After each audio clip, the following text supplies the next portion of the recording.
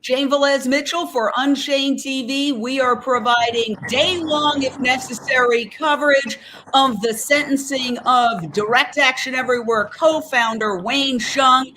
We have a reporter at the courthouse in Sonoma County, California. Wayne is behind bars right now after being convicted of 2 counts of trespass and 1 count of conspiracy to trespass. Our understanding is that he could do at least 3 years in prison. He could be sentenced to that today. How much time will he serve? What's the mood out there in the courthouse? We have team coverage. Let's go straight out to Miriam Kamali, who is at the courthouse. Miriam, what is the mood there right now? Hi, Jane. Good morning. People are starting to arrive. There's a good number of people already gathered here. I have Zoe Rosenberg with me. People are gathering. They're getting their coffees and talking to each other and warming up. It's a cold morning here in Santa Rosa, but people are optimistic. And from the conversations that I've already had with a couple of folks, they believe that regardless of the sentencing, whether he gets free today, Wayne gets free today, or gets sent to prison, we are not going to stop fighting for animal rights. In fact, we're going to use it to speak up louder and more boldly for the animals. All right, let's hear from Zoe Rosenberg. Zoe, hold on 1 second. Hi, everyone. Loud, very loud. Yes, get closer. There you go. Go, take it away. Yeah. Well, we're out here. We're ready to support Wayne however we can today, whether he gets released or gets sentenced to the maximum of 3.5 years in jail. We intend to continue advocating for animals because, these animals in Sonoma County have been denied justice at every turn, and Wayne is actually in jail because he asked law enforcement to help the animals who are being criminally abused in this county. And so, regardless of what happens today, we're going to continue asking law enforcement to prosecute the real crime here, which is what's happening at the facilities, the duck farm and the egg farm involved in this trial. That's the real crime here. And we are going to keep speaking up for those animals and continue rescuing animals when law enforcement fails us.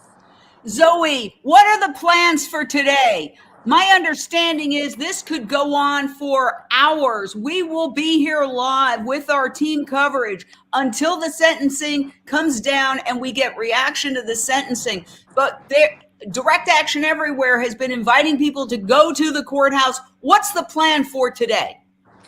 Yeah, so right now everyone's gathering outside of the courthouse to support one another in, this really nerve-wracking moment in the animal rights movement, and people are going to start filing into the courthouse and fill the hallways right before Wayne's sentencing hearing begins. And assuming Wayne is taken back to the jail after his sentence, we're hoping that he'll be walked through the hallway and everyone's going to see him, and he's going to know that all of these people came here. Some people from all the way from the East Coast came here just to support him and the animals today.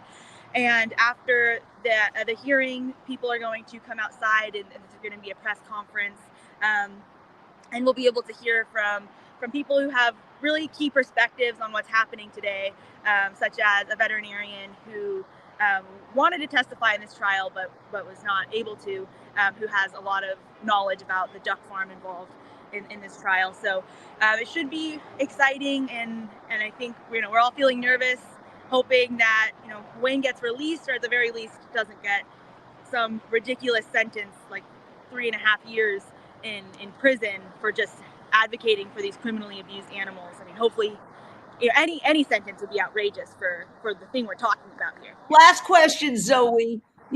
After he was convicted, he was taken immediately, he's gagged during the trial, then literally the conviction comes down, he's taken to jail. He hasn't, for a while there, he was locked up 23 hours a day in solitary.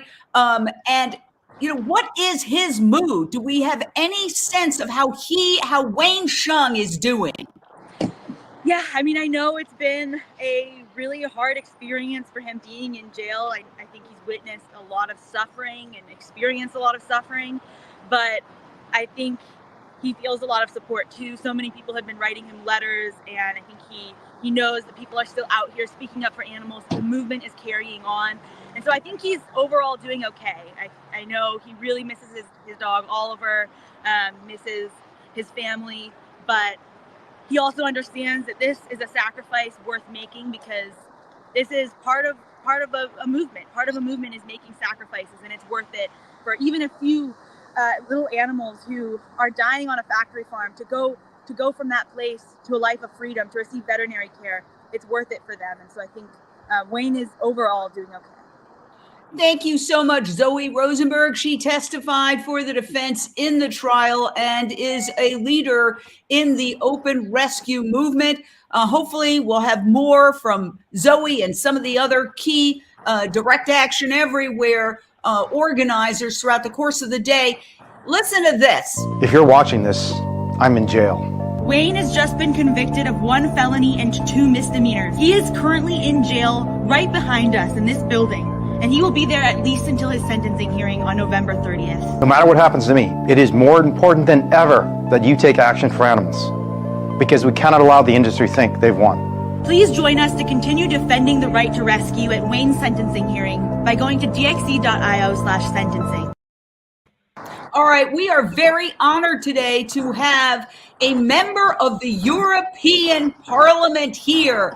Francisco Guerrero, I hope I pronounced your name correctly, is joining us from Europe. I don't even know what country you're in. We're going to play an extraordinary video of him speaking about Wayne Hsiung to the European Parliament in a second. But first, tell us where you are and why you decided to speak out for Wayne Hsiung. Hi, everyone. So here is a bit late, so it's in the end of the afternoon. I'm in Brussels, so I've been working all day in the European Parliament.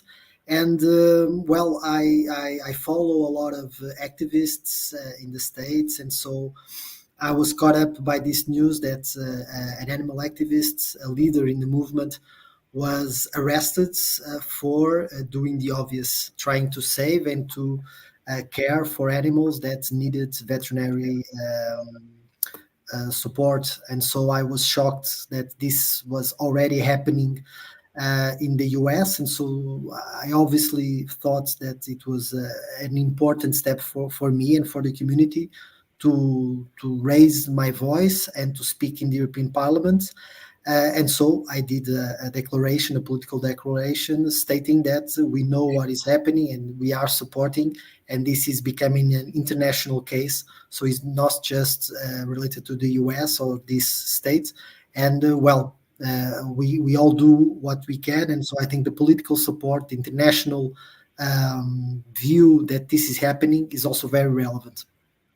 Wow. I was blown away when I saw the video of you speaking. Let's play it for our audience now. He is speaking to the European Parliament about Wayne Hsiung and what happened to him in court. Thank you, Chair. I was going to talk about the massive lobby that the meat industry made within the European Commission to derail a historic promise made by President Ursula von der Leyen to improve animal welfare standards in the European Union. However, I'll focus on the unfair, unjust and inhumane conviction of the lawyer and animal activist Wayne Hsiung in the United States. So Wayne was recently convicted of conspiracy and misdemeanor charges for, brace yourselves, saving sick and injured livestock animals from factory farms. And the system is so rotten that even in the trial, all the evidence of animal abuse and cruelty were dismissed. The power is so corrupt that this hero was convicted for having compassion towards sentient beings. So let it be known all around the world and here in the European Parliament that we stand by you, Wayne, and we will fight back. Wow. First of all, amazing that you spoke before the European Parliament. Some people might be wondering why it's empty. You said that this is the time. It's sort of like the public comment time, but not public, but members of Parliament get to talk about whatever they want. But let me ask you, when you first heard that Wayne Hsiung could do 3 plus years in prison. What was your reaction, and why you? Why are you the person who is standing up in Europe to say this needs to become an international outrage? Well, for me, it's obvious that the industry, the big factory farming animal industry, is fighting back because the conscience of the citizens is changing. So they do understand now that the agriculture system and the farming system is rotten, and it doesn't clearly include all the costs for human health, environment, and obviously animal welfare. And they do know that there's a shift on the move. And as we know, I don't know specifically the details of the US, but in the European Union, the farming industry, and especially the animal farming industry, is heavily subsidized. So they receive a lot of public money to maintain more or less the same practices that they did for a couple of decades. So we are talking about an industry that has huge power, but receives a lot of public money. So they obviously want to continue to receive this money and do more or less the same thing.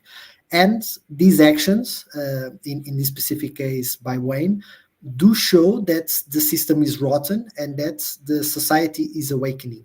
And obviously, as my responsibility, I'm a member of the Green Group, and I'm also vegan. So I think on that point, we should be coherent. And if we are defending animals, we should at least be vegan.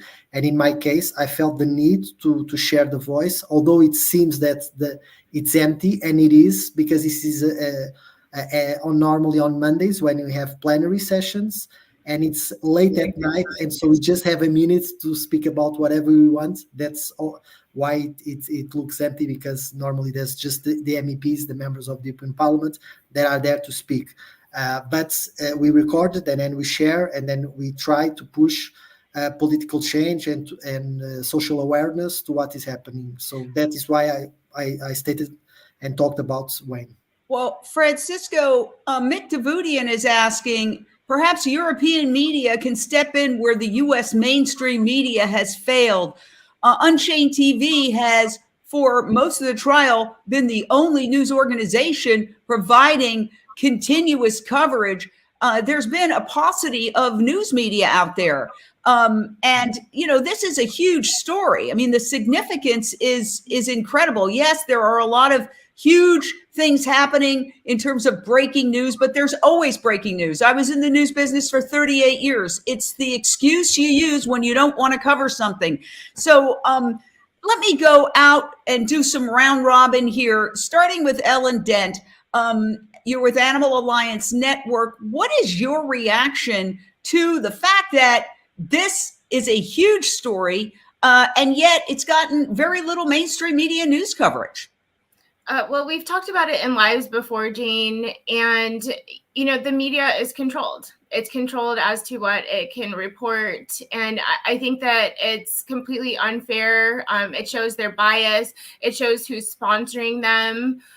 You know, big pharma, animal ag, you name it. It's the same reason why we're in this situation with Wayne right now, because animal agriculture has their clutches on Sonoma County. And, you know, the biases could not have been any more clear in that courtroom. You know, you're raising a very important point. And guess who we're just adding to the stage now? Renee King Sonnen, who turned her husband's cattle ranch in Texas to a vegan animal sanctuary. We're talking about, you know, the fact that it seems like Francisco Guerrero has, a member of the European Parliament, has said basically the reason why Wayne is being prosecuted, correct me if I'm misinterpreting you, is because people are waking up and they want to suppress the awakening of people to the horrors of factory farming. As a former cattle rancher, what say you, Renee King Sonnen? Well, you know, having looked out of the eyes of a cattle rancher, having processed animals, used animals in production, it's a whole different way of framing reality. And it's time that that reality be challenged, because animals, sentient beings, have an awareness through their central nervous system, through their eyeballs, through the way they process the world, just like we do. They're just a different species.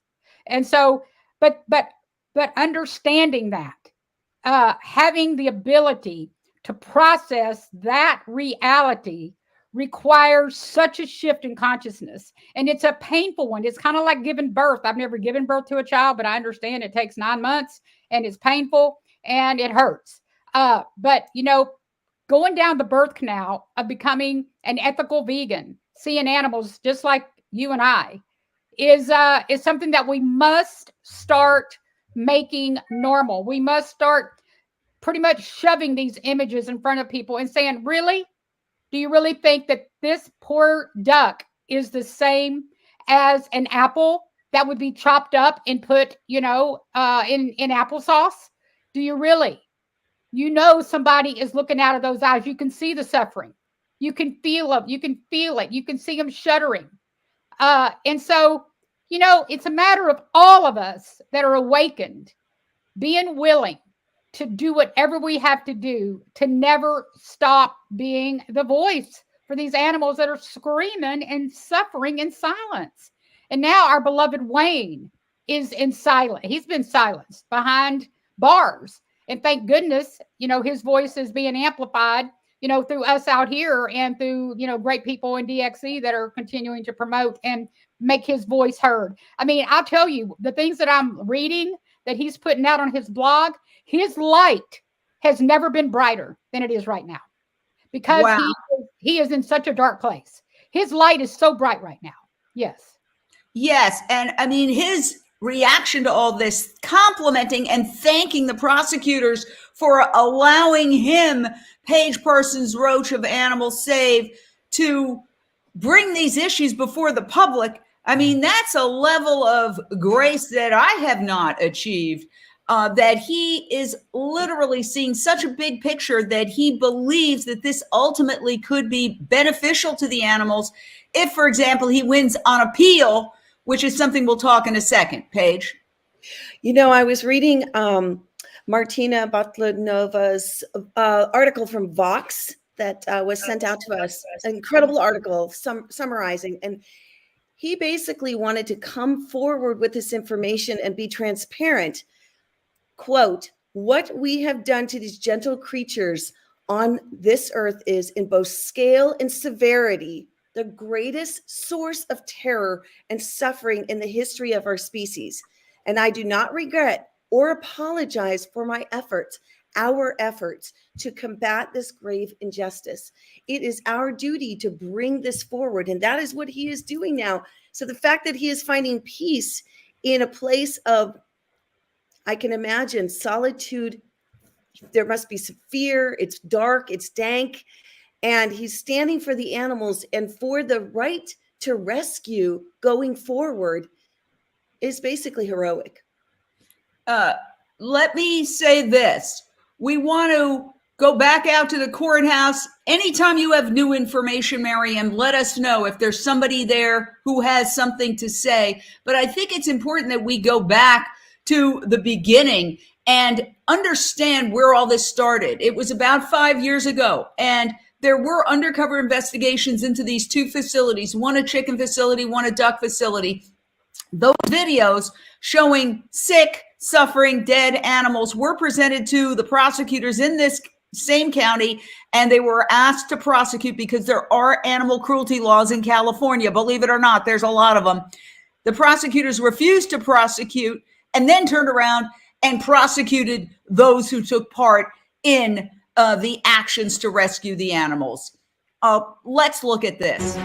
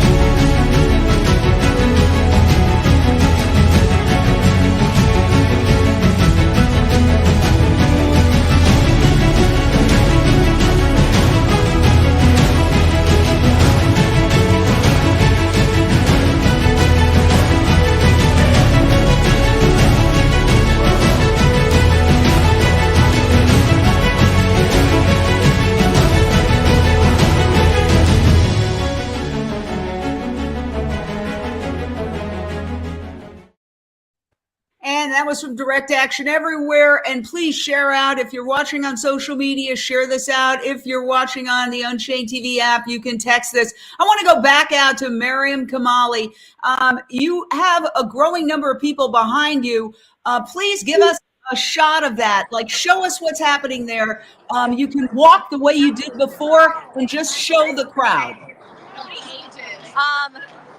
So people are starting to arrive. I see probably about 100 people, if not more. Can you walk and show us the crowd? Walk and show us the crowd. There we go. We want to see what's actually going on there. People gathered. Keep going. Keep going. Gathering. They're talking about what they're hoping to see today. They're contemplating and wondering what the judge may decide today. And so many great people have showed up, so many dedicated activists. I see faces from 8 or 9 years ago when I first started joining DXC. So many people. I don't know if you can see. Let me turn the camera. They're catching up. And in a minute, I am going to ask Paul Pigglesheimer to talk to us. And to there are dogs here too. Everyone's here to support Wayne, and of course there will be dogs here as well. So here I have Paul Pigglesheimer, who of course you're familiar with. And Paul, would you be willing to tell us what you think might happen today, what your feelings are, what your thoughts are? Yeah, I mean, I'm just excited. I'm so glad so many people are here to share the message. A woman right behind me, I just saw outside a grocery store here in Petaluma the other day, maybe Santa Rosa, and she said she had heard about the case through the papers and she was coming. So it's awesome to see the Sonoma County residents themselves. That's incredible. Many of them just showing up today to support. Yeah. And also, I mean, my hope and my wish is that Wayne will walk out these doors today a free man. And I think that's unlikely. So I'm not getting my hopes up too high for that. I think more than likely we'll just kind of see what the judge has to say. And if it's, I'm preparing for the worst. If he gets sentenced to 3.5 years or something, he would probably have to serve half of that. And I can't imagine my friend losing his freedom for that long and being in the closest thing we have to factory farms for humans, prisons, jails. It's just a terrible thing to think about, but I know Wayne, of all people, I think is well suited to take that unearned suffering on. He's already written about how powerful it's been to just experience this firsthand. He believes it's the only way you can truly understand sometimes what it's like to be in a cage for somebody is to be there yourself. Yeah. And so on one hand, I'm glad he's getting that experience. That's a valuable experience, and I don't wish that upon anybody, but again, we just make the best of whatever comes, and so that's what I'm trying to do. And Paul, if you, we'll get a little closer to Paul and ask you about the appeals process. Yeah, it's one of the most exciting things. Of course, in order to set precedent, you need to lose in trial the first time and then appeal on things. And then if the appellate court hears your appeal and you win, then a year from now, somebody could be on the stand for rescuing animals and they could cite Hsiung versus California in order to say they have a right to use the necessity of defense. Wayne tried to use the necessity of defense and the judge said no, it wouldn't be applicable here because she said that animals are not people or someone. It's worded as someone. And she argued that where do we draw the line at a clump? Like, what if it's a clump of cells? And I thought that was just honestly insulting and disgusting and ridiculous because we're not talking about clumps of cells. We're talking about living, breathing individuals, beautiful chickens who have friends and families and just like us in every way that actually matters. So I think it's super exciting to think about the potential of appealing for the necessity of defense and winning it. I think also it's probably not super likely, but I'm keeping my hope alive, and there's going to be a lot of things they can appeal on, and I hope for the best. I'm excited that there's brilliant minds working on the appeal. I think we have about the best team you could possibly hope to have for that. And again, the odds are stacked against you. Typically, judges don't like to say that other judges messed up so much. I think it's like a bit like the police have a thin blue line. where they kind of have each other's back. So it's notoriously hard to get your appeal heard and then to win, but we'll challenge it all the way to the Supreme Court if we have to, and we'll do our best every step of the way. Thank you, Paul Picklesheimer. Okay, we're going to go back to our panel now and talk about some of the important issues raised. And here's the thing, it's called failing upwards or failing forwards. So let's recap and review. Wayne Hsiung was originally charged with 4 counts, conspiracy to trespass, 2 counts of that, 2 counts of trespass.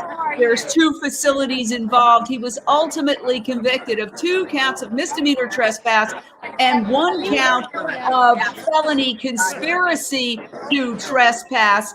And the issue is, what could Wayne be sentenced to? So let's go over that first. He can get, according to those in the know, a maximum of about 3 years. Now, some have said 3.5 years, but others have said, well, that might have been originally if he were convicted of all charges, but everybody agrees that the maximum is in the neighborhood of 3 years. There is a rule in California that allows for half-time credits. So automatically that will be cut in half. So the way I see it, the maximum he could get would be 1.5 years in prison. Meanwhile, the appeals process immediately starts, and that's where it gets very interesting. Now, reading some of the news articles, it seems that one basis for appealing, before we get to the one that could set precedent, but let's talk about the fact that prosecutors question defense witnesses about being vegan.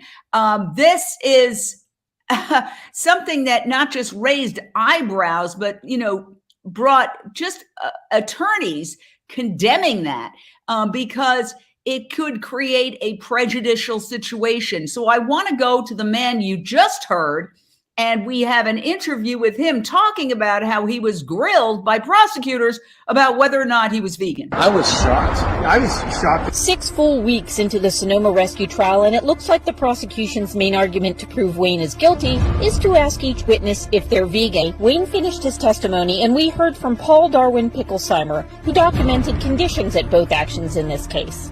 Just got done testifying in court, and I think it went well. I was surprised to be asked so many questions about my diet and these protests unrelated to the actual charges, but I enjoyed having a chance to talk about what I actually saw on the farm. I was a witness today at this trial. I basically was trying to draw parallels between being a firefighter and rescuing back then as a firefighter and rescuing as an animal person today. Today I testified in the Sonoma rescue trial, and I told the jury about the diseased ducks I witnessed and how we saw dumpsters filled with dead ducks. Just a few more witnesses to go.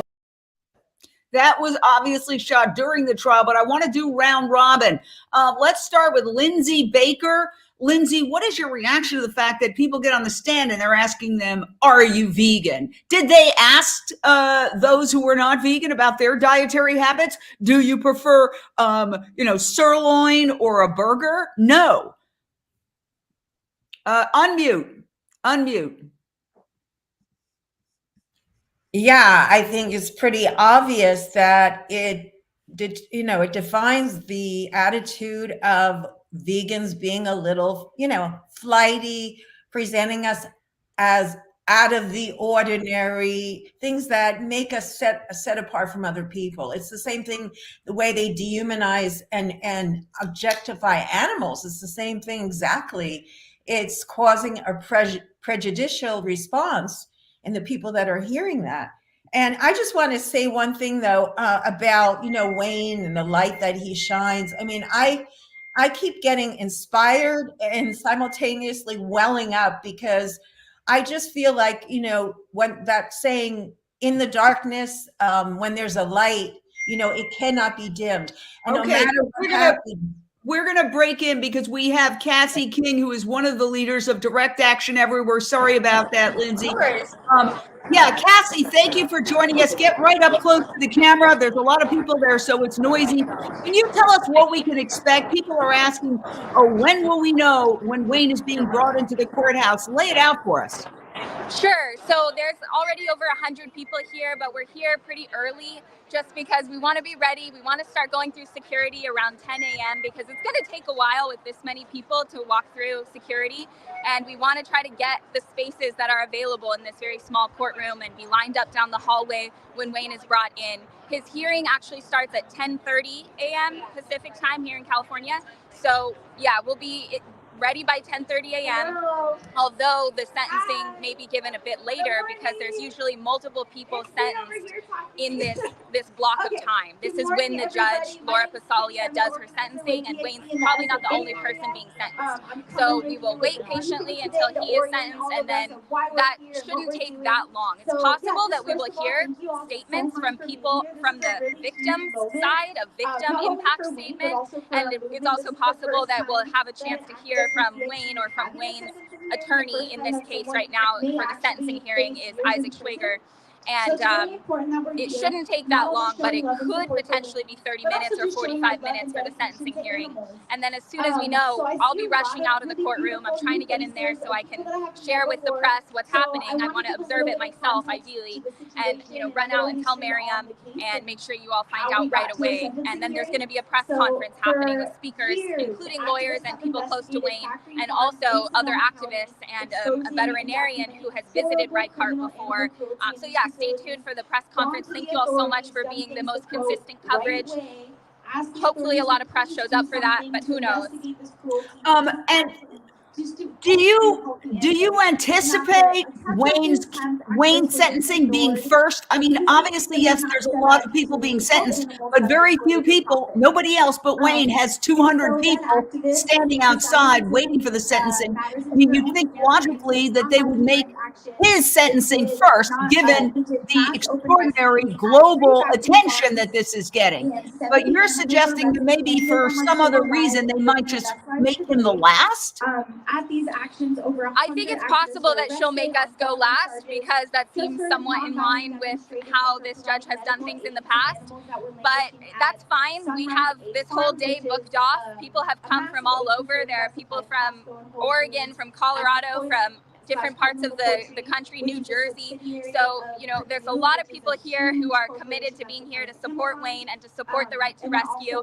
And we're going to get as much attention on the issue as we can through this day, even if the schedule is in flux. And of course, there's a lot of things that are out of our control about this, but we're going to bring as much attention to it as we can. And the last question for you, how is Wayne doing? Is there any sense? Nobody's been able to talk to him. They dragged him off to jail the second he was convicted. How is he doing? And will we even get a chance maybe to see him?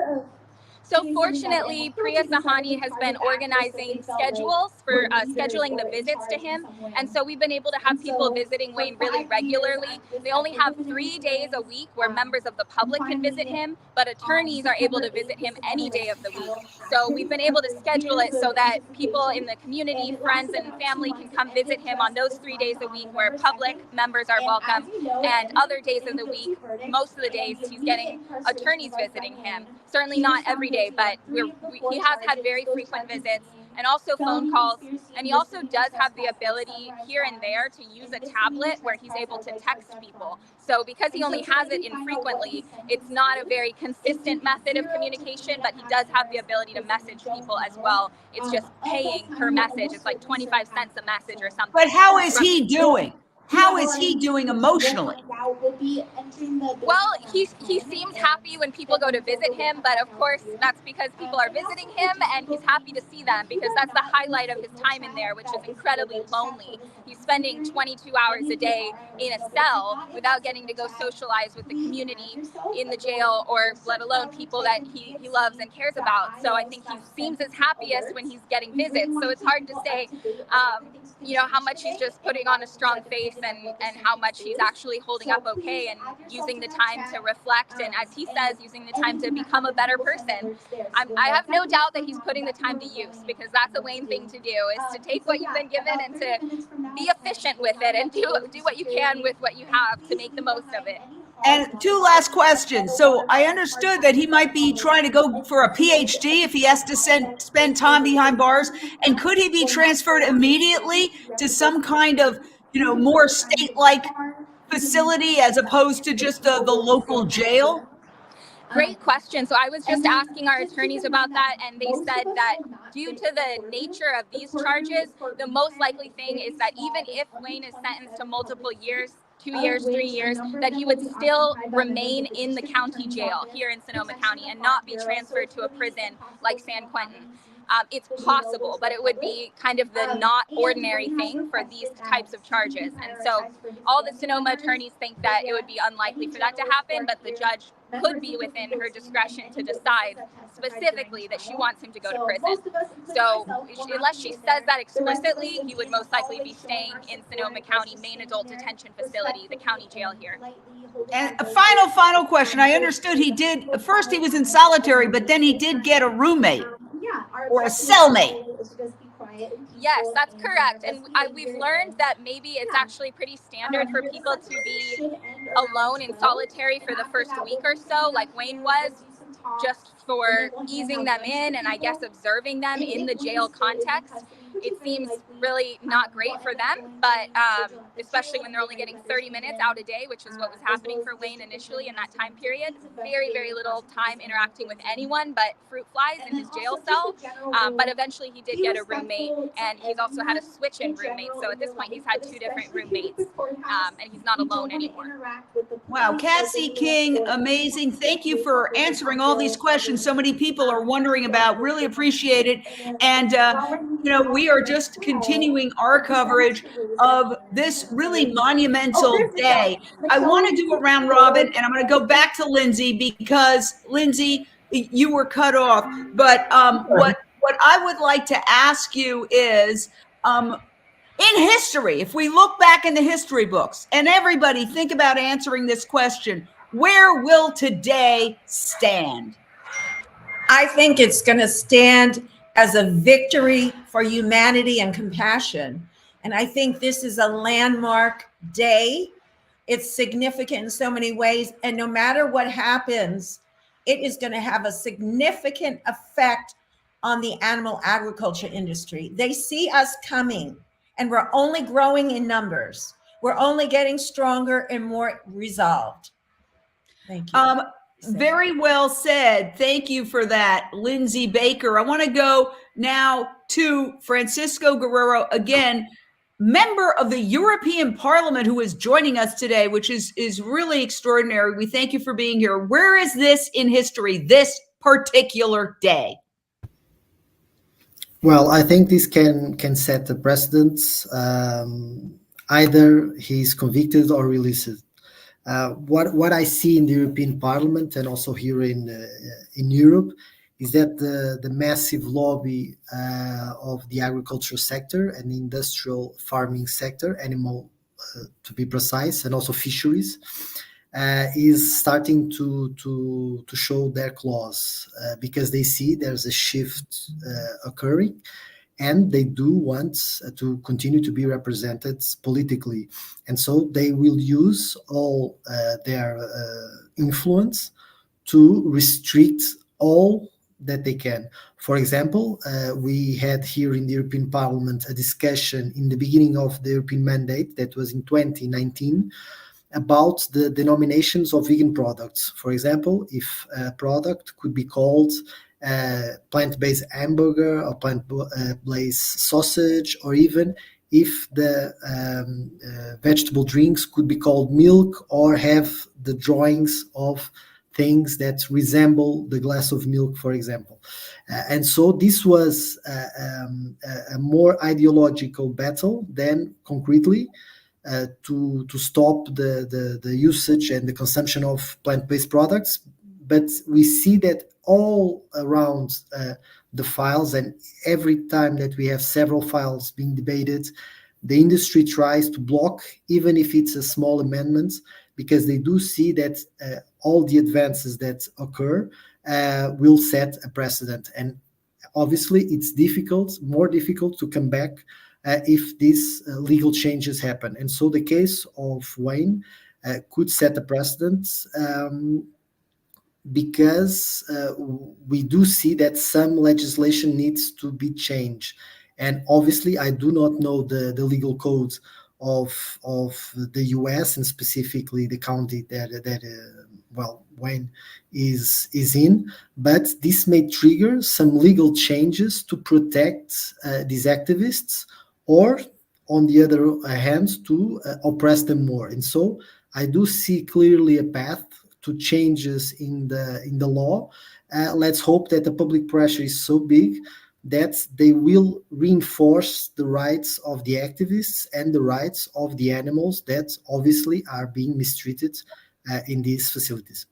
So, yeah, I think what you're saying, which is so powerful, is that this is a monumental day, a turning point day, as part of a global raising of awareness about animals not being things, being individuals. And we're going to go back out now to Miriam Kamali, who has Elmira Tanner, who is the head of Direct Action Everywhere in terms of lead organizer, I should say. Hey, Elmira, bring us up to date. It seems like the crowd is getting bigger and bigger there. Yeah, it's really incredible. We have such a diverse group of people here. Of course, there's the usual DXC crew, but there's also members of Wayne's Unitarian Church from San Francisco. We've got a couple people who traveled from Los Angeles up here. We have people from different organizations. Like we have the president of Animal Equality, Sharon Nunez, here, which is really cool, with a couple other members. And then ALUM, who I think some people know from NARD, the National Animal Rights Day, is here.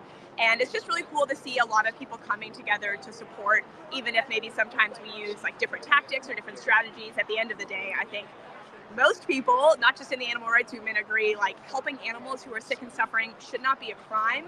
And, it's really, it's just really cool to see people, and just seeing someone now who I haven't seen in a really long time.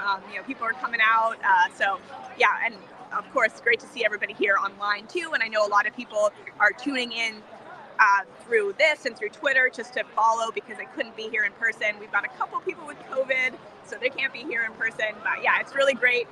I don't know if we've hit 200, but we've definitely hit well over 100.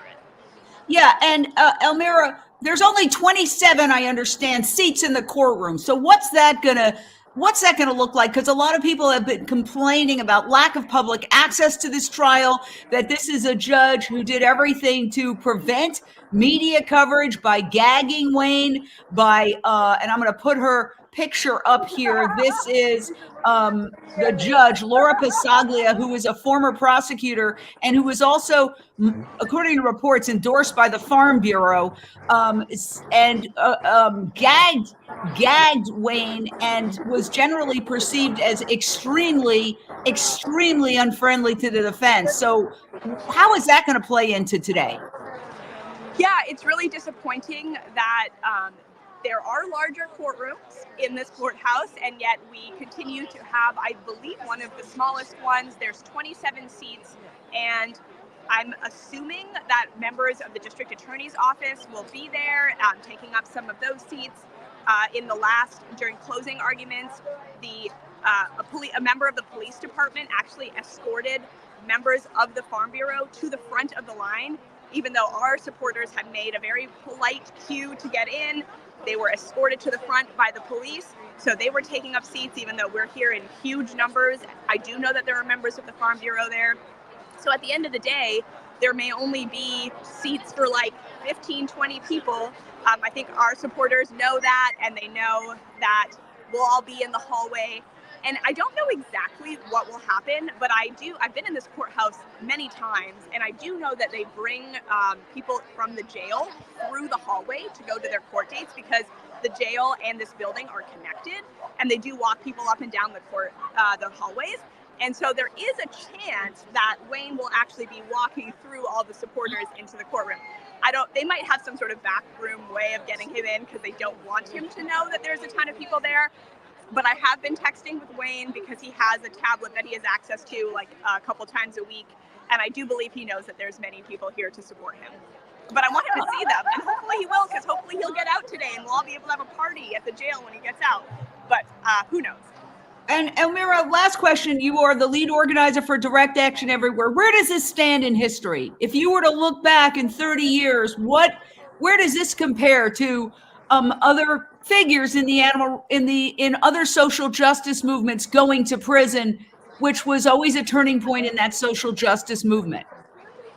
I think, I don't know yet. I think that what happens in the next year will really be the determining factor of that. Wayne could be released today, or he could be sentenced to 3.5 years in prison. How will the movement respond? Will people get scared?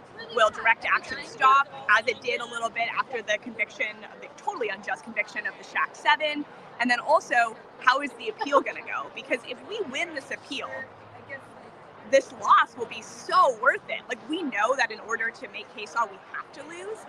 And this is an opportunity. Like, this is actually an opportunity that we know we want at some point. We always want to win, but losing provides us with these opportunities. And we have an attorney here, Chris Carraway, who's going to be one of the attorneys working on the appeal. They're already thinking about it. They believe they have some strong claims. That's far from a guarantee, because it is really hard to win on appeal, but that's how we have to make these laws where animals, are considered persons, where the necessity defense is allowed. All of that stuff is only possible because of Wayne's sacrifice and him losing and being in jail right now. So I think we'll be able to assess this moment maybe at the end of 2024. So hold your breath. And I think the other thing I'll say is it's up to all of us what this means.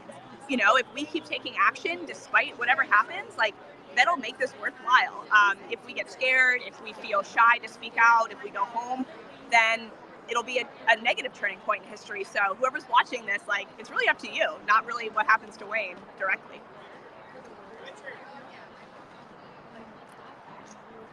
Oh, wow. I don't think we can hear you, Jane. You're talking about the appeal. And meanwhile, if he does go to prison, how long will it take for that appeal to come to fruition? In other words, could it take as long as his sentence?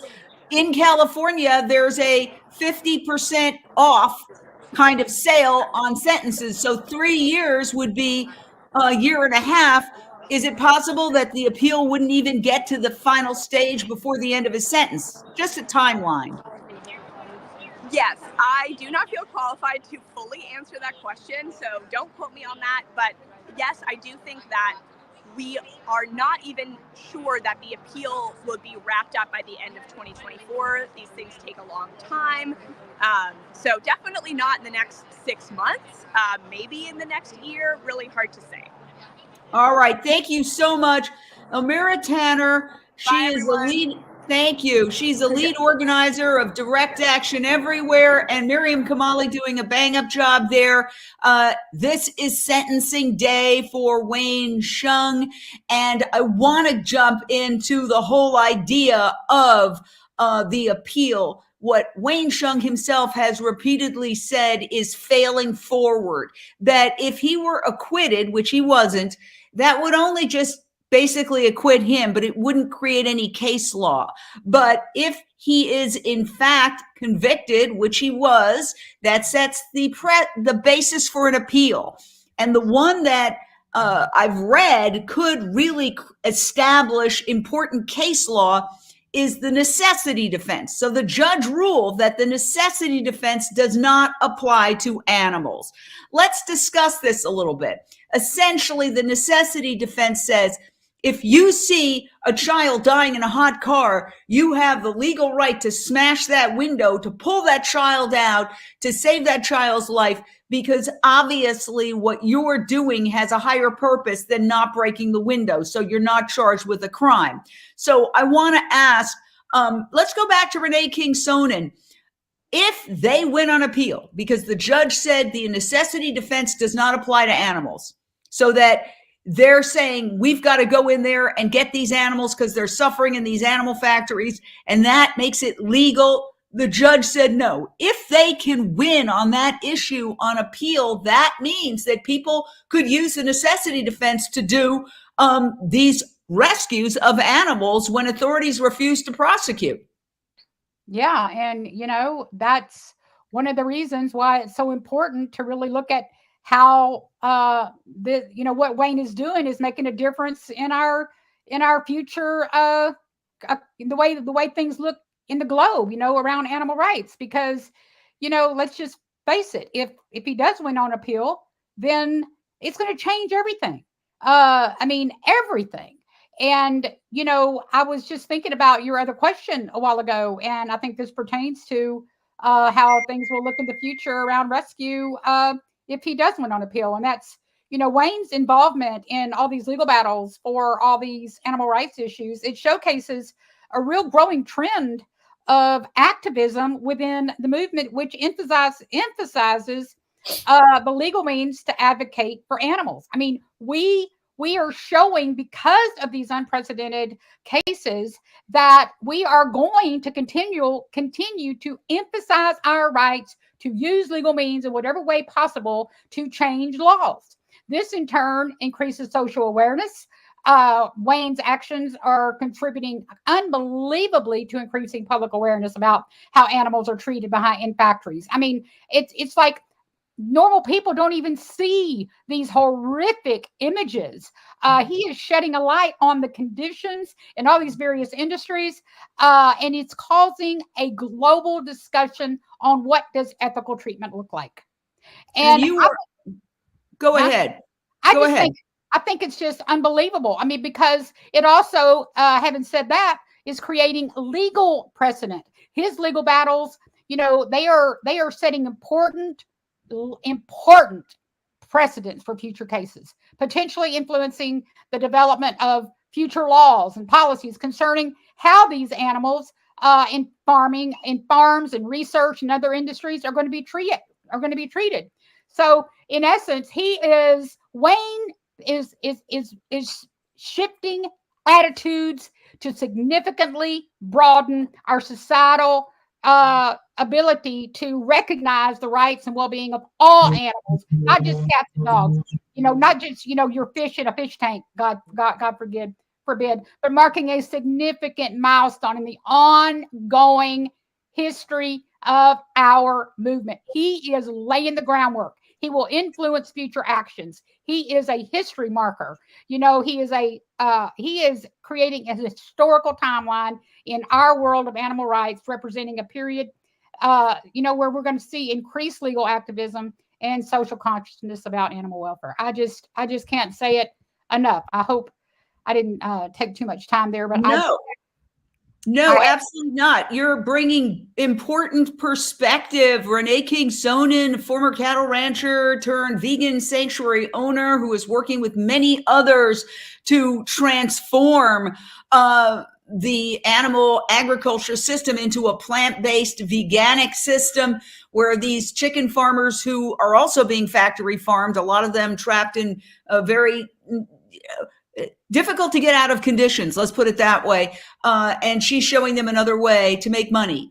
And so we're going to go to Rocky in a little bit, but I want to do a round robin on the significance of the potential that this is a fail forward, that Wayne going to jail, even, you know, going to prison for a certain period of time, and then in the appeal, ultimately being successful because, for example, which is one of the bases for the appeal that they are in the process already of filing, saying that the necessity offense does apply, that the judge made a mistake when she said the necessity defense does not apply to animals. Paige Parsons Roach, what do you think?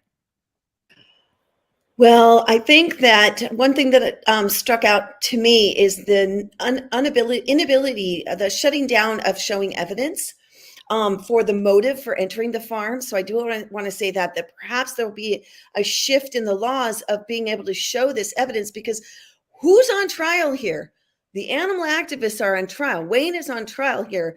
And the problem is the farmers are not being held accountable for what is happening, these atrocities of what are happening, not following the laws. They're not following the laws. And yet they're not being sentenced. They're not being put to the test and being held accountable for what the laws are of how to treat the animals in these confined situations. So I believe that this is an unprecedented situation, historical in many ways, in the sense of being able to show these atrocities. You know, as a consumer, we need to know this information.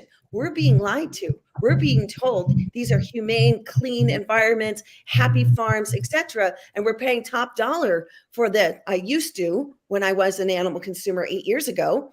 So I believe that this is an unprecedented historical time.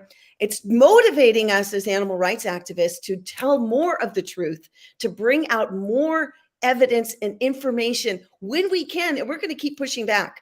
We are. So you're raising some very important points. Just to bring you up to date, then we'll get some more commentary.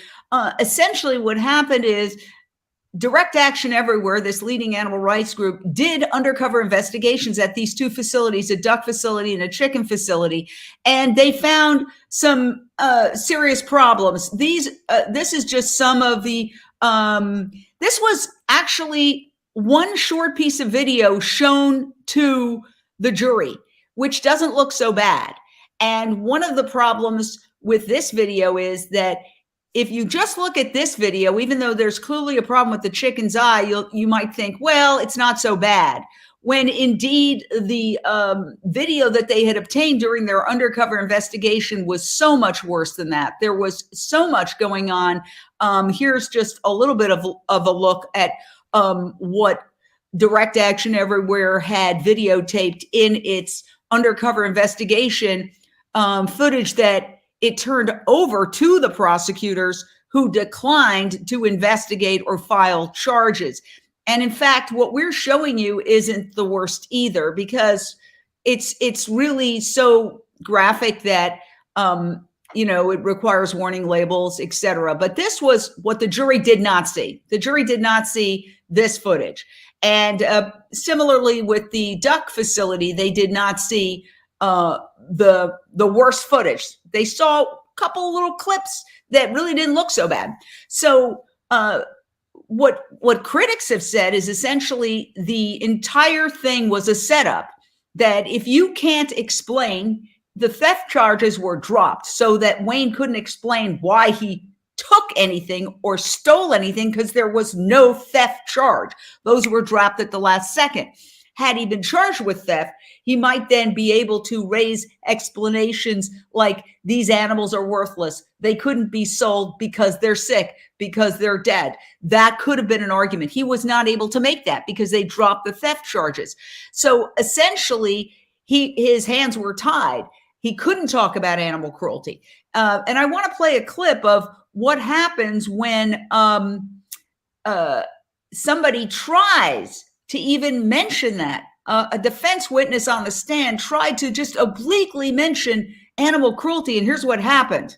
They evacuated the courtroom yesterday because someone mentioned a slaughterhouse. Louis Bernier is an animal cruelty investigator who's testifying about a demonstration at a slaughterhouse. The prosecution had demanded edits to video of what happened on that day, cutting out everything that was actually happening to the animals, all the violence. And Louis just commented offhand, "It's sad that people can't see this." In response, the prosecution immediately stood up and objected. The courtroom was cleared, and the attorney for the prosecution indicated that Louis needed to be excluded from the courtroom entirely. He wasn't even able to talk about what he saw. This is an example of how the system suppresses accurate information about slaughterhouses and factory farms to prevent people like you from finding out the truth. And this is why we need change. And I want to add an article in Vox, which is an incredible article written by Marina Bolotnikova, said this. This is what they said. At a 2019 event hosted by the Sonoma County Farm Bureau, an agribusiness lobby group, the Sonoma County Sheriff's Office and District Attorney's Office gave a presentation called When the Protest Comes, teaching farmers how to protect themselves from animal activists. Quote, "We take these crimes very seriously. We do not issue citations. We book on felonies if possible," end quote. Read the presentation slides, which were obtained by a public records request by Direct Action Everywhere. Work with Farm Bureau to make sure good legislation is in place for you, end quote.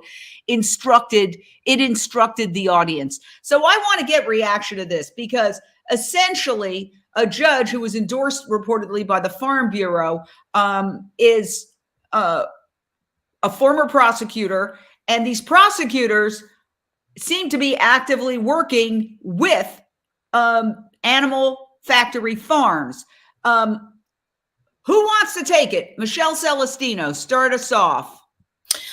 Well, I want to say that we first have to stop here. What's remarkable is that Wayne's case is setting a precedent. And I wanted to just allude to the fact that Francisco is on our panel today. Like, he is from the European Union. It's a global reach now, even though there was barely any media coverage, and we were the only consistent media coverage there. And I think his point saying that Big Ag is really afraid. They're afraid that the consciousness is shifting, and that's what's happening.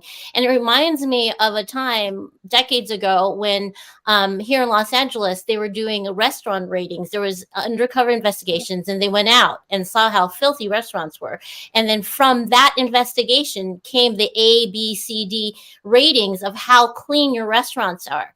Wayne is setting this precedent that now the consciousness of the people has to change. They're going to start looking at the fact that their meat, their animal, whatever they're getting is suffering. And hopefully this consciousness is going to reverberate and change the way we look at what we're eating and what's on our plate. So first of all, that is really incredible. And I just forgot your question. What were you saying, Jane? That's okay. That was really good. I mean, you're right. That's the big picture is, the animal agriculture industry, according to Francisco, and I think it's a great observation, is on the defensive. Like, they see that people are waking up, and that's why they're working with law enforcement. But I want to ask, let me ask Paige, the idea that the Farm Bureau is escorted by authorities to sit at the front of the courthouse in front of activists, that the Farm Bureau has there's presentations where the prosecutors are and the law enforcement is talking to the Farm Bureau about, how to watch out for these activists. It seems like there is a criminalization of activism beyond whatever Wayne is specifically accused of. It's like the assumption is everybody who's an animal activist is somehow a criminal element. Paige. Well, I have to say, I live in suburbia. I have a show called Plant-Based in the Burbs where I'm basically showing people who look like me, relate to me, how to cook vegan food. And I'm the least, do I look threatening to you? Listen, I just want the truth. A little. When I found out, but here's the thing, Jane. I would not be buying cruelty food when I was buying animal products. I would go out of my way, seek out animal products that I thought were kindly raised, humanely slaughtered, the whole thing, humanely harvested.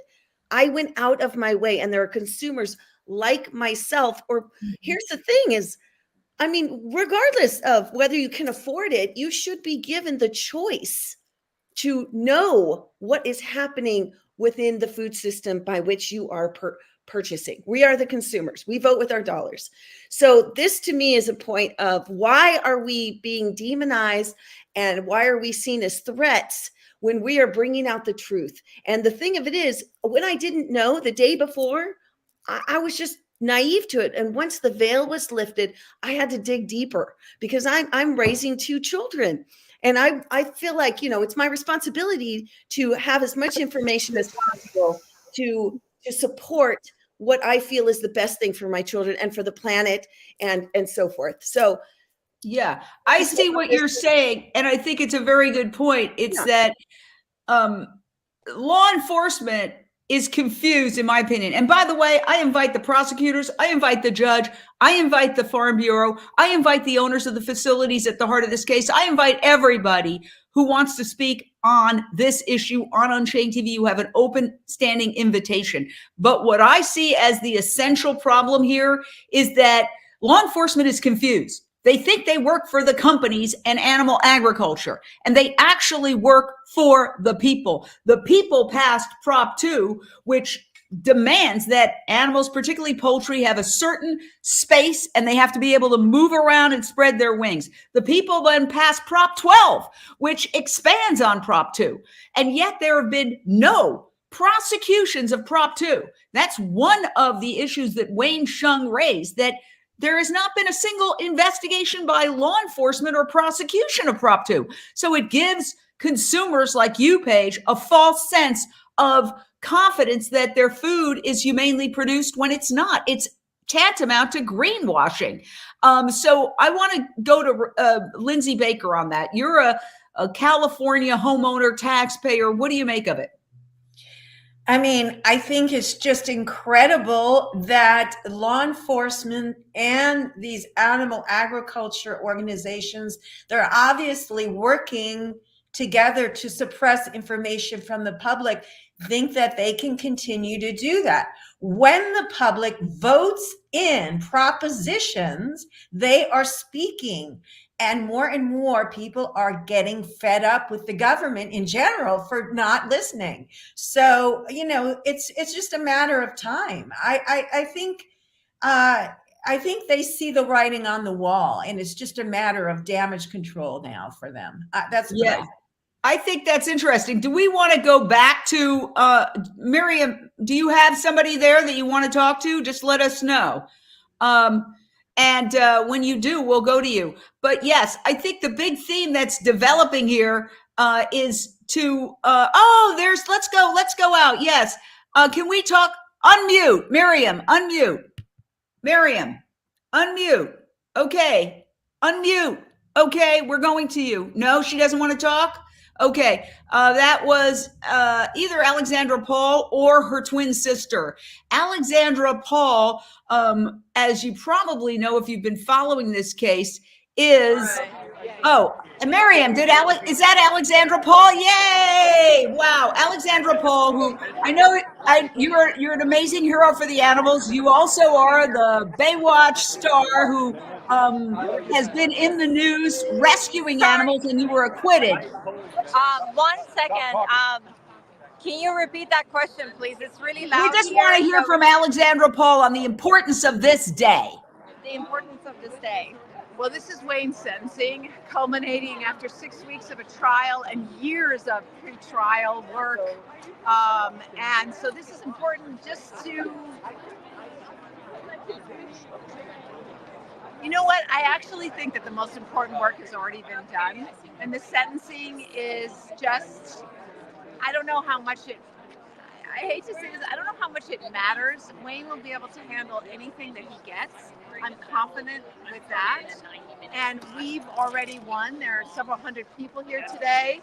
We've, gotten so much press on this issue and on this trial that we've already won. No matter what happens to Wayne, he can handle it. And I think that the ag industry is terrified of us. Yeah, and you also risk going to prison. Just get closer because there's a lot of noise there. Thank you, Alexandra. You also risk going to prison. While you speak, I'm going to show your action where you rescued, along with Alicia Santurio, some chickens. What's it like, though, for those? It's easy for us to armchair quarterback and say, oh, he'll be okay. But what's it like to actually face the prospect of going to jail, going to prison? Wayne represented me in the trial action. Oh. What happened?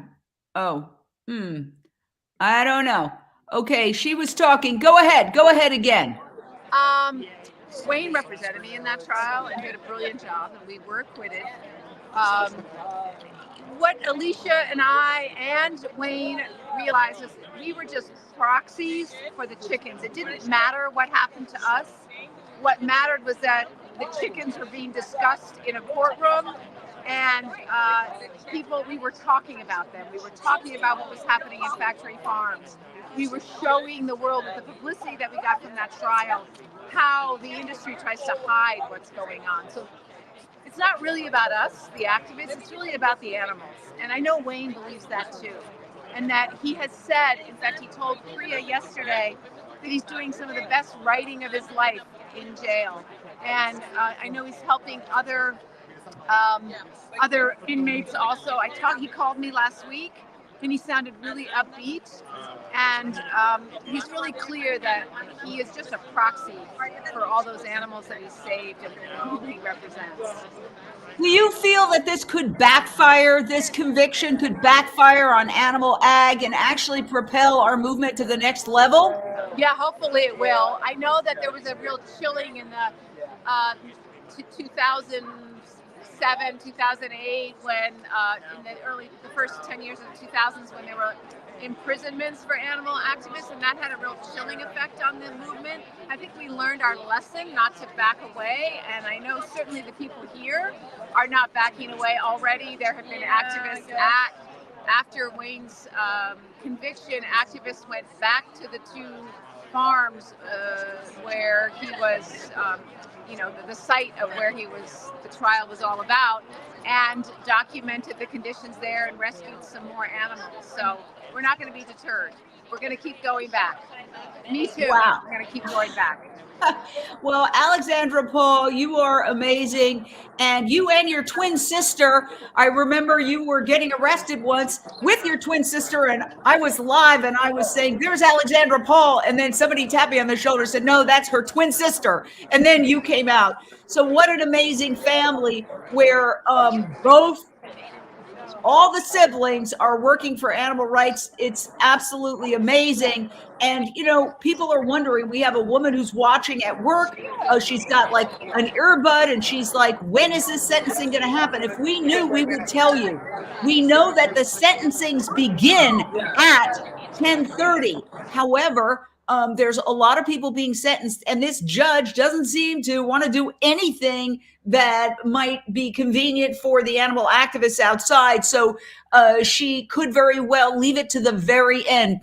But Unchained TV has made a commitment to be here all day. We all have plans. If I have to walk my dogs, Lindsay Baker's going to take over. If Lindsay Baker's got to walk her dogs, Michelle or Paige will keep it going. We're going to stay here for the duration. If Wayne Hsiung can sacrifice his freedom for 3.5 years, potentially, we can certainly stay on the air until this answer comes down. How much time will Wayne Hsiung do? And this is breaking news. We're going to go back to the courthouse where, wow. Okay, that's your twin sister. Yes, that's mine. She's here too. Look what oh my gosh, look at that. And you actually testified. You testified because you're a firefighter, if I recall. Yes. Tell me about that. You tried to explain the necessity defense as a firefighter. Well, one of the things that I pointed out is that we often get what we call well-being checks, where people ask for the fire department to make sure someone's okay. And often we have to break down doors and break windows to get in, and nobody thinks that's a crime.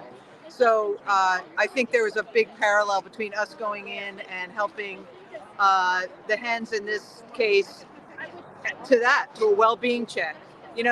Breaking the law is in the eye of the beholder a lot of times. And sadly, our beholder was pretty rough. Well, what's your reaction to this in terms of a moment in history? You've been involved, you've been arrested numerous times.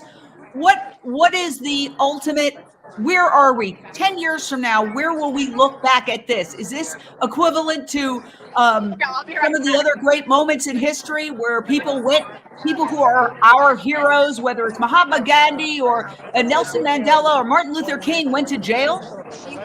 Well, let me just say that my brother was a member of the Animal Liberation Front, which was an underground organization, because back then we did a lot of things underground. But now with technology, and we can do something called open rescue, I think that's just really upending the way we can rescue animals these days. And I think that the world is going to start to understand what open rescue is through this moment with Wayne.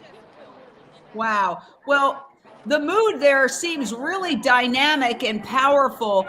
I want to go back to Francisco Guerrero.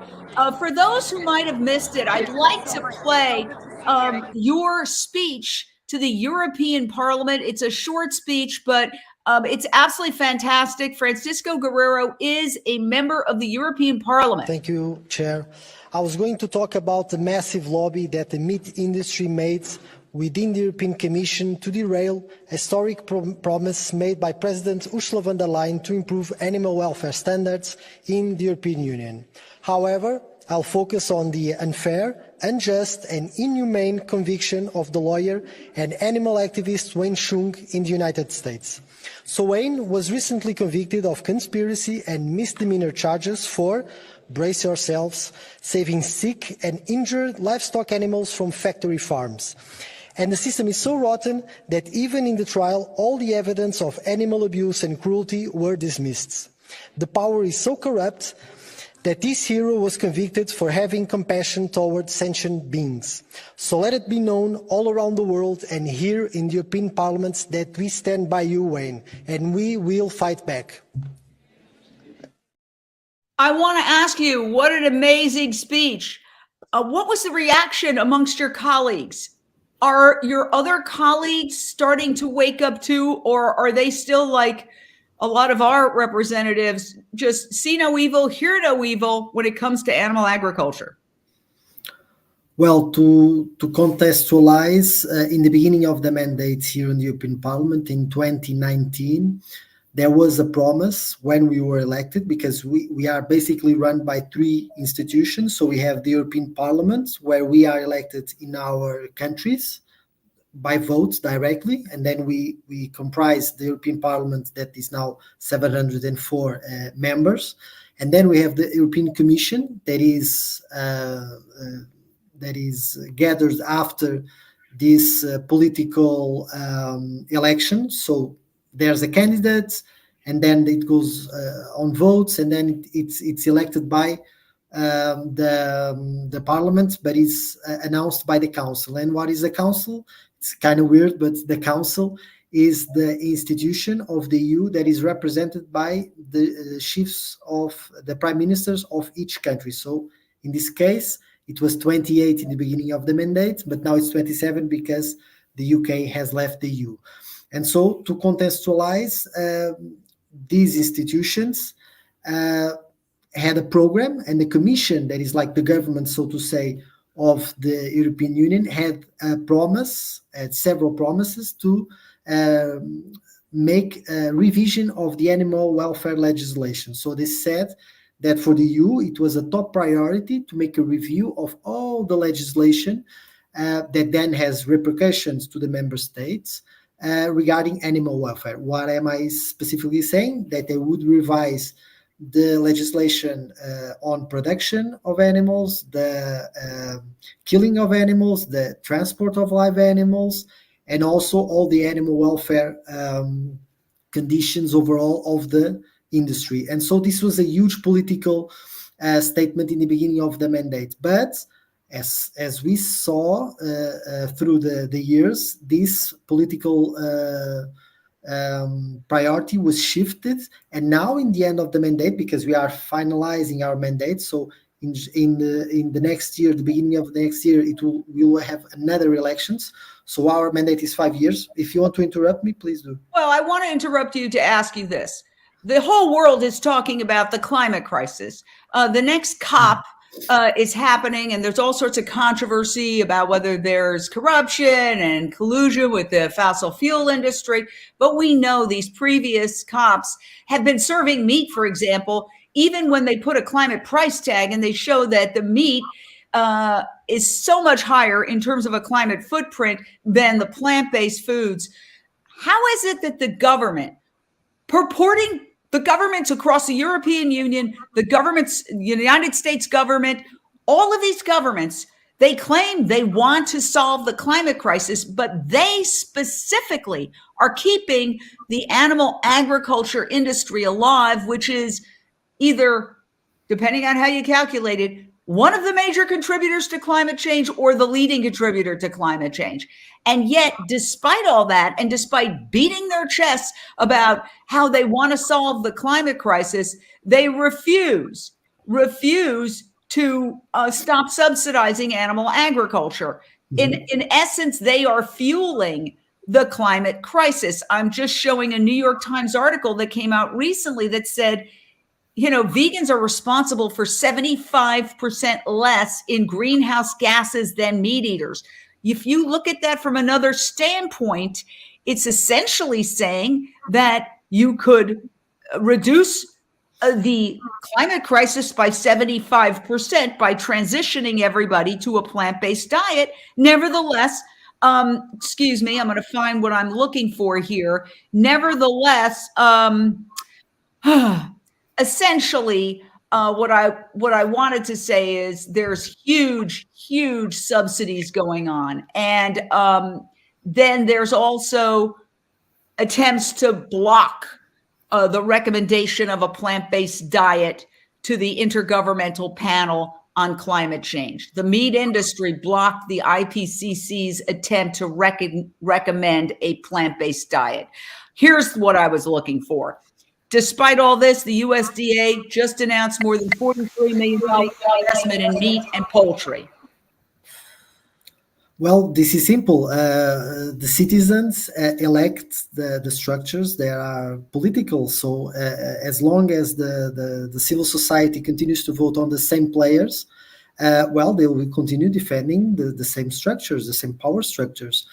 So in a way, I think we have a crisis in our democracy because, at least in Europe, we see the rise of the far right, we see the rise of abstention, we see the rise of people being fed up with the traditional politicians, but then they vote on the insecticides to kill everything. So it's really awkward because we do need like a revolution in our education system. We need a revolution in our democracy to have more transparent tools, to also correlate who makes the lobby at which level. For example, here in the European Union, the lobby starts before even the legislation is presented. So when it comes from the Commission, normally it's already heavily influenced by some lobbies. And when we are talking, for example, the subsidies that go to animal farming and agriculture, we are talking about 28% of the European budget. So we are,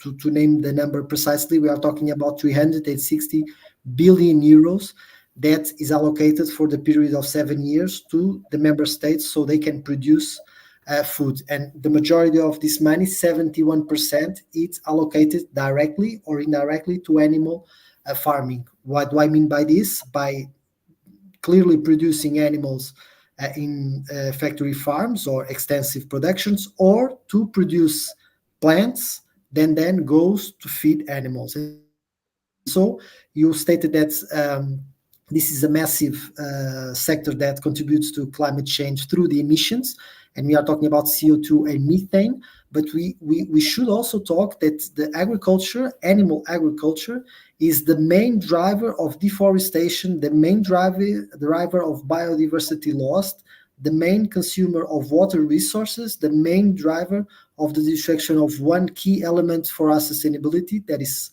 soil. And so we have to be courageous and address this. And I would say that the farming industry, especially the animal farming industry, is the new fossil fuel, and they will do everything that they can to maintain this like cultural idea that they are very pure and that they do maintain the sustenance of our society, and they are making huge efforts to really produce good products. And that is why this case also shows that the industry is afraid of transparency, is afraid of monitoring, is afraid of more laws. And this is also correlated to fisheries. We tend to forget fisheries, but fisheries is also a huge sector that is dependent, at least in Europe, of public funds. Wow. Well, we are bringing you breaking news. It is sentencing day for Wayne Hsiung. And, you know, he has really stuck his neck out, to put it mildly. That's the understatement of the year. He could go to prison for, well, he's been convicted of 2 counts of misdemeanor trespass and 1 count of felony conspiracy to trespass. And he could get a maximum of approximately 3 years in prison. In California, they have a half-time method that cuts the prison time in half. So it would appear that the most he could get would be approximately 1.5 years. But, you know, having been a reporter myself and spent a little time behind bars interviewing people, just even one day still has an effect when I think about it. It's a very, very, very torturous thing to be behind bars. So this is a huge sacrifice. Wayne Hsiung is doing it, he says, because he feels that our movement can fail forward, that if he were acquitted, it would just apply to him in that particular case. But if they appeal, which they're in the process of doing, and they win on appeal, it could set a precedent, particularly for the necessity defense not applying to animals. That's what this judge ruled. And they are going to argue, presumably, this judge, who is extremely prejudicial toward the defense. I think everybody can pretty much conclude that. We'll go over that in a second. But if the appeal can win and establish a necessity defense for animals, that would be, according to Wayne, worth the entire time that he would spend in prison. I want to go back and look a little bit at what this judge did during the trial, because it's unprecedented. The ACLU objected to it, and Judge Laura Passaglia is invited on anytime. But let me just run down. First of all, she gagged Wayne, so he could not talk to the media. That obviously made it a lot more difficult for the media to cover this case. She prohibited cameras in the courtroom, either still or video. And when this woman, who is a courtroom sketch artist, tried to sketch participants, the judge literally took the sketch of her out of this woman's hands and said, "Is this a joke?" And she said, "No, I want to sketch. There's no video. There's no still photos allowed." And she was told to submit a request. And then this order came down that she was not permitted to sketch the prosecutors, the witnesses, the judge, the court staff, the jurors, the bailiffs, the observers in the gallery. Actually, I've been in mainstream media. I was in mainstream media for more than 30 years. I covered a lot of cases. I covered some of the biggest cases, from the Casey Anthony case to the Jodi Arias case to the Michael Jackson case, O.J. Simpson case, Robert Blake case, on and on and on. The Phil Spector case. I have never seen a judge behave in this fashion. So before we go back to Miriam, I want to do a round robin. Renee King-Sonnen, what do you make of what I've just said about what the judge has done? Well, I was just sitting here thinking the fact that she gagged him from talking to the media, that the fact that she wouldn't let anybody make sketches or cameras in the courtroom. I mean, she was doing everything she could to align with Big Ag. From the way I look at it, it's just total alignment with Big Ag. And to your question earlier, about asking everyone, for the attorneys to be asking, are you vegan? As if being vegan, there was something wrong with it. That would be like, someone up there saying, are you a carnivore? Or do you eat animals? I mean, the fact that she isolated Wayne and would not let him speak out, wouldn't let anybody in the courtroom. It's obvious that she's aligned with animal ag. And it's obvious that our system is aligned with animal ag, including to what I just heard Lindsay Baker say, that, our police force, everything, every aspect of the system is aligned with animal ag. You think we don't see this? The fact is, we need to blow it out of the water. That's the reason this animal ag system lives in the dark. That's the reason when my eyes started opening, I couldn't hardly even talk about it, because if I did, I was shut down. I remember being shut down by my husband, by my friends, by my family, when I would go, but I see what's happening. I'm watching these babies cry. Oh, cows don't cry. Oh, the heck they do. But see, the system wants to make us believe that animals don't cry. They don't really have feelings. What you're seeing is just dust in their eyes. No, they don't really love their kids. Oh, don't call them kids. I remember being shut down by my own mother when I said, these cows have their own kids. She said, "Oh, Renee, they're not their kids." Well, yeah. Well, then what are they? Oh, they're calves. Oh, so it's okay if you call them a calf, but do not call them their children. See, because if we perceive these animals as having children like we do, I mean, I see it out here. I have a herd of 70 cows out here. I see their family life. I get to watch these animals have their children and stay side by side with them till the day they naturally die. These animals stay together in their family units. And when they're disrupted, it creates so much stress on them. They do cry. I have seen the tears burst from their eyes. So what is this judge doing? She's doing everything she can to help all of you out there that don't see yet to keep you in darkness. Wow. Powerful words from Renee King Sonnen as we cover the sentencing of this animal rights leader, Wayne Hsiung. It could happen any second. 1 minute ago, the sentencing started. We do have a reporter, Miriam Kamali, who is outside the courthouse. You can see her there on the lower left. I want to, though, get back to Wayne, the one right now who is either in cuffs in a holding room or maybe in the court. We don't know. Here he is speaking about what it's like to face prison. So in 12 hours, the case is going to go to the jury after closing argument. And I've just been hanging out with this little guy because it could be years until I see him again. He's been acting really weird and nervous. I think he can tell something's about to change or something could change very dramatically. Now, he's 7 years old. We rescued him from a dog meat farm in 2016. So if I get near the maximum sentence, this could be the last time seeing him. So we're getting ready for that possibility. It's been a tough year for both of us because, I know, buddy. Our big family has become just the two of us. We had Lisa and Natalie and Flash and Joan. It's okay, Ollie. It's okay. And my mom. And we lost them all. It's going to be very sad if it's just him. But the good thing is he's got a co-parent, Priya, that he's ready to go to. She loves him very much. And no matter what happens to me, he's going to be in good shape. And I feel the same way about the animal rights movement too. There's this concept called losing forward that movements need to learn. And the concept of losing forward is that no matter what happens to any one of us, or really even to the movement as a whole, as long as we learn lessons from even our supposed defeats, the movement grows stronger over time. And wow.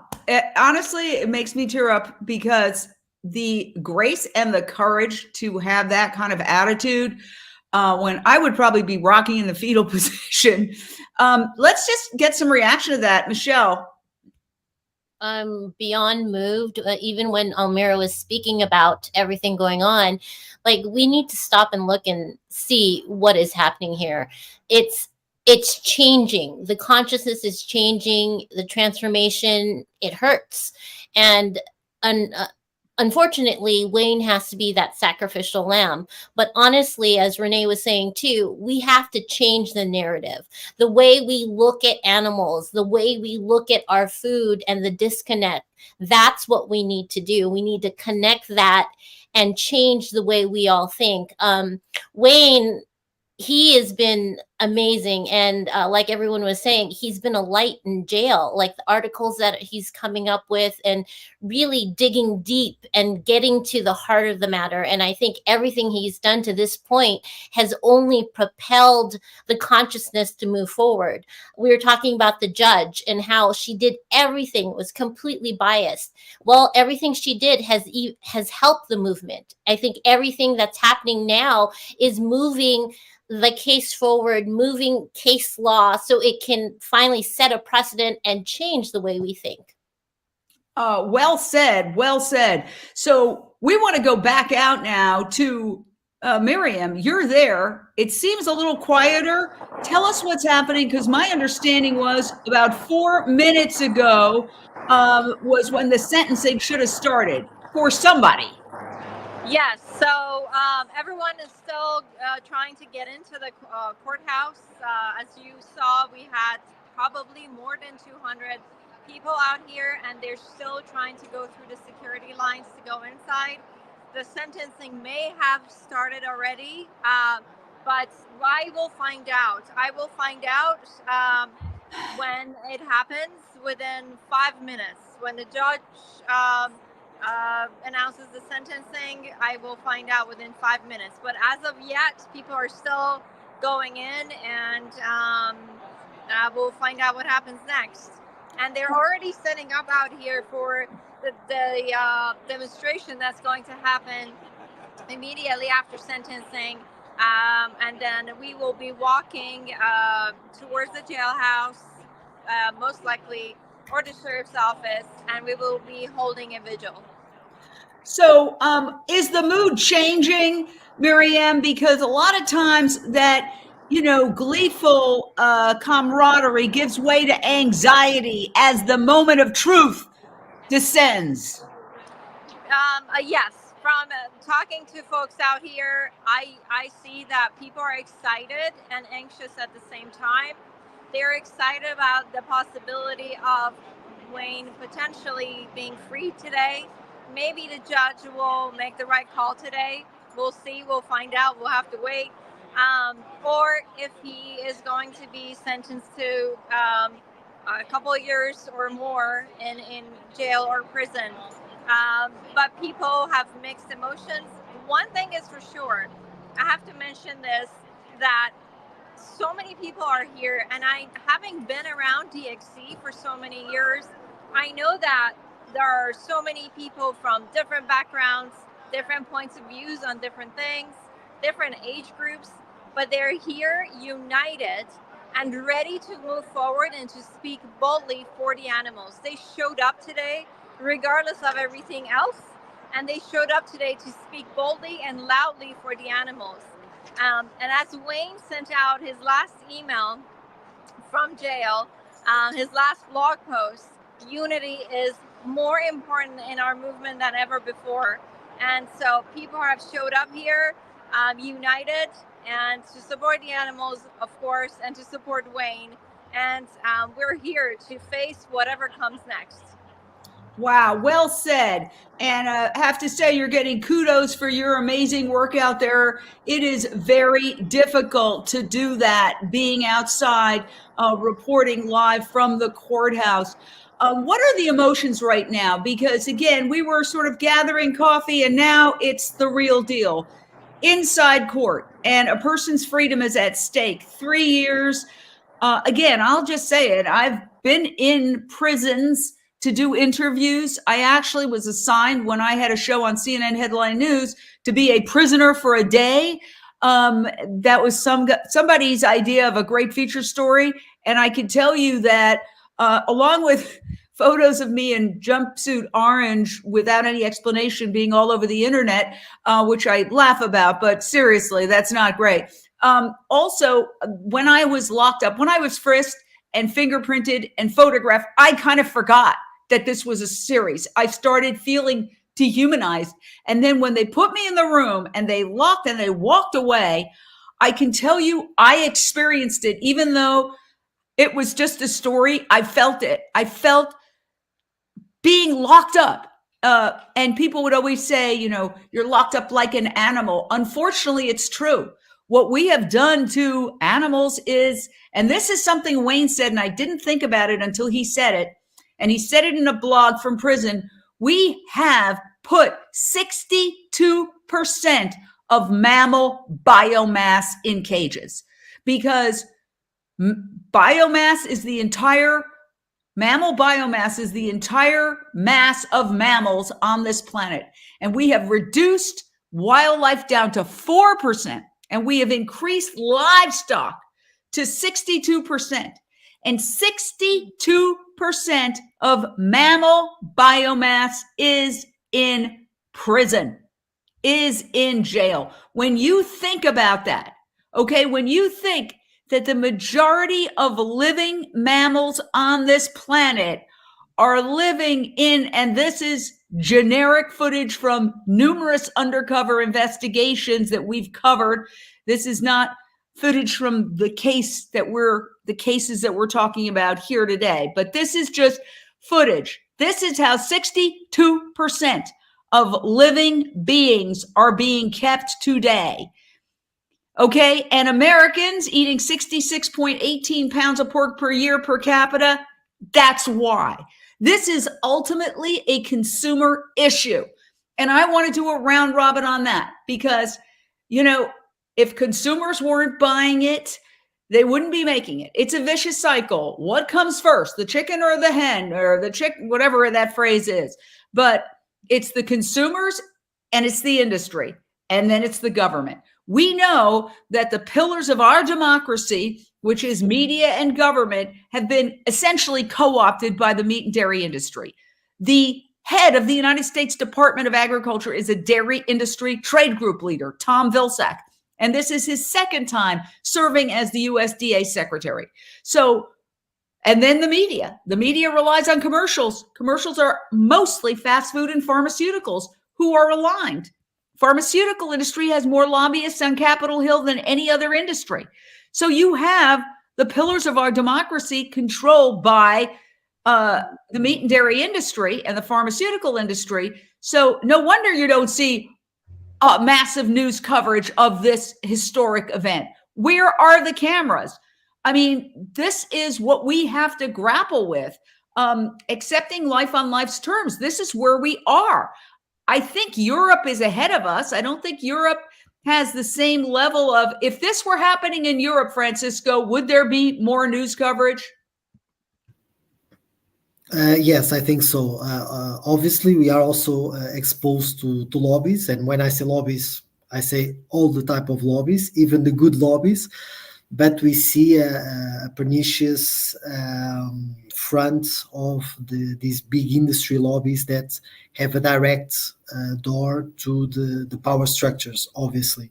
And they have the resources, as you said, but it is quite different. And we see an appalling difference in politics, because here it's companies and you have limits for citizens to donate money to campaigns. And so it's really more transparent than in the US. And we don't have the concept of PACs, big PACs, and companies to donate money to campaigns. That doesn't happen. And here we see that is a pernicious way of influencing politics.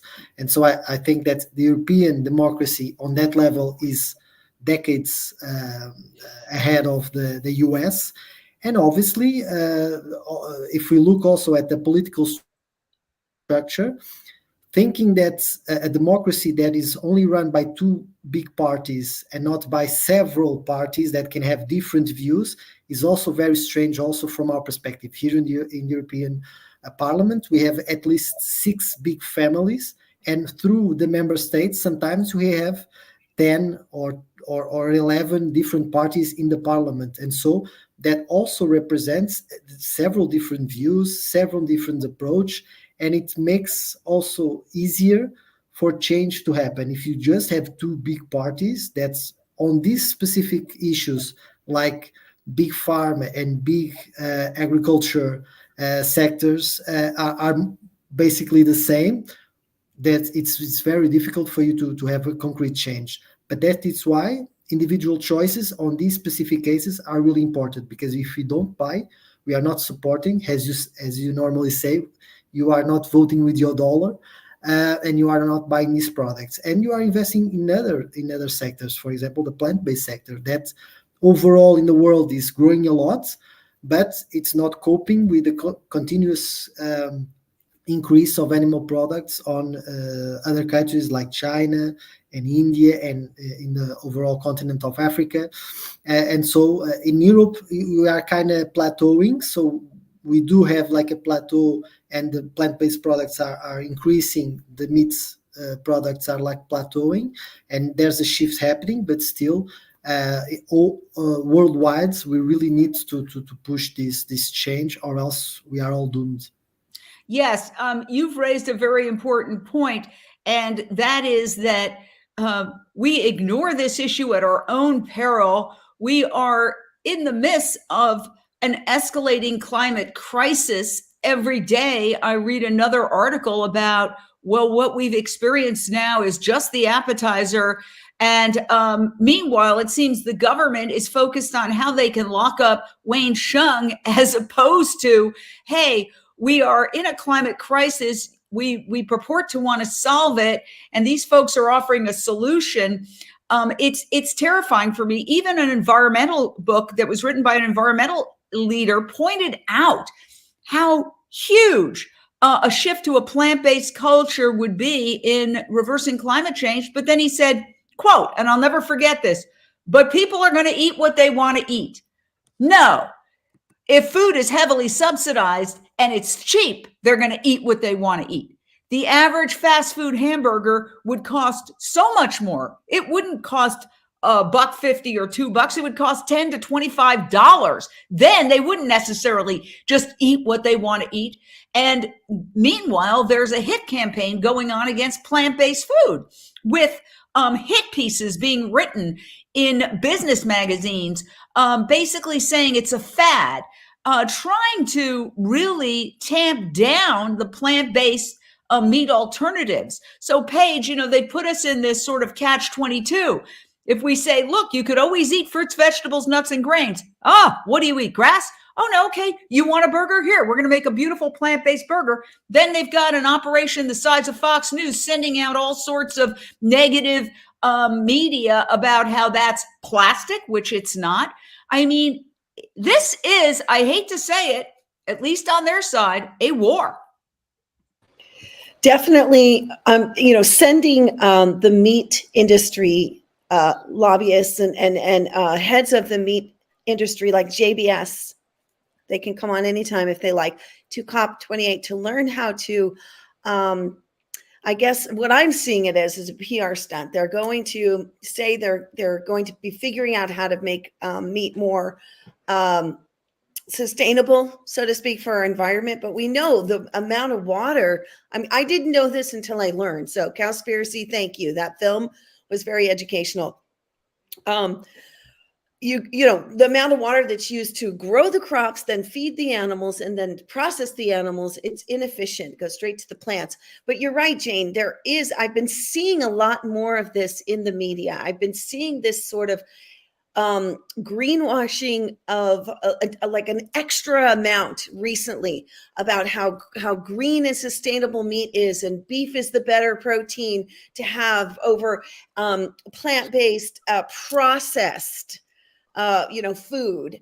Everything is processed. Unless you're literally grabbing that carrot out of the ground, you're processing it by watering, putting it in the stove, lighting it up, things like that. That's all a part of the process.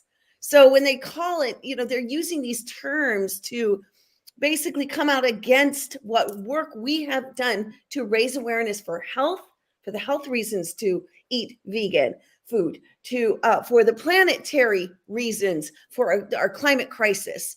And essentially for your own personal health and well-being, spiritually as well. I'm going to throw that in there because, you're eating the death of animals. You are ingesting that. It becomes a graveyard versus a garden. So yes, I have been seeing this.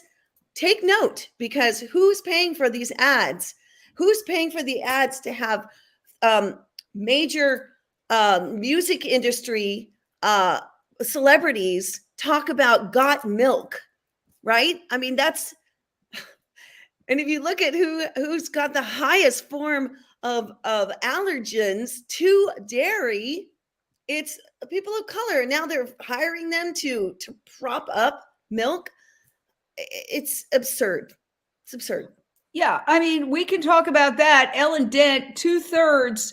Well, let's put it this way. According to the National Institutes of Health, 67% of the population has lactose malabsorption. Sounds to me like it's saying 67% of the population shouldn't be eating dairy.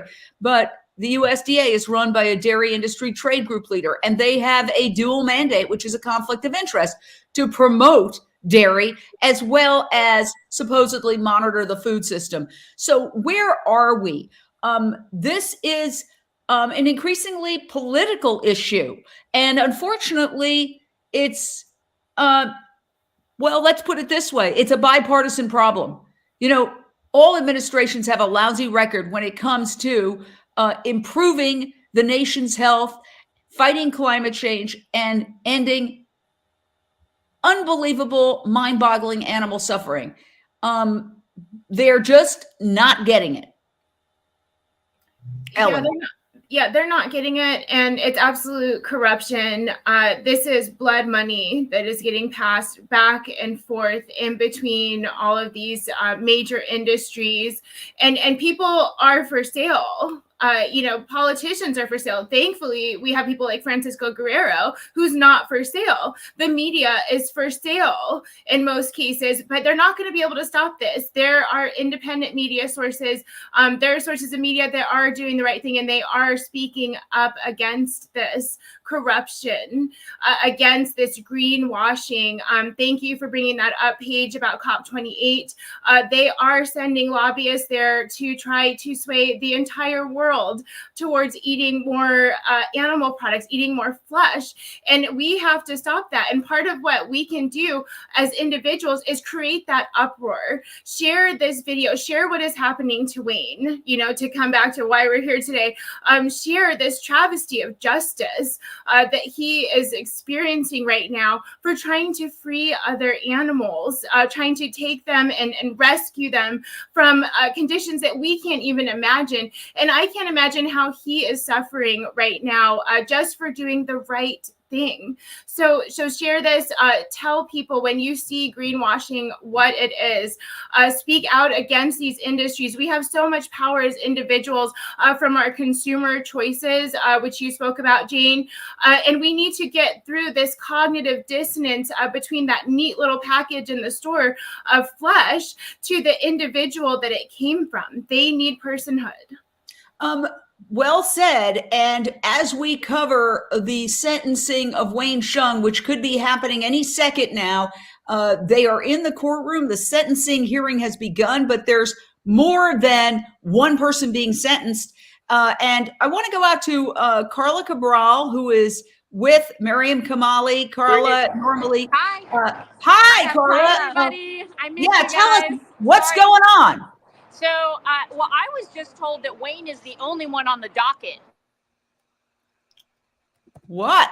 Whoa. To be sentenced today. So, for what that's worth. So maybe we'll find out something sooner. People have been in line for, I don't know how long it took, like over a half an hour to get people through the line. I imagine the hallway is probably jam-packed full of people, anxious, ready for this verdict. Have you guys talked about all the solidarity protests? So there are protests happening in solidarity for Wayne's sentencing around the world, 8 different countries. There are at least 15 different chapters. Some of the places that are taking part are Chicago, St. Louis, Los Angeles, San Diego, Miami, Colorado, Asheville, Sao Paulo, Rio de Janeiro, Mexico City, Toronto, Victoria, Oslo, Stockholm, Paris, and London. So we really want to send a shout out and thank you to all of those chapters, maybe even some more that are taking action for the right to rescue. We're really proud of Wayne and everything that he's done, and we're just going to have to see what happens with this judge. Anything goes. Yeah, and I want to, you're there with Miriam Kamali, but you are Carla Cabral, normally our reporter on the scene throughout this trial, but we have more team coverage. You made a reference to global protests. There is a video I want to play because this has also sparked an entire social media movement called Prosecute This. Sonoma County District Attorney. Instead of prosecuting rescuers and whistleblowers, prosecute this. On November 2nd, a jury in Sonoma County, California convicted Wayne Hsiung, the co-founder of Direct Action Everywhere, of 3 trespass charges associated with the rescue of sick and dying ducks and chickens in factory farms. Now, advocates around the world are asking why the Sonoma County District Attorney prosecuted a person who was lawfully helping desperate animals instead of the factory farmers engaging in criminal animal abuse. Here's what New Yorkers have to say about this miscarriage of justice. Sonoma County District Attorney. You have evidence of animals with painful injuries who are starving to death right now because they have no access to food and water. Animals are being criminally abused at Duck Farm in Petaluma. What steps are you taking to investigate and stop the rampant criminal animal cruelty in your animal factories? How can you ignore the horrific abuse of thousands of animals in your jurisdiction? Sonoma County District Attorney. When will you stop looking the other way and prosecute this? I'm appalled that you sent an animal rescuer to jail when all he did was try to help the victims who your office is neglecting. Sonoma County District Attorney. Prosecute this. Prosecute this. Prosecute this. Prosecute this. Prosecute this. Prosecute this. Prosecute this.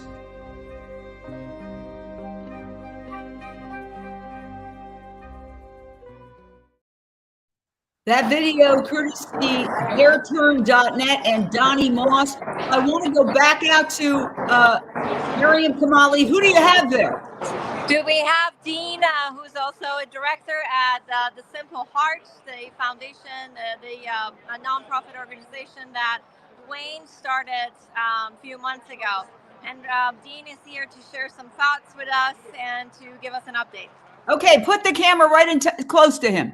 That's right. Hi, Jane. So thank you for having me. Simple Heart is a new organization. It's a branch off of Direct Action Everywhere that is, in a lot of ways right now, Wayne's platform for advocating for open rescue from jail.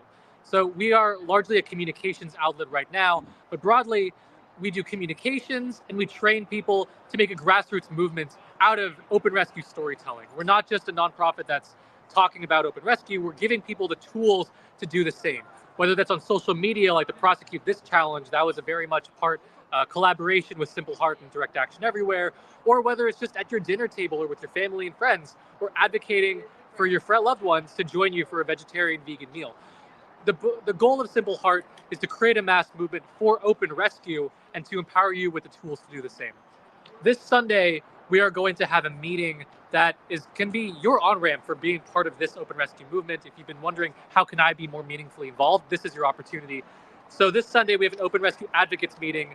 This is our network of people who are advocating for open rescue, speaking up, and our goal is to create pathways wherever somebody is. Whether you want to talk about with your friends and family about open rescue and animal rights, whether you want to do more communications and storytelling and posting on social media, or creating visual or written content, or if you want to be, frankly, a frontlines investigator yourself, we do educational programs to train you how to be an open rescue leader and even pair you with champions like Wayne Hsiung or Alexandra Paul, where you can get one-on-one mentorship on how to be part of the open rescue movement and doing frontline investigations. And that can be everything from leading investigations to yourself, or if you want to be more of a behind-the-scenes role, whether on the legal side, on the storytelling media side, we want to give you the tools to do that. So today is obviously a huge day. It's the sentencing hearing with Wayne Hsiung. And at our meeting on Sunday, we are going to be debriefing what happens today at the meeting. And we're going to be going into the legal details and what comes next in the movement. There are some things that I don't exactly want to share yet, but there are some very hopeful and exciting developments in the movement for open rescue.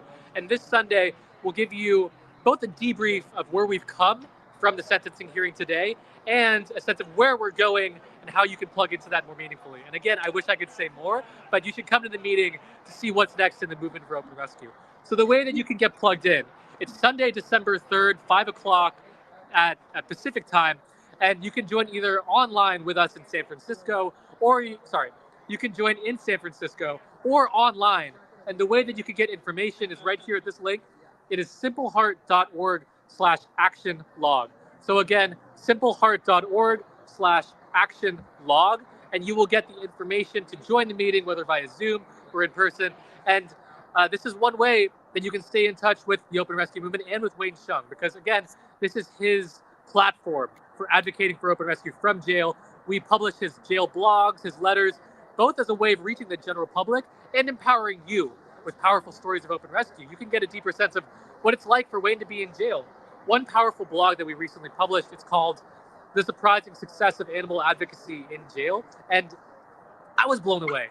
Wayne is literally incarcerated a few hundred feet away from us. And even there, in a place that is locking up 1,200 human beings in desolate, horrible conditions, he's getting people there on board with veganism and animal rights. And apparently, what he's found is that maybe half a dozen people in that jail who he's found are actually former slaughterhouse workers at Petaluma Poultry. And of all the people he's met in the jail, those are the people who are most supportive of this mission for open rescue and saving animals, because they know what it's like to see the violence against those animals, those poor little creatures in there, and they know what it's like that this industry is treating not just animals, but human beings like literal garbage. So he's finding surprising success for animals in jail, and he is trying to tell those stories so that we can say, you know what, animal rights is not something that's just meaningful to me and important to me, but it's something that has broader impacts to animals, to human beings, to public health. And hearing those stories is something that allows us to personally become stronger advocates for open rescue and animal rights. If Wayne's incarceration can become a powerful story for us, that's something that we can carry on. And that's what this meeting is here to help you do. Is this correct? simpleheart.org/action log. Yes, that's exactly it. simpleheart.org/action log. And you can be part of this movement. You can get involved, and you can just participate in global actions wherever you are in the world. We're being watched all over the world. We've got people in Europe. We've got people in Latin America. We've got people across the United States. We've got people in Canada watching. So simpleheart.org/action log. We'll be putting that up over and over again. You know, and I was showing, and Francisco, who's joining us from Brussels, Belgium, who's a member of parliament. You could see he had to go take a call for a second, but he's going to be back with us.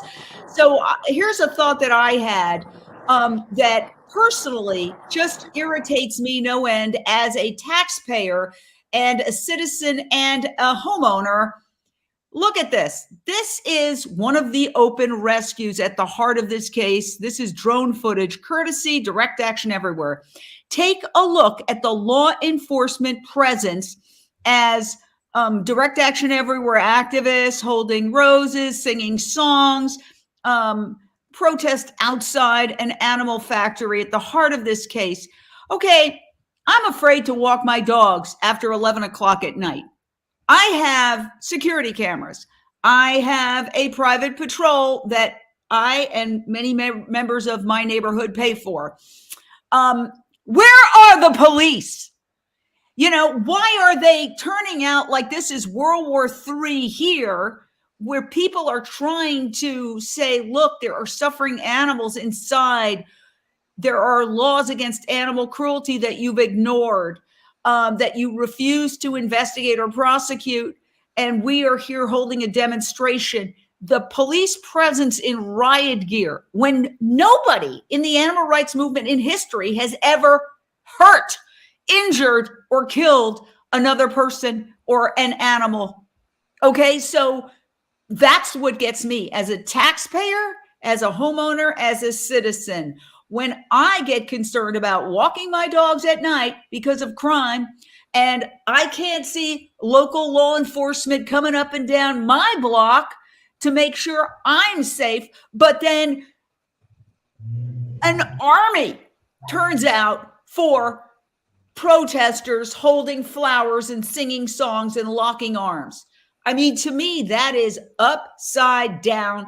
And it shows again that the institutions of our government seem to be working primarily for companies as opposed to people. And I want to go back to Lindsay Baker. You're a homeowner as well. Your thoughts?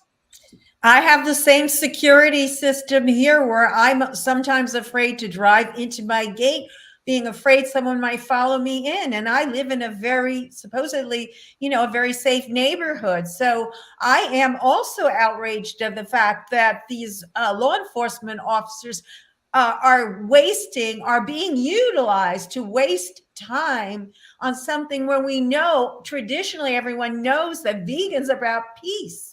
Like, that's the main theory: hurt no one, do no harm. So, and the fact that the prosecution at the last minute dropped the theft charge so that Wayne could not speak, he has been gagged on every single angle of this case in every way possible. It's just unfair, unheard of, and just outrageous as a homeowner. Well, I want to say, Lindsay Baker, we've had some breaking news just in the last couple of seconds. You know, here at Unchained TV, when we schedule an event like this, we can't just say, oh, we're going live. We have to schedule it on our streaming network. We have to schedule it on social media, including Facebook, YouTube, LinkedIn, and various other streaming platforms. So we were agonizing, when do we start this? What if it doesn't happen until 2 p.m.? We decided we wanted to cover it right from the start. So we went live at 9 a.m. Then we were told, well, it's very possible that there's a lot of people being sentenced and he might not get sentenced till after lunch. Now, Carla has informed us that no, he's the only person, that's what I thought I heard, being sentenced. So it started a half an hour ago. We could know any second now. This is breaking news. Any second now, it could come down in terms of what Wayne Hsiung's sentence is. You are watching Unchained TV's continuing live coverage of this event. And I urge you all to download the Unchained TV app. We are covering all these trials that should be covered by mainstream media. I was in mainstream media for more than 30 years. Okay. They always say, well, there's a lot of news somewhere else. There's always a lot of news somewhere else, just like it's always cocktail hour somewhere. These news organizations have the capability to cover this. And yet I don't see that many news organizations or any. Tell us about that. Let's go back out to the scene. What's going on there, Miriam? So, Jane, I have two of your supporters here on Unchained TV. They've traveled here from Southern California, and they wanted to say hello and send you a message. Wow, thank you, thank you. Jane, we want to thank you for covering the trial. Your channel, your app got me involved, the Unchained TV, and we were up here for most of the trial, and we're up here for the sentencing. We're nervously awaiting a big turnout today, and everyone seems in good spirits. Yeah, we're all being as hopeful as we can be, and we came up to the trial, and because the courtroom was so small, we often didn't get in, and sometimes we did, but when we knew we wouldn't, we brought our little dogs. They've been a part of the trial too the whole time. Oh, that's wonderful. And it really warms my heart to hear that, it warms my heart to hear that we'll bring these people back when they come. It warms my heart to hear that Unchained TV has inspired you guys to go all the way to, it's north of San Francisco. It's about 45 minutes north of San Francisco, I believe. So I would urge everybody watching, please download Unchained TV. We are the world's only vegan streaming network, and we can be viewed on the phone. You can download it on the phone. You can go to unchainedtv.com to watch online, and it's on all Samsung TVs. In fact, I'll show you right now where it's on right there. You can see it. Boom, boom, boom, boom. Right there. Unchained TV. Right behind me on a Samsung TV. You can also download it with Apple TV device, Amazon Fire Stick, Roku device. I urge everybody. We are getting the word out when the news media is not. And that's, you know, the shame of it is news. I can tell you, news is what the people in the newsroom decide it is. So if you're upset, and Miriam, I want to ask you, is there mainstream media there? Miriam. Okay, she's chit-chatting, but we'll get her back because I don't see mainstream media there. Miriam, I have a question for you, Miriam. Do you see mainstream media there? Is there mainstream media there? No, but I heard that Press Democrats, which is a local news station from Santa Rosa, was here interviewing Priya and a few others, but I don't see their presence right now. So far, it's just DXC members waiting with their gear to find out what's going to happen with the sentencing. Well, I want to just say personally, that's an outrage. And I would like to say personally, and I'll go to you on this, Michelle, because you and I used to work at KCAL TV together. We were the only two vegans at KCAL and at the time. And you've also worked at major syndicated shows. How outrageous is it that this is not getting more coverage? It really is. It's atrocious that this so important on many, many levels for the animals, for the planet, for normal citizens every day. We were just talking, you showed the footage of the police. And the first time I saw that, I thought, wow, the response to that was more intense than at the Capitol riots. Like, that's unheard of. And it brings me to this thought. I had a very patient discussion with a colleague from long ago, and that person's a reporter as well. And I made the point that we're not, animal rights and all the issues, and Wayne's trial is not being covered because of Big Ag and the advertisers and all of that. And this person told me, well, this person didn't think that was why. And I asked, explain that to me. And they thought it was because it wasn't important enough.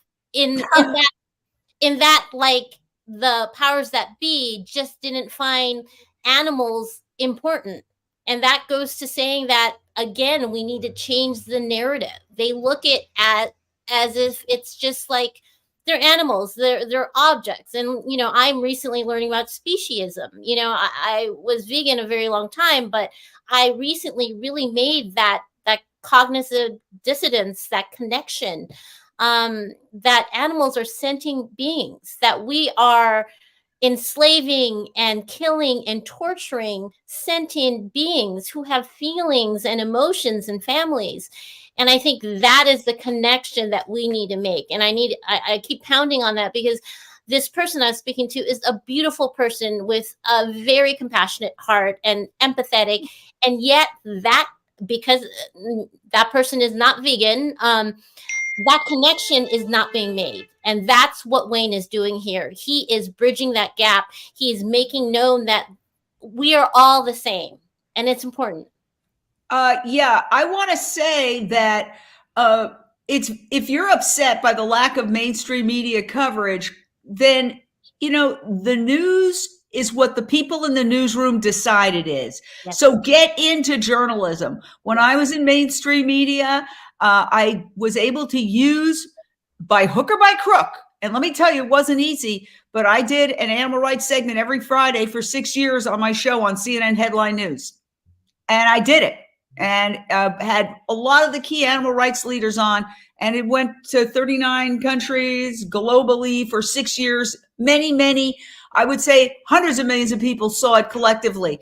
So you can use, if you're in the media, you can say, I think this is a story, and you can be unpopular and make that point. What were you going to say, Michelle? I have another point. I worked briefly at E, and we launched the Style Network. And when I got there, this is related in that there was no diversity. We were doing one of their flagship shows. And so I just thought it was like elementary. Why don't we have a diverse cast in this show?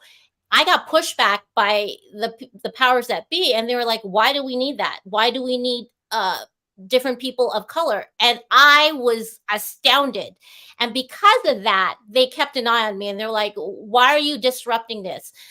We had a blonde, we had a redhead, and I was like, what about a person of color? What about a Latina, an Asian, a Black person?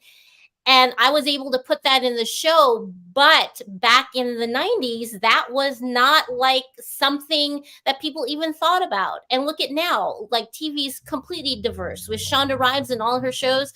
This is what Wayne is doing. He is changing the consciousness. He is changing the way we look at our lives and socially how we feel about animals. And that's paramount. So we've already gotten success, and we're just going to keep falling forward or losing forward. I want to say that the show you mentioned is now extremely diverse, and that was way, way long ago. Good for you for standing up and being a change maker. And I also want to say that if you look at this in the broader context of social justice movements throughout history, part of oppression is not covering the oppressed. And I learned that personally on a journey to the Civil Rights Museum in Birmingham, Alabama. And I believe it was Birmingham, Alabama. I took a tour many years ago, and I was really struck by the fact that the mainstream media of the day refused to cover what was happening in the African-American community. So the churches became very much a center of almost like a newsroom. And it really struck me as somebody in media, wow. If you look at oppressive systems in, let's say, Russia, where people could not, and today still cannot speak the truth on the media, then there's alternatives that crop up. In the days before television, it was literally people printing leaflets on a printer and handing them out in the dead of night, risking their lives. Today, it's social media. And let's talk about the fact that in Russia, not to get political, but I was struck by, was watching MSNBC, a young woman who simply was going around the stores and putting secret messages about what's really happening on the price tags. Okay, she's a young woman. She did this in a couple of stores. She was just sent to a penal colony for 7 years, and that was covered on MSNBC. And you know what I thought? I thought, wow, that's horrible. That poor young woman for that minor act. I mean, she wasn't doing anything, this is something that a teenager or a young person, but she was making a point.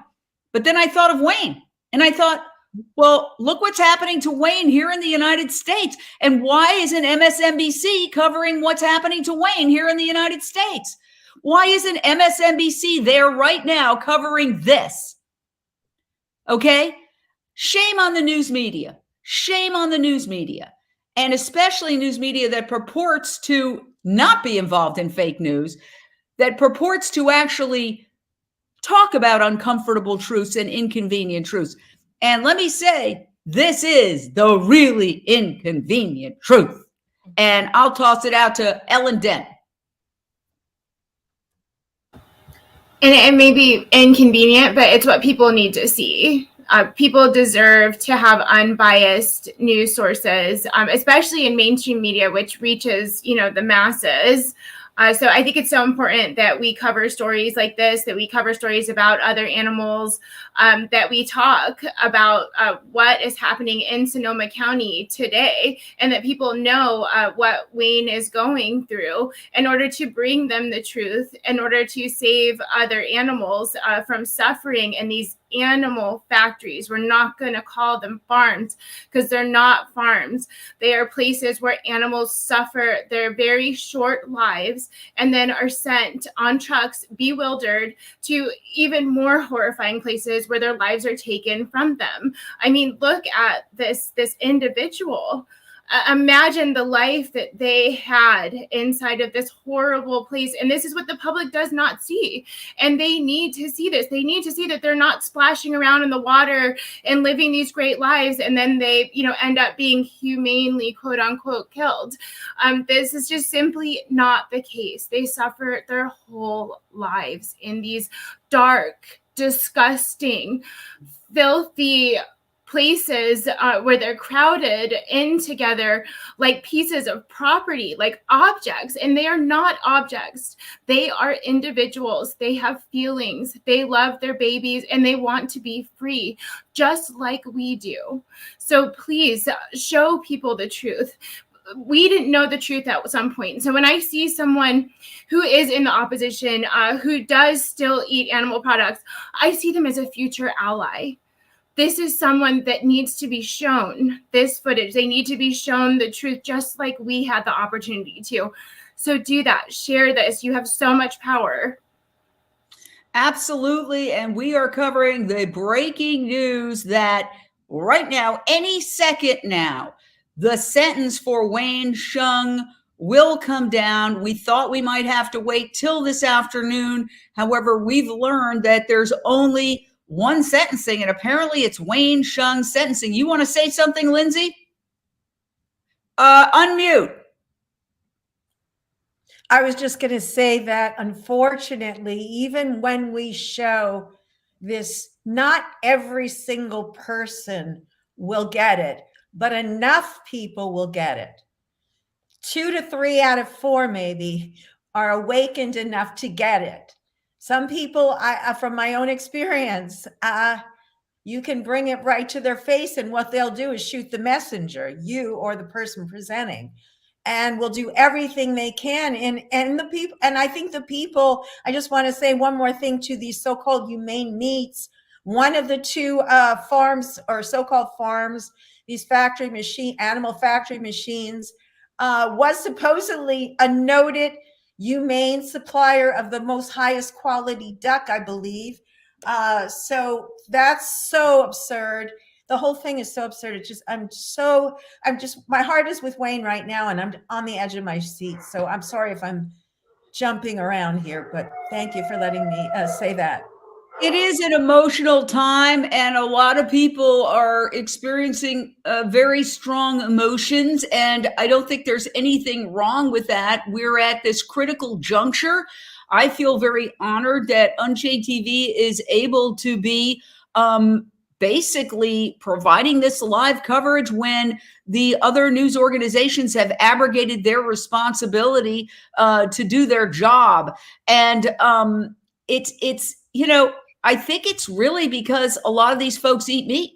Mm-hmm. If you had, I'll give you an example. I was working at one of the largest news organizations in the world, and I would go to the cafeteria and say, I'd like to have vegan options. Is this vegan? And, people are like, oh, leave us alone. You're pestering us. They didn't say that, but you could see in their eyes, like, there she comes again. Well, all of a sudden I walked in one day and there was vegan everywhere. And then this was labeled vegan, and this was labeled vegetarian, and this was I was like, am I hallucinating? No, but it turns out that a top executive had gone vegan. Boom, like that, everything changed. That's why I say, if you're a young person watching this and you want to have better news coverage of these issues, go into the news, go into journalism. I graduated with a BA in broadcast journalism from New York University. Study journalism. If it's upsetting you, we need to be in those newsrooms. And when people do go vegan in those newsrooms, their entire attitude changes, and they get it, and they go, oh, I get it now. And that's the thing, is that until people are aware, they're not aware. Okay, that's the thing. And I want to go back to Francisco, who we're so honored and delighted to have today joining us from Brussels, a member of the European Parliament, gracing our newscast. Is the awareness greater in Europe of the vegan movement?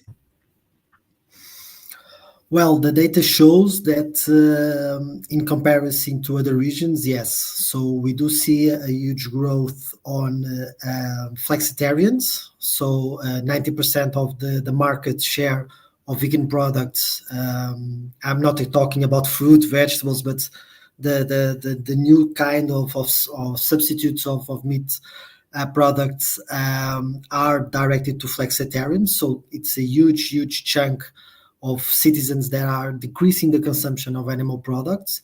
And when I talk about animal products, I say meats, dairy, eggs, and also fish. And then obviously you see like a steady growth of vegetarians and in a smaller percentage vegans. We also see that the markets and the products are increasing a lot. So we have 200% more or less in the last 2 years of growth of this sector. It's massive. In some countries like Germany, the growth has 3 digits. In the majority of the member states has 2 digits. And so in a not very mature market, that is the Portuguese, for example, that only has 10 million citizens, we are seeing an increase of 12%, 13%. So this is massive because of all these factors. And obviously, the awareness, it's growing. People now do understand the impact of the agriculture sector, the livestock sector, and the fishery sector in the biodiversity crisis that we have, in the water resources, in the soil depletion, in the deforestation, but also on the gas, the greenhouse gas emissions. And yeah, I'm talking about CO2 and methane. And so this all encompass, and also having into consideration that we do have some media coverage of these issues, well, it helps the cause. But we do know that the big industry will try as much as it can to maintain this approach, especially here in the European market, that this is the best animal welfare production that exists in the world, that is very concerning about the animals, the environment, that the footprint of these products is really low. So it's better to consume an animal produced locally than plants brought internationally by boat, for example. And we know by the data that that is not correct. So just saying that is local, it's not enough to be sustainable. But well, we see this trend of the livestock sector and the intensification of agriculture also and fisheries to promote this culture of idyllic views and landscapes, but it's all a myth. I want to play once again your speech before the European Parliament. This has become an international fiasco. Thank you, Chair. I was going to talk about the massive lobby that the meat industry made within the European Commission to derail a historic promise made by President Ursula von der Leyen to improve animal welfare standards in the European Union. However, I'll focus on the unfair, unjust and inhumane conviction of the lawyer and animal activist Wayne Hsiung in the United States. So Wayne was recently convicted of conspiracy and misdemeanor charges for, brace yourselves, saving sick and injured livestock animals from factory farms. And the system is so rotten that even in the trial, all the evidence of animal abuse and cruelty were dismissed. The power is so corrupt that this hero was convicted for having compassion towards sentient beings. So let it be known all around the world and here in the European Parliament that we stand by you, Wayne, and we will fight back. Wow, so powerful. Let's get a round robin. What was your reaction, Paige Parsons Roach? This is amazing to see the global reach of this historic trial. We're going to be hearing a verdict any minute here, or moments. I'm astounded, and also I find it fascinating that it seems to me through my research that globally, animal activists who have human beings who have discovered the truth about what is behind the food system, that lies are being told across the world. So holding our government account, like Francisco is putting out there to his constituents, is essential. And I thank you so much, Francisco. And this gives more energy towards more people feeling that they can speak up. And let's bring this forward for more legislators and decision makers in law. So thank you for this. And I want to say, PETA is very well known for this phrase: there is no holding back a movement whose time has come. And if there's any movement whose time has come, given the existential climate crisis that we are in right now, it is the animal rights movement. Because as most of the people watching, but let's hope there are people who are just getting educated watching as well, it is a leading, and there's a very strong argument made by Dr. Silas Rao that it is the leading cause of climate change. We saw that the New York Times recently published an article, which I will pull up right now, that says essentially anybody who switches from a meat diet to a plant-based diet can reduce their emissions footprint, their greenhouse gas footprint, by 75%. So that is right there, a solution to the climate crisis. It's also a solution to habitat destruction, wildlife extinction, human world hunger, when we're feeding the majority of the food that we're creating is going to feeding 80 billion land animals and trillions of fish, not to starving people, when 1 out of 11 human beings on this planet is food insecure, and many are suffering from malnutrition and hunger. And we also have biodiversity loss. We've reduced wildlife down to just 4%. And when they go, we go. 2 out of every 3 bites of food depends upon pollination. And then you have water pollution from billions of animals putting their excrement into the water system. And then you have drought. And then you have ocean desertification. I mean, the list goes on, not to mention preventable human diseases, with our healthcare costs skyrocketing because 2/3 of Americans are overweight or obese, because you have the rise of preventable human diseases. Heart disease is America's leading killer. It's arteries getting clogged with plaque, which comes from cholesterol, which comes from animal products. For all of these reasons, this is an idea whose time has come, not to mention the incredible suffering of animals. So they can try to prevent people from waking up, but when it happens, it's going to be a tsunami of awareness, a tsunami of awakening. Because, and I want to bring Renee, I didn't see you back there. I apologize. You're back in. We're talking about how the powers that be are trying to prevent this awareness. But, the more you push something down, when it comes up, in a very strong, powerful way. And that's what I see is going to happen. The more they push this down, when it does come out, it's going to, it's going to change everything. Well, yeah. I mean, I take my own awakening, for example, Jane. I spent almost 5 years on a Texas cattle ranch being suppressed with this awakening going on inside of me that I didn't even know was happening, because I had no vegan friends except the cows, and I wasn't a vegan. I just was waking up. And when I finally saw Dr. Melanie Joy's dissertation on carnism, and I heard that story about everybody enjoying beef stew, and it was on Halloween 2014, and everybody was enjoying beef stew, and suddenly somebody said, "What's the recipe?" And the lady of the house said, "Oh, you start off with a pound of very young golden retriever."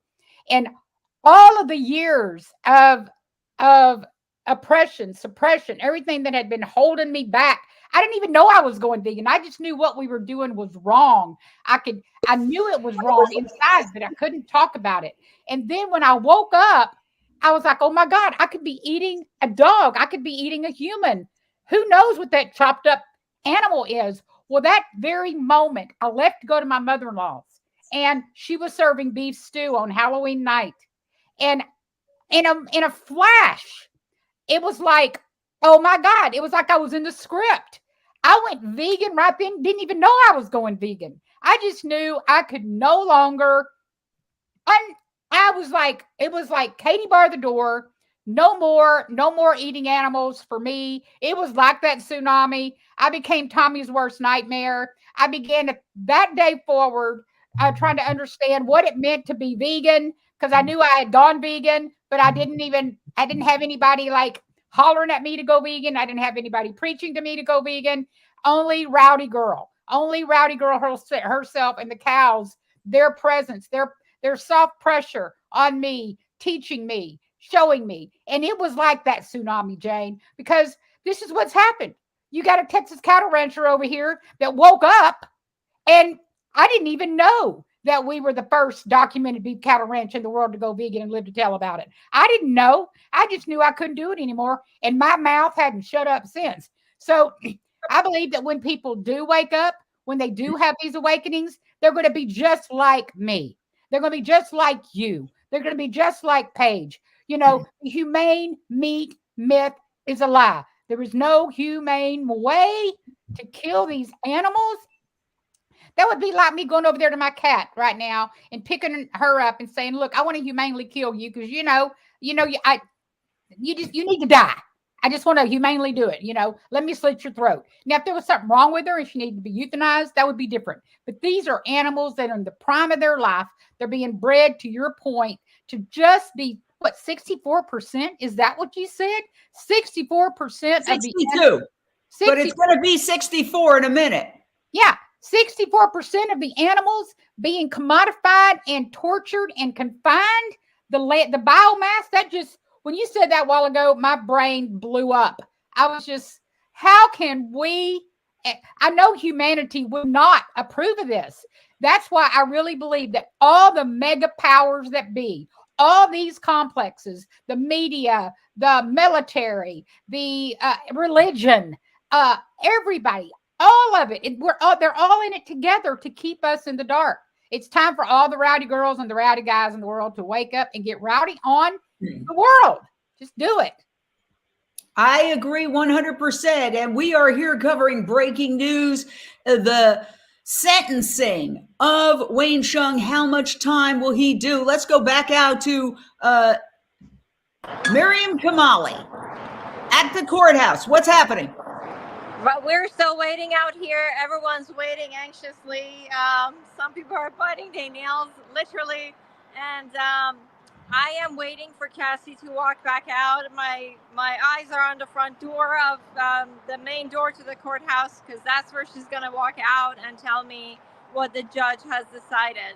It has been over an hour that the court is in session, and a few people are inside. Most people are lined up in the hallways to show their support for Wayne, for the right to rescue, and to speak up boldly for the animals by their presence in the halls of justice. Well, this is when it gets really nerve-wracking. When we know that court is in session, we know that any second. What did you want to say? Please unmute. I was just going to say that I would think that they would want to get over it quickly if indeed they were going to just convict him. I think it might be a very good sign. He's convicted. I mean, sentence him and not let him go free or give him a very minor sentence. Because the fact that, I think the more they understand that the more time it takes, the more attention it brings to it, it's going against them. It's working against what they had originally wanted to do. So this makes me a little bit more hopeful that it's taking longer. Well, everybody, puts their own spin and interpretation. We really don't know. Although I have to say, this judge has been, the ACLU objected to how she handled the case by gagging him. And we've already gone through the litany of things that she's done, including, I have to add, at one point, those courtroom observers said she appeared to object for the prosecution. When the prosecution let something slip, she was sort of objecting for them. So she's a former prosecutor. She might as well be the prosecution as far as courtroom observers, given how she's handled this case, not allowing most evidence, hardly any evidence of animal cruelty in. And I want to play a little bit of that because there was talk of cannibalism in this trial. Does that sound like humane to you? So we went from no cannibalism to little cannibalism to weekly cannibalism in just 10 minutes. When he was examined by the state initially, he said, the animals here are treated so well. But when I cross-examined him and showed him some of the records from inside the farm, he went, okay, maybe there's a little cannibalism. And then we pulled out the actual records that showed every week there are birds eating each other alive. He finally conceded, okay, it's weekly. But it's not mass cannibalism. Not every bird dies at my farm from cannibalism. But how many birds cannibalizing each other does it take for it to be a problem?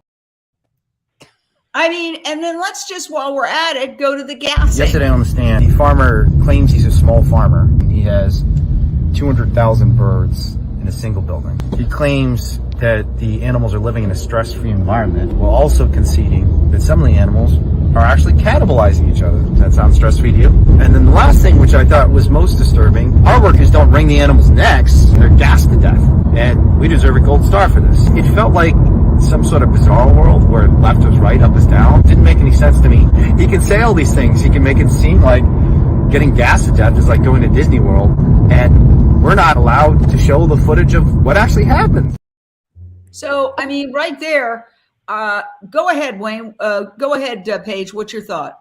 I just want to refer back to the article in Vox. You're more likely to go to prison for exposing animal cruelty than for committing it.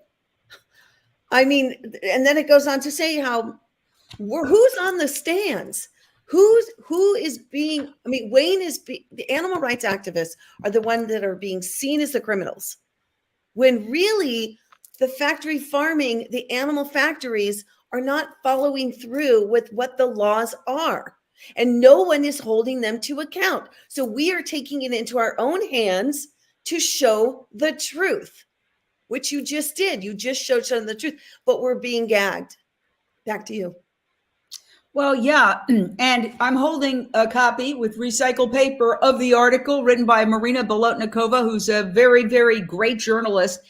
And she quotes Justin Marceau, a law professor at the University of Denver, as saying this. I think this is really important. The law is creating a double standard by which the corporations are not held accountable and a person who's charged with trespass is. I want to get thoughts on that. Ellen Dent, what are your thoughts on this double standard? Remember, there are anti-cruelty laws in California. Prop 2, now Prop 12 has been just recently, even though it went all the way up to the Supreme Court, and the Supreme Court upheld it.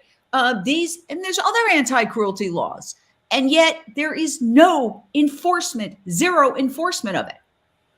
And Wayne wasn't even allowed to use them in his defense. They threw out 597E, which, at that time when this rescue happened was, part of his big reason legally to enter into these facilities and help, stage this rescue of these individuals. So I think it's complete corruption that we're seeing here. I think the sheriff's department needs to be reported along with the judge and the stenographer who is making all those noises. I mean, I think the judge was completely confused as to her role in that courtroom. And, the actions that happened in there that we heard about were abhorrent, from her even saying his name incorrectly the whole trial. Okay, we're going to go back out. What's happened? All right. Okay, what's happened? Yeah, that's it. The sentence is down. Wayne is getting 90 days in jail. He's going to have 90 days in jail. Say it again. Say it again. Days in jail, 2 years on probation, and the worst part is a stay-away order from any of the co-conspirators. So he's not allowed to talk to Priya or Cassie or Almira, anybody, any of the co-conspirators. He's not allowed to speak with at all. So 90 days in jail, 2 years probation, stay-away order from any of the co-conspirators. What? Oh my gosh. Well, first of all, before we act like that's a bad sentence, I was thinking they were going to throw the book. I didn't say it, but my feeling was she was going to throw the book at him. 90 days in jail. Oh my God, that's comparatively nothing. And that probably includes time served. So that's even less. Let's do a round robin. Oh my gosh, Lindsay Baker. That's what I was trying to say before. I just felt that intuitively. That's why I went in the football poll too. I know that's no news reporting, but I'm all right. Yeah, happiness all around. It seems. Renee King-Sonnen, your reaction? I am so grateful. I am just sitting here like I can't wait to talk to him, and I'm elated that he's only got 90 days. My first thought was, well, he's going to have to talk to Priya because he's got to get Ollie. I mean, to not be able to talk to his friends for 2 years, they're co-conspirators, if you will. 2 years. I just can't. That really shook me up. Wow. Let's get other reaction. Francisco. Well, it's good and bad news. Bad news because he will stay 3 months in jail, even if it can be reduced. It's still a sentence that convicts him of doing something that, in the eyes of someone rational, shouldn't happen. Again, this can be also interpreted as good because he will be free and he can, and he's not blocked from talking to journalists, to media, to the civil society, to go and pressure also politicians, go to town halls and talk about the issue and exert pressure on this case. I think he has time to think about his actions and these actions that he will have after he's being released. And well, he can also talk to me, so he's invited to come here to Brussels if he wants. I'll be delighted to have him. Oh my gosh. Well, other reaction, Michelle Celestino. Well, when I first heard, I was disappointed because I was really holding out hope that he was going to be released. And I'm glad it's 90 days. And as you were saying, hopefully time served will be, what does that cut it down to? 45 days or even less? But the whole idea that he can't talk to his co-conspirators, he can't, like, you see them in action really trying to stifle the movement. He can't have any reaction to the people who've been supporting him all the way through. I think that's ridiculous. That should be brought up in appeal too. All right, hold on. We're going to go back to the courthouse. Wow, Priya, it's so great to see you. Your reaction to this verdict. For folks who are just joining us, if you are here to support Wayne, please grab a sign if there are any left and get behind reaction to the the sentence. sentence. I can't hear very well, but I just wanted to Thank say you. I'm in utter shock. Honestly, I'm more shocked about, like, in a way, I'm just thinking, like, wow. Speak Wayne, up. Like, it sucks that they've given us this choice, but I wish he was just, in jail and, like, not being able to say hi to him and not being able to talk to him. I mean, this is evil. This is evil. And, like, to isolate people from their friends and their family is really disgusting and disturbing. And I'm How very, long? 2 How years. long? And 2 years. And what I'm hearing is that the prosecutor only asked for 180 days, and she gave him 4 times that. The judge gave him 4 times that probation. So, that's criminal. It just shows you how the criminal justice system is designed to isolate people in ways that are cruel and unusual. I mean, she really thought about this and said, Wayne doesn't care about being in jail. What he cares about is being around people he loves and cares about. Yeah. And that's really scary, that these are the people who are running our legal system. I mean, I'm really horrified. I'm honestly really shocked. I'm holding back tears. I'm having a hard time. I'm having a really hard time. I don't know how we're going to make it through this, but we are. Well, it's a very emotional time for you. Given that he could have done 3 years in prison. Hi, everybody. Thanks so much. Is there any joy in that he's not going to be in prison for a year and a half? Stand behind. If he's going to be in jail for 90 days. And start this press conference and rally. Jane, I think it's going to get really loud here. I'm going to show you what's happening here outside the courthouse. We are a grassroots network of animal rights come forward and get close to the video. Social and political change for animals in one generation. And today, for the first time in DXC history, an activist, Wayne Hsiung, the co-founder of this network, had his sentencing hearing. And while he was sentenced to only 90 days in jail, of which his time in the Sonoma County Main Adult Detention Facility will count towards that, and he will be serving what they call half-time, which means we expect him to get out in less than 2 weeks. Now, he shouldn't be in jail at all. He shouldn't have been charged at all. He shouldn't have been tried at all. He shouldn't have been convicted at all if the jury was able to hear the entire story. But this is something that is, I think, a great news to show that despite the fact that the Sonoma County District Attorney's Office spent hundreds of thousands of dollars and 5 years to prosecute this person, originally for 8 felonies, including 5 other co-defendants, of which I was one, a grand total of 87 charges. The end result of this multi-$100,000 prosecution is 90 days in jail. However, there are other conditions that have been placed on Wayne that are in some ways even more devastating than that. He apparently is not able to contact any named co-conspirators, have any contact with them, have any interaction with them, even through somebody else, for 2 years. This includes people like myself. This includes people like Priya, the co-parent of his dog Oliver, includes other people like Paul, like Zoe, like Cassie, a lot of people who consider Wayne one of their best friends, one of their mentors, one of their advisors. And the thought of not being able to talk to Wayne at all, even to tell him that you all are here for 2 years is devastating. And the reason that they did that is not because we're going to go plan some crime together, not because we're a danger to the safety of this community, but because they want to crush this movement. And they thought that by throwing Wayne in jail immediately after he was convicted, that they would crush the movement. But on the same day, we released new rescues, new animals were rescued. People continued to investigate factory farms, and almost 200 people showed up at his sentencing hearing today. And so that did not work. And what they're trying to do now is say, well, now you can't even talk to each other. We're going to isolate this person from everybody that he cares about. And that's not going to work either, because all of you are going to step up. Wayne's family is here, and we are going to do everything we can to support him and support everybody through those 2 years and keep taking action.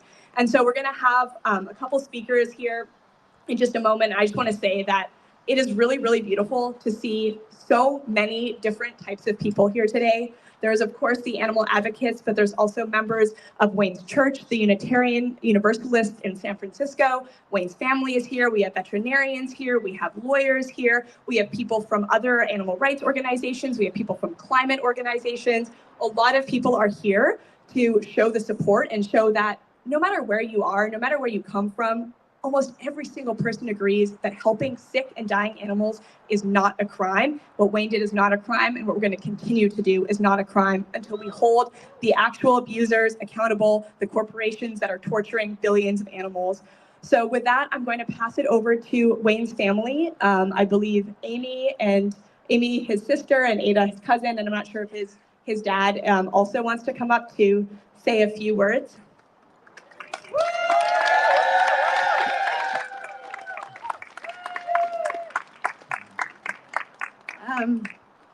My name is Amy. I'm Wayne's older sister. I was very reluctant to come up and say something, but it was kind of a last-minute decision, and I tried to make some notes on what I wanted to say. I don't like being in front of all these cameras. We are Californians. We are all residents of California, and I do feel very disappointed in a state that has found Wayne to be a criminal when we know that he doesn't have a single violent bone in his body or any bad intentions. He is often the mediator and the calming influence in our family. If anything, I'm the hot-headed one. He is a compassionate brother to me. He is a fun uncle for my daughters. He is a loving son for my dad and a stand-in brother for my cousin. Some things that I heard in there today about, I think there's just this sense of being anti-Sonoma County or anti-farm, anti-farmer. And that, I just didn't like that portrayal of him. I think we love California. We love where we live. We love Sonoma County. It's beautiful. We love coming up here. I know he does not intend to harm any particular person. I think he sees problems in our food system, in the ways we farm, and wants to bring awareness to that and wants to make a change, which takes bravery and sacrifice and grit that honestly none of the rest of the family has. But we support him. We're so proud of him. And I'm still digesting what we heard in the court today and need to understand it. But thank you for everyone here for your support, for your love. I know it's felt, and I know Wayne felt it too. So thank you.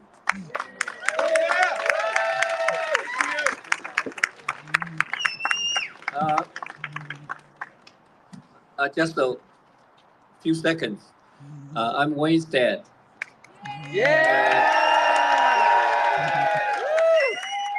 Thank you for supporting Wayne and also supporting this very noble goal of animal rights, animal welfare. I just pray that one day we can live peacefully. We can have legal ways to protect the animals. Thank you.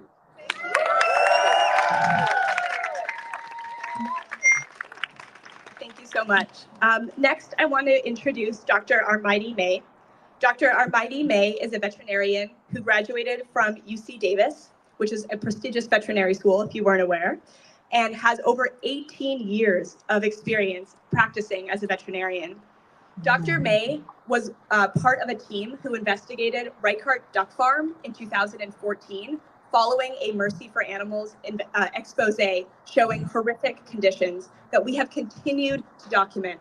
Over 9 years of documentation of criminal animal cruelty at this facility. And Dr. May is going to speak to us about her experience and what she has seen at Reichardt Duck Farm.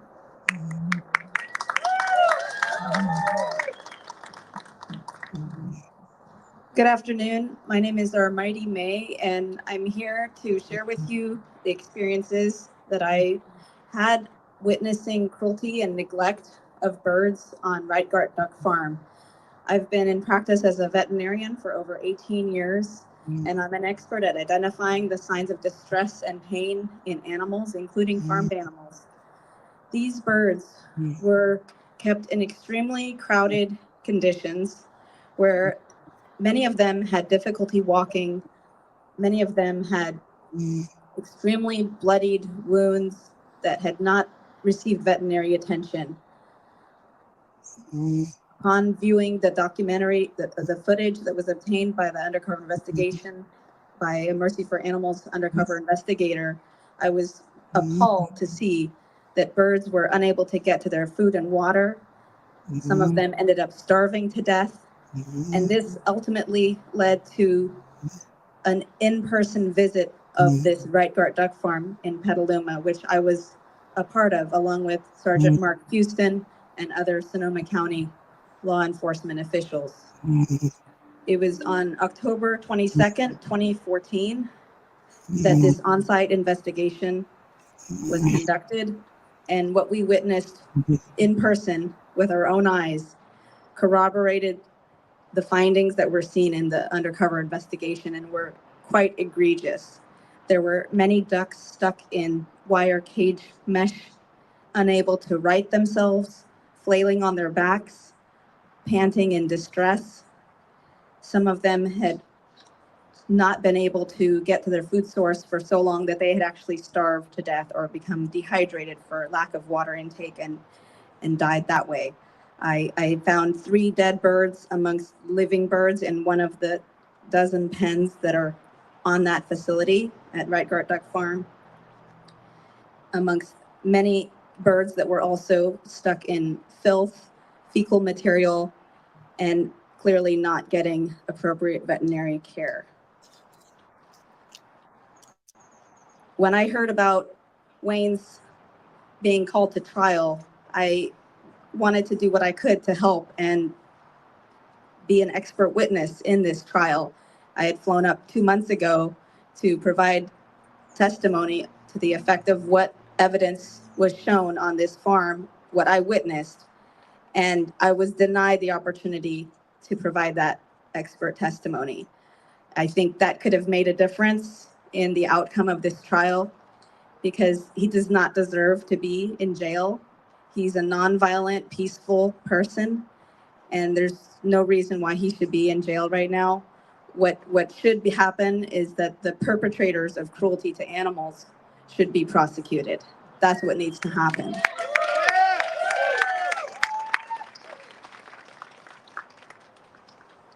This duck farm houses thousands of animals, along with the others that have been involved in various rescue efforts. And the public deserves to know the truth about what is truly happening on these facilities.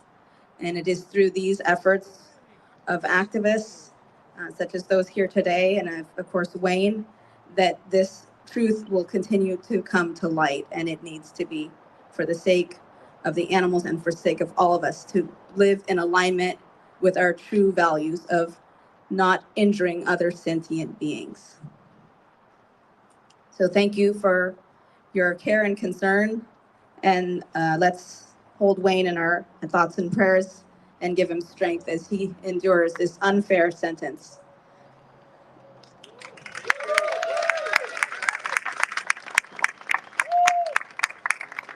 Next, I want to introduce Andy Stepanian. For those who don't know, Andy was a defendant in the landmark Shack 7 case. He was convicted of conspiracy to commit a violation of the Animal Enterprise Protection Act in 2006 and spent 31 months in federal prison. Today, Andy is co-founder of the Sparrow Media Project, a grassroots public interest newswire focused on amplifying stories for struggles for social, economic, racial, and environmental justice. You can learn more about Andy and the Shack 7 in the Animal People documentary, but for now, we get to hear from him ourselves. Welcome, Andy.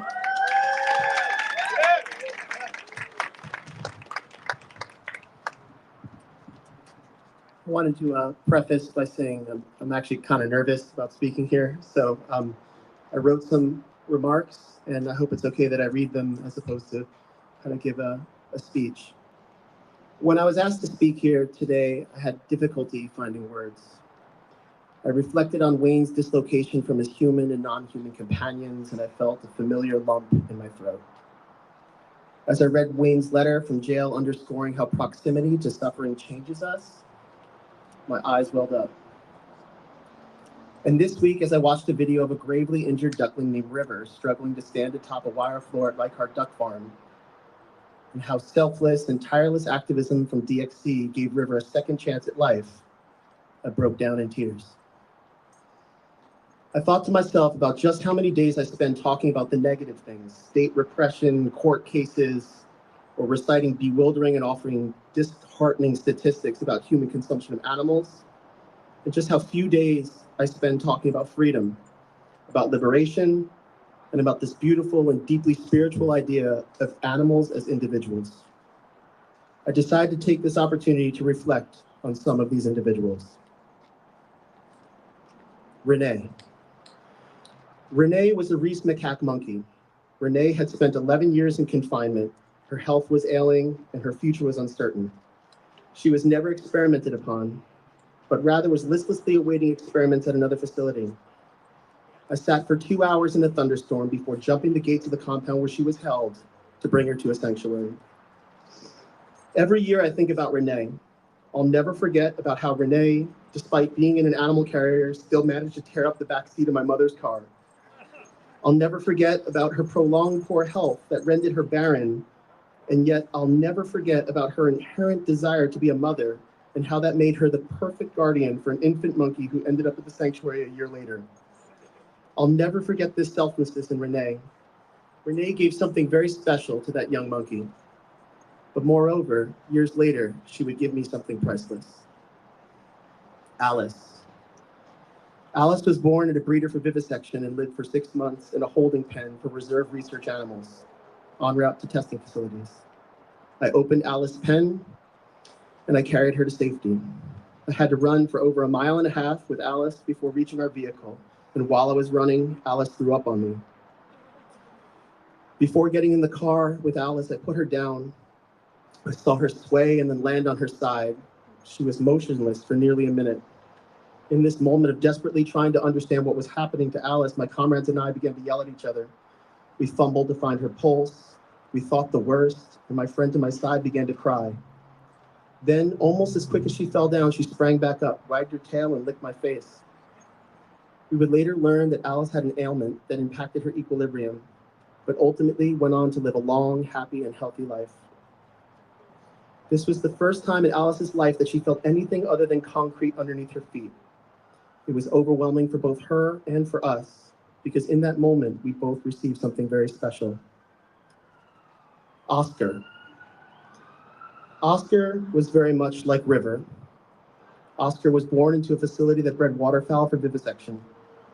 Oscar would have but 6 months before he would end up on a necropsy table, unless someone interceded. It only made sense to intercede. Over weeks of reconnaissance, we took notice of Oscar. He had a limp, one leg was shorter than the other, and he was only partially covered with his plumage.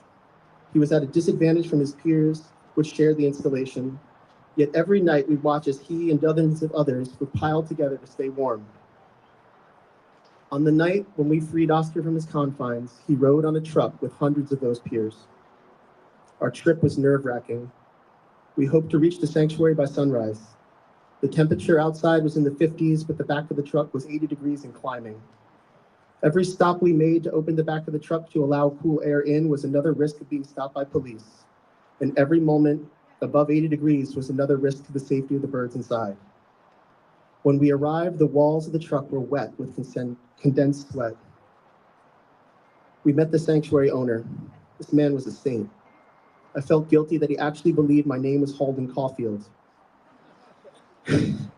He led us to where we could unload our friends. It was an adapted Quonset hut that looked like a miniature airplane hangar with a greenhouse top and an opening to an adjacent field and pond. Almost immediately upon arrival, Oscar's friends in this brilliant chorus of noise and motion ran en masse towards the pond and dove in. It was so brilliant, it almost felt choreographed. But I quickly became concerned and asked the sanctuary owner if the transition from a hot truck to the cold waters of the pond were dangerous. He acknowledged these concerns and suggested that we wade out into the pond and begin clapping our hands to wrangle our friends back to shore. Slowly, they made their way from the pond back to the warmth of the hangar, shaking off the water and what looked like celebratory dancing. But then we saw Oscar. Oscar was stumbling on himself, and his breathing was erratic. He was not shaking the water off. We dried Oscar with towels and moved him to an adjacent warm space by himself. We wanted him to feel safe. We wanted him to feel loved. We wanted him to recover from whatever shock he was experiencing, but he did not. Oscar died that afternoon. I've never been able to forgive myself for the recklessness of that day, but I also know that I'll never be able to capture into words the awe of seeing Oscar and 200 of his friends celebrate their first day of freedom. Oscar and each of his friends gave me a lasting inspiration and insight into the very act of being alive and free. So this is a thank you letter. This is a letter to Renee, to Alice, to Oscar, and the 281 other beings I removed from abuse. In freeing you, I learned things not only about you, but also about myself. I learned that fear of repression for what some may consider to be criminal acts, although tangible and real, is only as strong as you allow it to be. I learned that giving an individual a new option for a future, one free of abuse, is not only liberating for those freed, but also for those doing the freeing. And this feeling stays with you forever. Years later, I too would find myself in a cage, incarcerated for my tenure as an activist. And while prison is an overwhelming and at times terrorizing experience, when there I found myself calling upon my memories of the efforts I made to free others. I found something comforting there, something that made me realize that those days when I restored someone else's freedoms were the freest days of my life. No matter how large or how small each of these individuals mattered. Wayne Hsiung. Wayne has taught us all about something through his dislocation. He taught us, as we become proximate to suffering, something inside us changes. That once we are forced to look at the suffering for what it is, it will forever shape the way we view the world from that point forward. But it does not need to be purely negative, because it's when we look that we are compelled to act, and that when we act, we allow others to live. Each of you, there's a lot of people here who have done this, each of you who have bore witness are now able to tell others about the changes we need to make. Each of you that have filmed abuse are making it so that others can no longer look away. Each of you that have carried a sick or abused animal away from certain death at one of these facilities not only liberated that life, but liberated something within yourselves. What I did and what Wayne is accused of is very different. DXC is combining a diversity of tactics that draw upon civil disobedience, nonviolent direct action, and thoughtful litigation.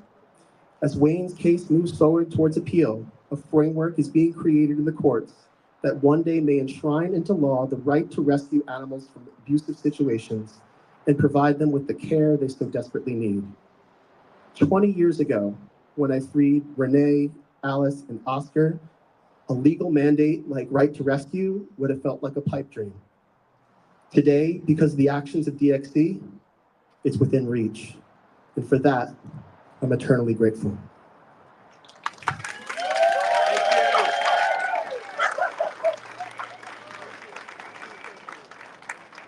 Thank you, Andy. Next, I want to invite up my former co-defendant. Both of us were in the case together with Wayne, probably Wayne's best human friend in this entire world, the mom to Oliver, and somebody who now has a long 2 years ahead of her, kind of separated by this court from her best friend. Please welcome Priya Sahani.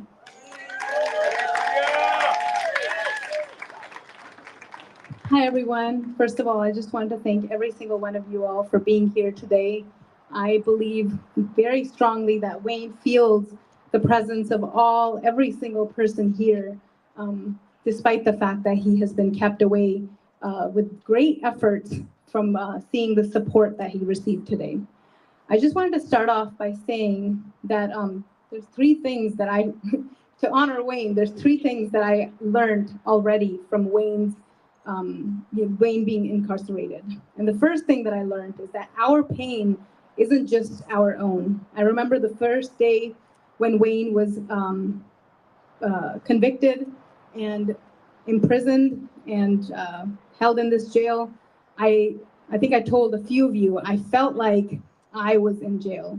And to this day, I feel like I am not the same person. I deeply feel his pain. Every time I look at Oliver, I think about the fact that Wayne cannot see the dog who loves him more than anybody else in the world. Every time I go to reach in to taste delicious food, I pause and I think that, Wayne's stuck eating really horrible jail food that is barely, healthy. I think about so many of the ways in which he is kept in a cage himself. He's kept inside of a jail cell for 21 hours a day. And every single hour I think of that. I have had dreams of Wayne, of freeing Wayne from this jail every single night. And I'm not exaggerating. I wake up every morning and I think about Wayne. The second thing that I've learned is that the inverse is also true, that our strength too is not our own. That the first time I visited Wayne in jail, I was in tears. I was scared. I was like, the night before, I was really nervous. And when I saw his face, when I visited him, all of a sudden I felt better.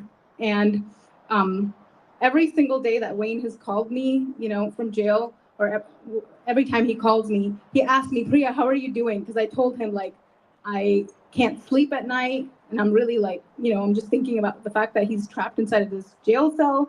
And it occurred to me that Wayne is the one giving me strength, despite the fact that he's the one, who's in jail. He's asking me, how are you doing? And I'm like, I'm okay. How are you doing?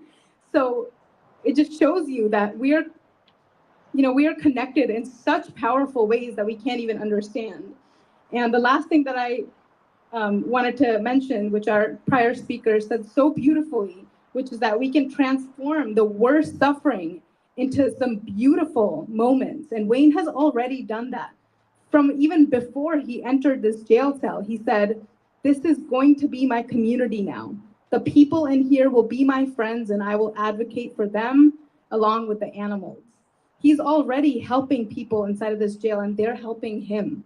His very presence is transforming this place.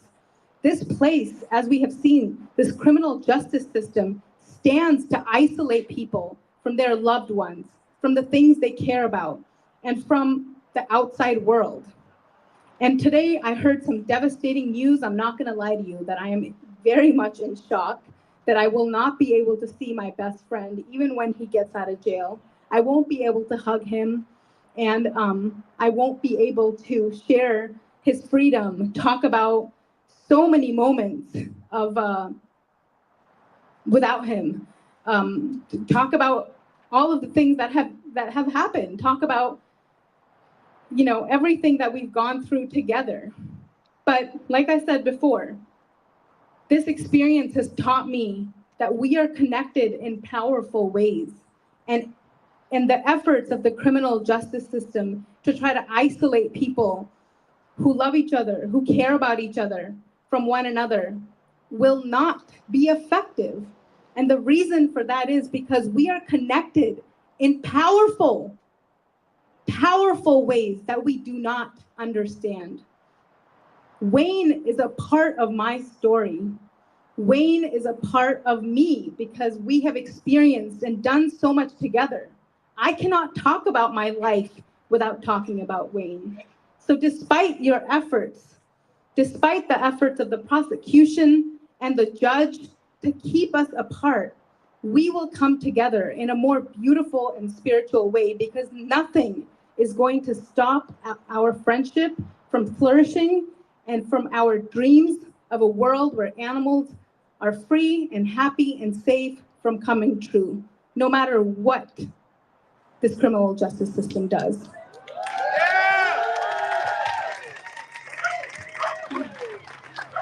And I just wanted to say that, you know, I was prepared for the worst today, and even the worst. And this judge surprised me, honestly. I think she was really reading closely Wayne's blog post where he said, there's not a day that goes by that I don't think about the ones I love. And I think, you know, she probably sat down and thought, what is the worst outcome? And that happened, but that's okay. We are strong together, and we will continue to use this opportunity to help the ones we love, but also help create the world that we want. So thank you all again for being here today. Thanks, Priya. Next, I want to invite up Murray Holden and any other members of the legal team that are floating around who would like to join her to talk just a little bit about what this means from a legal perspective, what's happening with the appeal, all that kind of stuff, because I know people have a lot of questions, and I see lawyers out there. People are welcome to join her if they want, but otherwise, welcome, Murray.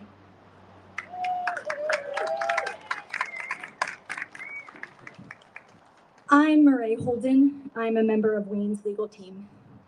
I have visited Wayne several times in jail since he's been incarcerated, and I will visit him again tomorrow. And although life in jail is incredibly difficult, including deprivations of basic dignity and nearly all personal rights, Wayne is maintaining his characteristically high spirits and is so grateful for the support of all of you and the movement in general. So thank you all on behalf of Wayne. I'm excited for him to be able to thank you himself soon. Wayne received a sentence of 90 days today, plus probation for 2 years after that. With time served, that means he will be in jail for approximately 1 more week, give or take. And I'm very excited to see him when he gets out. I hope that means that tomorrow is the last time that I will visit him behind bars. We may have lost this case in the sense that Wayne was convicted, but we will lose forward. In fact, I believe that the movement has already won in this case and will continue to win. This conviction gives us the opportunity to appeal. That is a unique and rare opportunity for a social justice movement to set binding legal precedent in the appellate court that advances the cause of animal rights and the right to rescue. Yeah. This court in Sonoma County excluded essentially all evidence of animal cruelty and prevented Wayne from using defenses to which he was legally entitled, including the defense that he and the other activists had the right to rescue these animals and that those animals had the right to be rescued. For that reason, the jurors did not hear the whole story in this case. I believe that was by design. Our team is very excited to appeal this case and to convince the appellate court that animals do have the right to be rescued. We are already working on that appeal.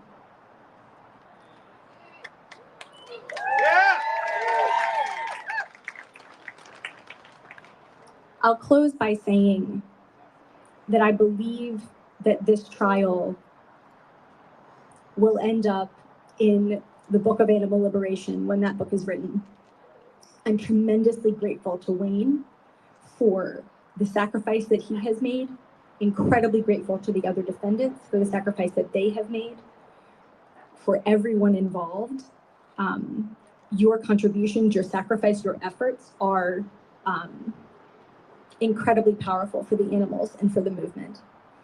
And the injustice of the fact that a human being is being held in a cage for the supposed crime of compassion, for rescuing other sentient, feeling beings from cages, will not be lost on the world. Thank you. Thank you. All right, last but definitely not least, I want to invite up Zoe Rosenberg. Zoe is an incredible organizer with DXC. She started her own sanctuary when she was 11 and has been involved in the animal rights movement for a decade, despite only being, I don't even know, 21 now. And Zoe is one of the people who, in the face of Wayne's conviction, in the face of the repression, continued to take action, who went to Reichardt Duck Farm, has been to many, many facilities across the country exposing animal abuse, and who saved the lives of River and Oakley, most recently from Reichardt Duck Farm. So please welcome Zoe.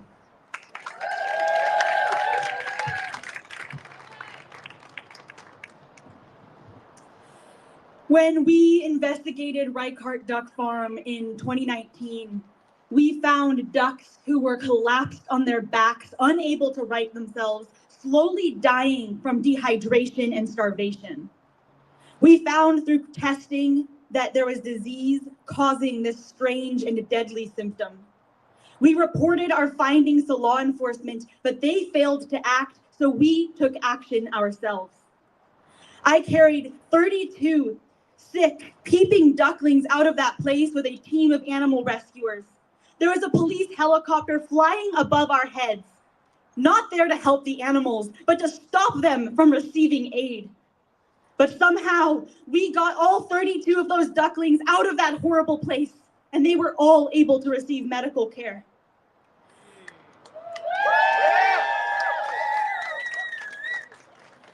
Unfortunately, Wayne was seen as a leader on this day, and he was arrested and charged with multiple misdemeanors and felonies, and now sits in jail here in Sonoma County, right near where we're standing today. While Wayne was on trial, going forward a few months, on a cold, foggy night less than 2 months ago, I entered Reichardt Duck Farm for the first time since 2019. And in the back of my head, I was thinking, there's no way the cruelty is still as bad as it was back in 2019. There's no way they won't have dealt with the rampant disease. There's no way that nothing has changed. But as soon as I looked into the first barn, it immediately became clear to me that the cruelty was just as bad as it had been in 2019, that they had not dealt with the rampant disease. Nothing had, in fact, changed. The investigation I conducted at Reichardt Duck Farm during Wayne's trial was the hardest investigation I have ever been on. And I have been inside of more than a dozen factory farms and slaughterhouses. There is something about witnessing firsthand the magnitude of suffering at this facility that made me feel like I couldn't even breathe. And if I felt that way just witnessing it, it is hard to imagine what it feels like to actually be a duckling, a vulnerable duckling experiencing it. It is hard to imagine what it feels like to be collapsed on a hard wire ground with your legs swollen, infected, and painful. It is hard to imagine what it feels like to be a scared little bird with your body so weak, so broken that you cannot even drag yourself to food and water, so you slowly die of starvation and dehydration. It is hard to imagine what it feels like to shiver from cold because your feathers are soaked in diarrhea. It is hard to imagine what it feels like to stand on the rotting dead bodies of your brothers and sisters. It is hard to imagine the extent of the suffering that even one duck faces at Reichardt Duck Farm, let alone the extent of the suffering that over 1 million ducks face at Reichardt every single year, and that over 5 million ducks have faced at Reichardt since that day in 2019, when Wayne pled with law enforcement to do something, anything to help these poor animals. It is hard to imagine the extent of the suffering that could have been avoided if law enforcement had only done their jobs. During my investigation, I rescued 2 ducks, River and Oakley. They were so sick that they had to spend 5 days in the hospital, and it cost thousands of dollars to save them, and they are still on pain medication and antibiotics today. The reality is that we do not have the resources to rescue all of the ducks at Reichardt. And so we must ask law enforcement to help us. We must ask them to do something. Because what is happening to these animals is a tragedy. And for them, there is no grief too profound, no heartbreak too deep, no cry too loud, and no sacrifice too great. The animals of this county have been denied justice at every turn, and we cannot allow it to go unchallenged. So I'm asking all of you here today to please accompany me right now to the sheriff's office. I have a folder with several letters from veterinarians from 2014, 2019, and 2023 about the criminal animal cruelty happening at this place, and a thorough report about all of the criminal animal cruelty that we've documented in this county.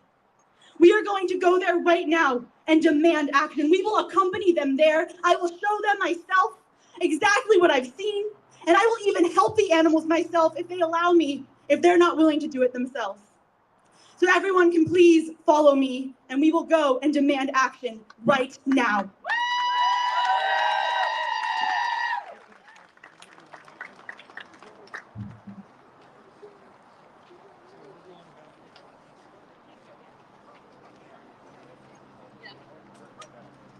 Wow, this is intense. Just to bring everybody up to date, the sentencing has just occurred. Wayne Hsiung has been sentenced. And, I think a lot of folks have sort of conflicting feelings about it. He could have gotten 3 years. At least he's going to be out probably in 2 weeks. That's the good news. But he cannot talk to his co-conspirators, which are many of the people that you just heard from for 2 years. And we know Priya, the other co-founder of DXC, and his best friend is distraught and was crying on our air because of that. While they're marching, I want to go to Renee King-Sonnen. Wow. What's the big picture here? At first I was like, wow, he's going to get out in 2 weeks. Yay, that's great. Considering that he could be been in jail for well over a year. But then others are saying, wow, this is torture, that he won't be able to talk to his friends. I want to jump back. Actually, I want to go to Curtis Vollmer. You're just joining us now. You're on the march. Tell us what's going on. So the sentencing hearing finished about probably an hour ago now, and there was just a rally out front, which was amazing. There was a bunch of speakers. Wayne's family, which I'd actually never seen or never interacted with, was here.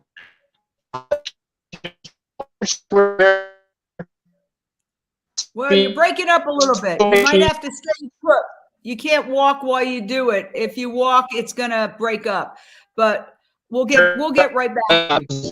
Yeah, we're gonna have to get right back to you because you're breaking up. But Renee, you said something very profound on the private chat. Tell us. And unmute. Yeah, I'm just so incredibly shaken. 2 weeks sounds glorious, but the fact that they're trying to enforce their power to keep Wayne from his friends. I mean, they're trying to enforce him to not be able to interact with like Priya and Almira and Cassie and all the friends. I mean, it's sickening. It's heartbreaking. The audacity of them to try to break him. They're trying to break him, but they don't understand that they're really fighting a battle that we've already won in future. We've already won this battle. They can't stop the win because every pressured attempt to do so will only create, more momentum.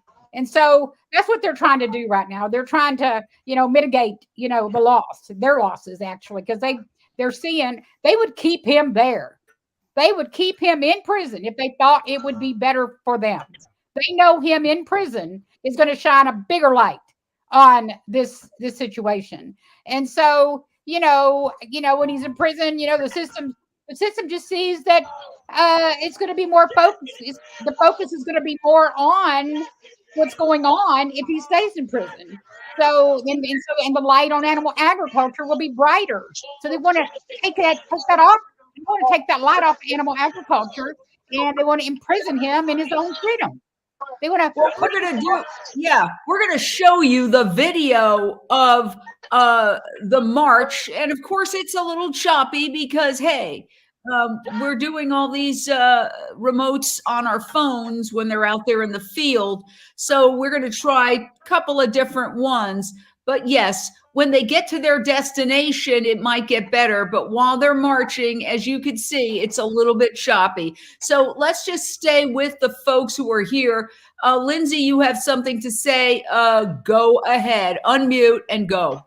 Of course, I was jumping for joy at first, and then I got the full message of how horrific it is that he will not be able to see his friends. However, I still think it's a huge victory. One, because they're going to think twice before trying to convict again and miss. I mean, this is a very light sentence from the standpoint of his time spending in jail. However, I do recognize what a big loss it is and how manipulative it is what they're doing, but it will not work. And I still see it as a emboldening people in the movement, which I think is very positive. My thought is, I don't know constitutionally if they can uphold that. I think that is the first basis for an appeal.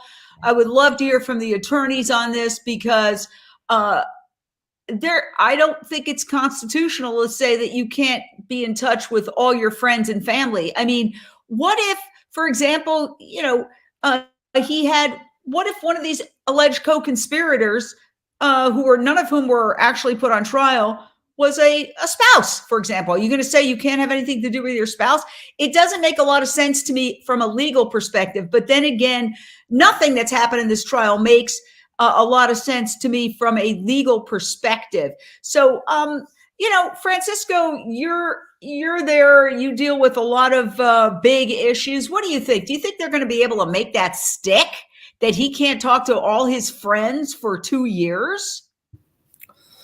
Well, I would be very incorrect to say anything specifically because I don't know the legal backgrounds of this case. I also don't know the legal framework of the states or even nationally. I don't know if, for example, he can go to other state and meet these people, if he can meet them abroad, for example, in Europe.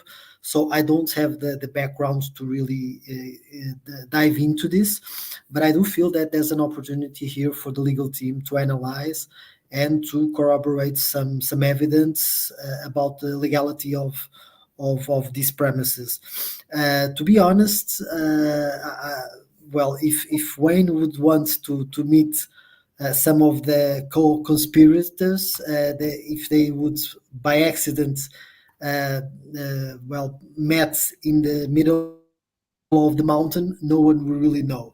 So again, obviously we should comply by the law, but not always the law is backing up rational rights and civil rights. And so again, I think this was not as bad as we anticipated. Obviously, there are some days in jail. It's always hard for those who are deprived from their liberty, but in the end, it was not bad. It was a first precedent, so we can work on that. And above that, I think now we should also concentrate, if possible, to try to pinpoint those factories that really don't comply with the law and use the municipalities, the politicians, public entities to really put a spotlight on these industries and to really help protect consumers, because I think the focus should also be there.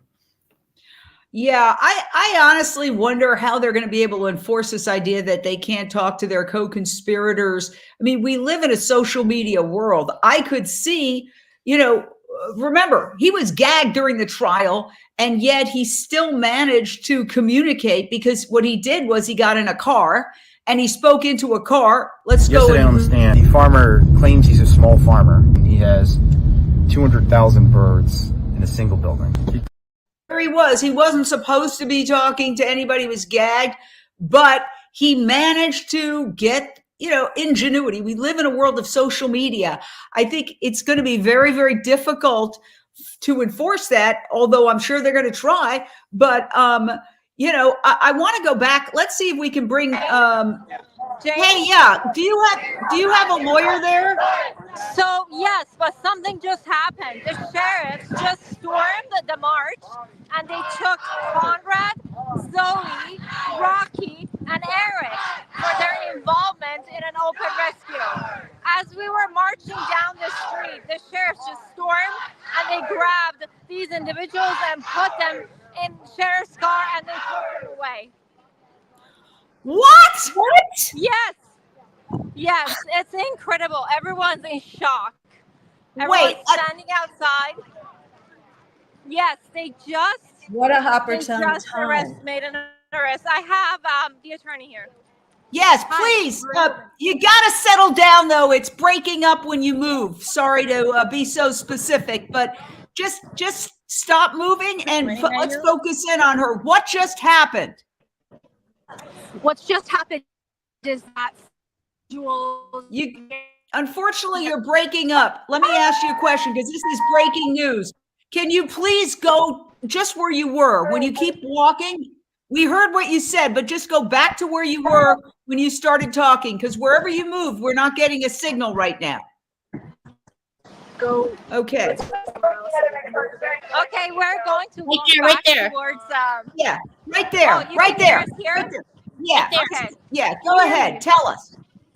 Yes. What's just happened is that 3 DXC activists have just been arrested: Conrad De Jesus, Zoe Rosenberg, as well as Rocky Chow. I believe that the arrests of Conrad and Zoe are almost certainly associated with the recent rescue that she's opened up about regarding Reichert Duck Farm, and Conrad has recently opened up about a rescue at Sunrise as well. He rescued a chicken who I believe her name is Ellie, and Zoe rescued ducks from Reichert called River and Oakley. I am not entirely certain why Rocky has been arrested. That's not clear to me. My understanding is that the police did say that they had a warrant for Zoe. I assume that they also had that warrant for Conrad, and it's not certain to me what's happening with Rocky. As an attorney, what is your reaction? They're marching on the street and they were just picked up? I'm not remotely surprised. My assumption is that they have warrants for these 3 people. They're not being arrested for unlawful assembly or anything like that. They haven't arrested anyone else. I'm a bit confused by Rocky's arrest, but Zoe's arrest and Conrad's arrest make sense to me, and unfortunately are part of what I think was one of the possible outcomes of what happened today. What's your reaction to this? And I also want to ask you, while I have you, this whole idea that Wayne Hsiung can't talk to his friends for 2 years. I would assume you're going to appeal that immediately on constitutional freedom of speech issues. What is the likelihood of success on appeal to get rid of that? Incredibly low. In fact, it doesn't make a whole lot of sense to appeal that sort of ruling for various reasons. Once you're on probation, you don't have the same rights that you would otherwise have if you weren't on probation, and unfortunately the case law is very bad for us in terms of the legality of these sorts of limits on the constitutional right to free assembly. Unfortunately, the law is very bad for us there. Unfortunately, there's not much we can do there, which is tragic. I will say, on a personal level, since the prosecution did not ask for this and the probation department did not recommend it, I find the judge's imposition of such a probation term, to be patently vindictive.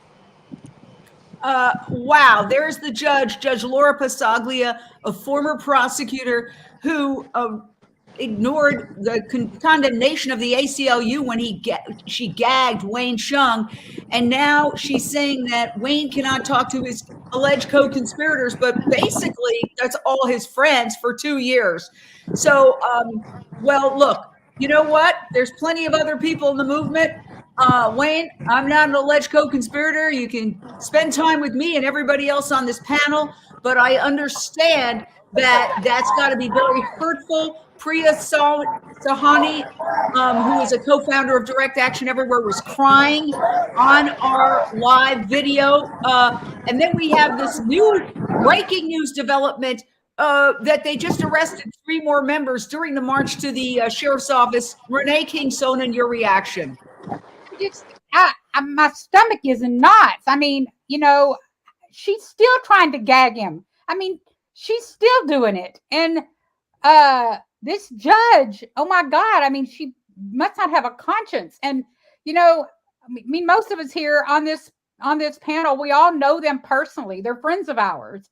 You know, I was at Petaluma. I was present for several of these actions. I was there when all these, you know, these big heavy gunned officers were walking in the midst of all of us that were there holding flowers and there to help animals suffering. Zoe explained it. I mean, when Zoe was talking, I was in tears because she's got such a gift of verbalizing the extreme suffering that these animals are going through. And the fact that these entities are not seeing this suffering as a valid as valid because they're food. I mean, they are commodifying suffering, violence, and they don't even shine a light on it. They keep it in the dark because it's food, because the food system is propped up by corporate greed and power. So, you know, they're going to turn the light off of that suffering. That's the reason none of this was allowed in court. That's the reason Wayne has been gagged. That's the reason he's being gagged now, is because they want to continue commodifying this suffering, this violation of these sentient beings in the dark, because eating them is so normalized. Like Dr. Rao, our friend, always says, we too are being factory farmed. We cannot deny that. It's clear as a bell. So if you're just joining us, this is really shocking breaking news happening live on our air in Sonoma County. The sentencing of Wayne Hsiung just wrapped up, and as the group assembled, marched to the sheriff's headquarters, they arrested 3 more people. I want to go back. I know it's a little choppy, but let's go back. What did you see when you saw this, either Miriam or Murray? What did it look like? They just jumped out of cars and grabbed these people? So I only personally witnessed Conrad being arrested. There were multiple people, including, I want to say, 2 officers in uniforms, as well as 1 plainclothes officer, arresting him and bringing him to the car. They walked out to meet us, so we had not yet. I'm standing near the sheriff's office, but not perfectly in front of it yet. I'm about maybe 100 yards away, yes, something like that. And so they came out to meet us. The intention, Zoe's intention, is, as I know you all heard when she gave her speech, was to go to the sheriff's office and submit veterinary reports about animal cruelty at Sunrise and at Reichert. So it's not clear to me whether the sheriff's office was already planning this. I suspect they probably were, but it's also possible that, you know, I know that the prosecution watches Unchained TV. I noticed that I want to go this. Go ahead. I noticed that when we started to walk towards the sheriff's office, 3 sheriffs and 1, dressed as, regularly dressed, following the march, and they went right past us. They were in fact right behind me as I was walking, and they rushed to get to the head of the march. And that's when we caught up. I saw them grabbing Conrad and grabbing his arms, and that's when we realized they were making arrests. Unbelievable. I mean, Paige, you're nodding your head. I almost can't believe this. This is something out of this is like a B horror movie. This really is. If they knew that she was on her way to file these reports about these farms, I'm almost speechless. I just keep shaking my head. I cannot believe this is in real time happening right now. Zoe Rosenberg and the team were on their way to file reports about the farms. The reports from multiple veterinarians who have reported from those farms animal abuse, neglect, etc., that us as consumers, those that are still consuming animals, are paying for because these are humanely slaughtered animals in small farms. As Wayne said, 200,000 birds? That's not a small farm. How are they getting away with calling it a small farm? And then we're buying that. And I'm not saying me, but the people sitting at my Thanksgiving meal who every other day besides the meal I served, so my family, your friends, your colleagues and so forth are all paying for this abuse. And they don't know it. We don't know. We did not know. And that's why this is important. And Zoe was on her way with the team to report this and file this so that we could move forward with holding these farms accountable. It's shocking. I am shocked. I am shocked because of the brazenness of it. And it seems like they're doubling down. Remember, let's go back to something I put together before we knew the sentence. I'm going to just show you because I think it's very revealing. This is from a Vox article that says, and I'll just read the headline here. I've got it printed out on my recycled paper. You're more likely to go to prison for exposing animal cruelty than for committing it. Okay. And then Vox reported that in 2019, at an event hosted by the Sonoma County Farm Bureau and agribusiness lobby group, the Sonoma County Sheriff's Office and DA's office gave a presentation called When the Protest Comes, teaching farmers how to protect themselves from animal activists. We take these crimes very seriously. We do not issue citations. We book on felonies if possible. Read the presentation slides, which were obtained by a public records request by DXC. Quote, work with Farm Bureau to make sure good legislation is in place for you, end quote. It instructed the audience. So that to me is evidence of official, not even subterfuge, official collaboration between the animal agribusiness and the law enforcement.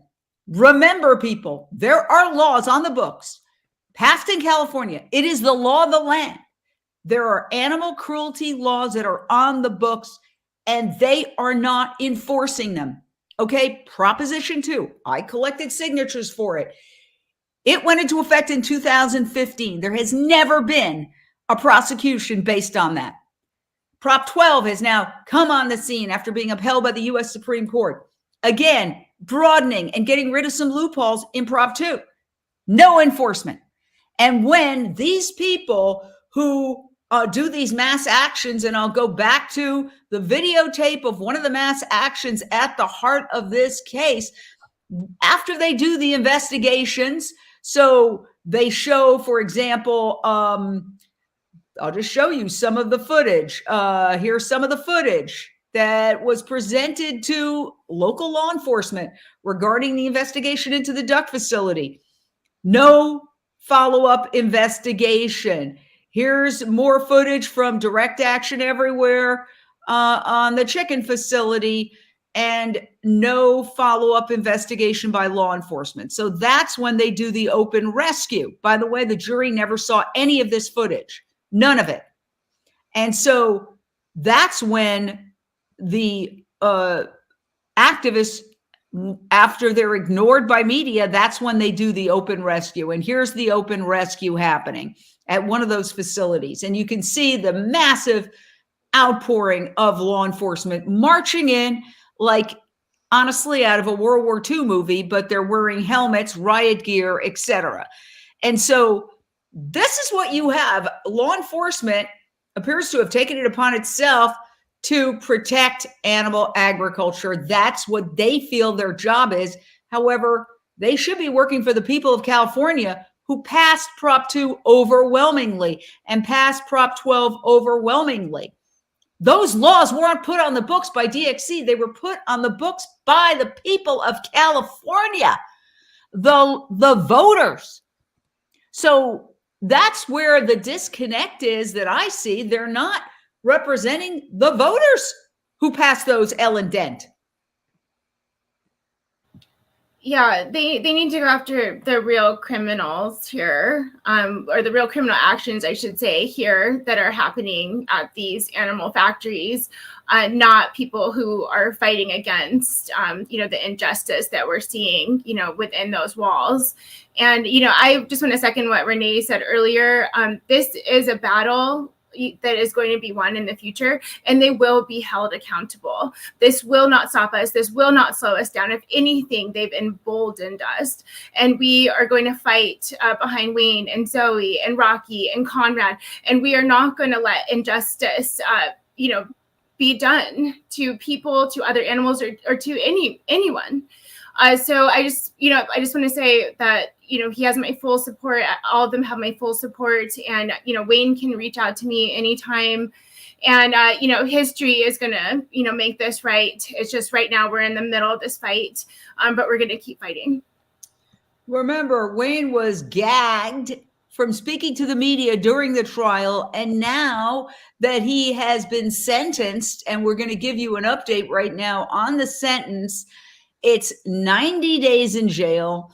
The good news is he should get out in about 2 weeks because it includes time served. And also there's a 50% off a sentence in California for those eligible. So he remains on probation for 2 years. But the thing that's upsetting everybody is he is not allowed to talk to his co-conspirators, which are most of the people in his life, including the woman who is watching his dog while he's behind bars, including some of his best friends.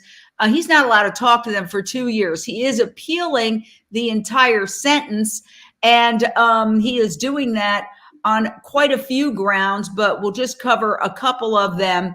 And that is prosecutors questioning, grilling the defense witnesses are about being vegan, which, is prejudicial. I believe that's I don't even have words. And then the judge ruling the necessity defense does not apply to animals. And the necessity defense is basically when something really awful is happening, like if there was a child trapped in a burning building and you committed trespass to rescue that child, you'd be hailed as a hero because what you're doing to save a child's life far outweighs the misdemeanor trespass. So that's what they were using as one of the legal justifications to go in there and rescue these animals, but the judge ruled that they could not use that as a defense, hence the conviction. So now we find out as they finish their speeches and they march from the courthouse to the sheriff's headquarters, that en route, and this was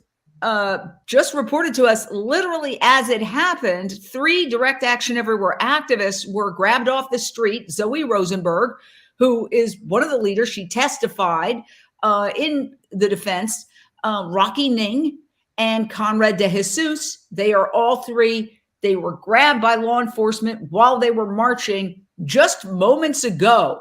I have to get reaction from people. Michelle, what's your thought on this? I'm completely incensed. This is what the media should be covering, right? This is a dereliction of people's civil rights. What's going on here is completely unfair. They should be shining a light on the injustice that's going on right now.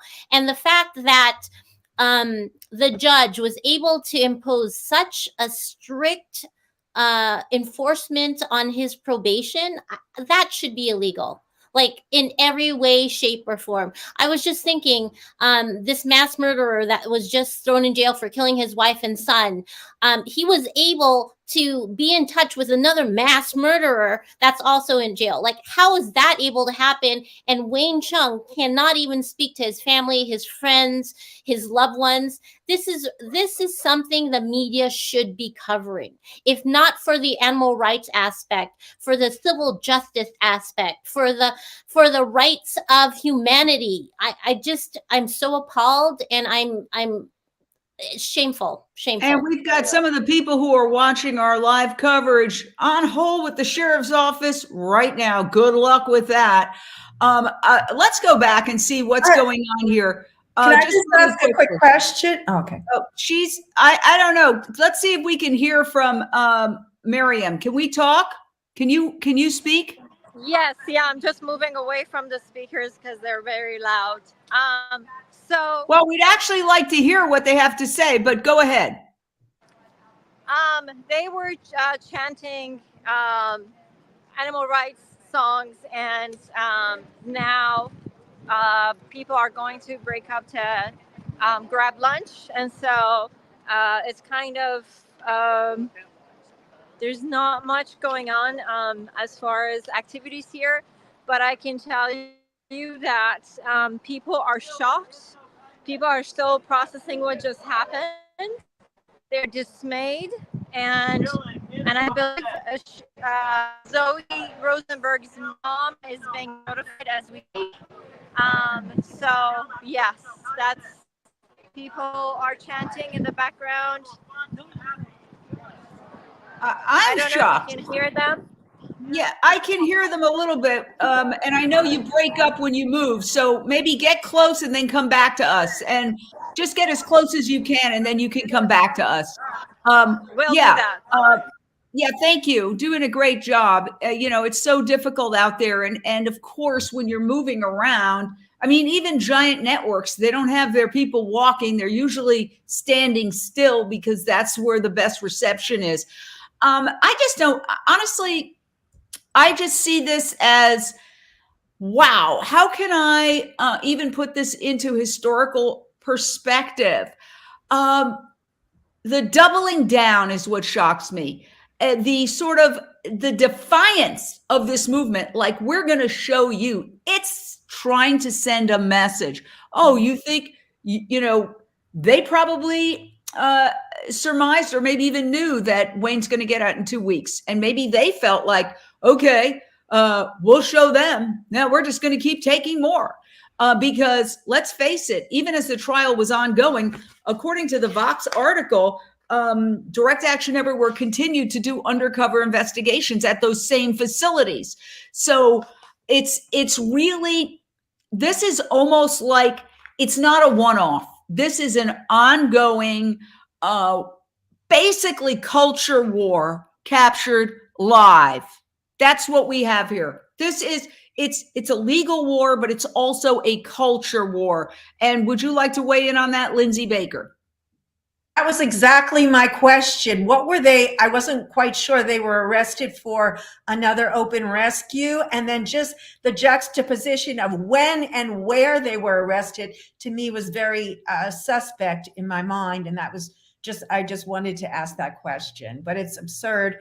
And really, I mean, one thing after another, I'm on a roller coaster here, and I'm sorry. I'm just like, it's just insane. Yeah, well, they were reportedly, correct me if I'm wrong, because a lot's going on, but they were reportedly on their way to the sheriff's department to hand in evidence, which they did after the conviction. After Wayne was convicted a couple of weeks ago, I forget exactly when, but I think it was November 2nd. I don't have the date. But anyway, right after that, they marched to the sheriff's office and they handed in more evidence. And they were going to do the same thing today to make the point that, hey, there are still investigations you as law enforcement need to do because we're presenting evidence of animal cruelty to you. And so as they were on their way, Zoe Rosenberg and Rocky Ning and Conrad de Jesus, in this large group, the police moved in and grabbed those three and arrested them. Did they put them in a cop car? How did it play out, Miriam? Each, they had one car per activist. Okay, it's really hard to hear you. Really hard to hear you. Wow. Okay. Well, you're seeing news as it happens in real time. I think what she said is that there's one cop car per person, which again, even makes it more obvious that it was a planned operation.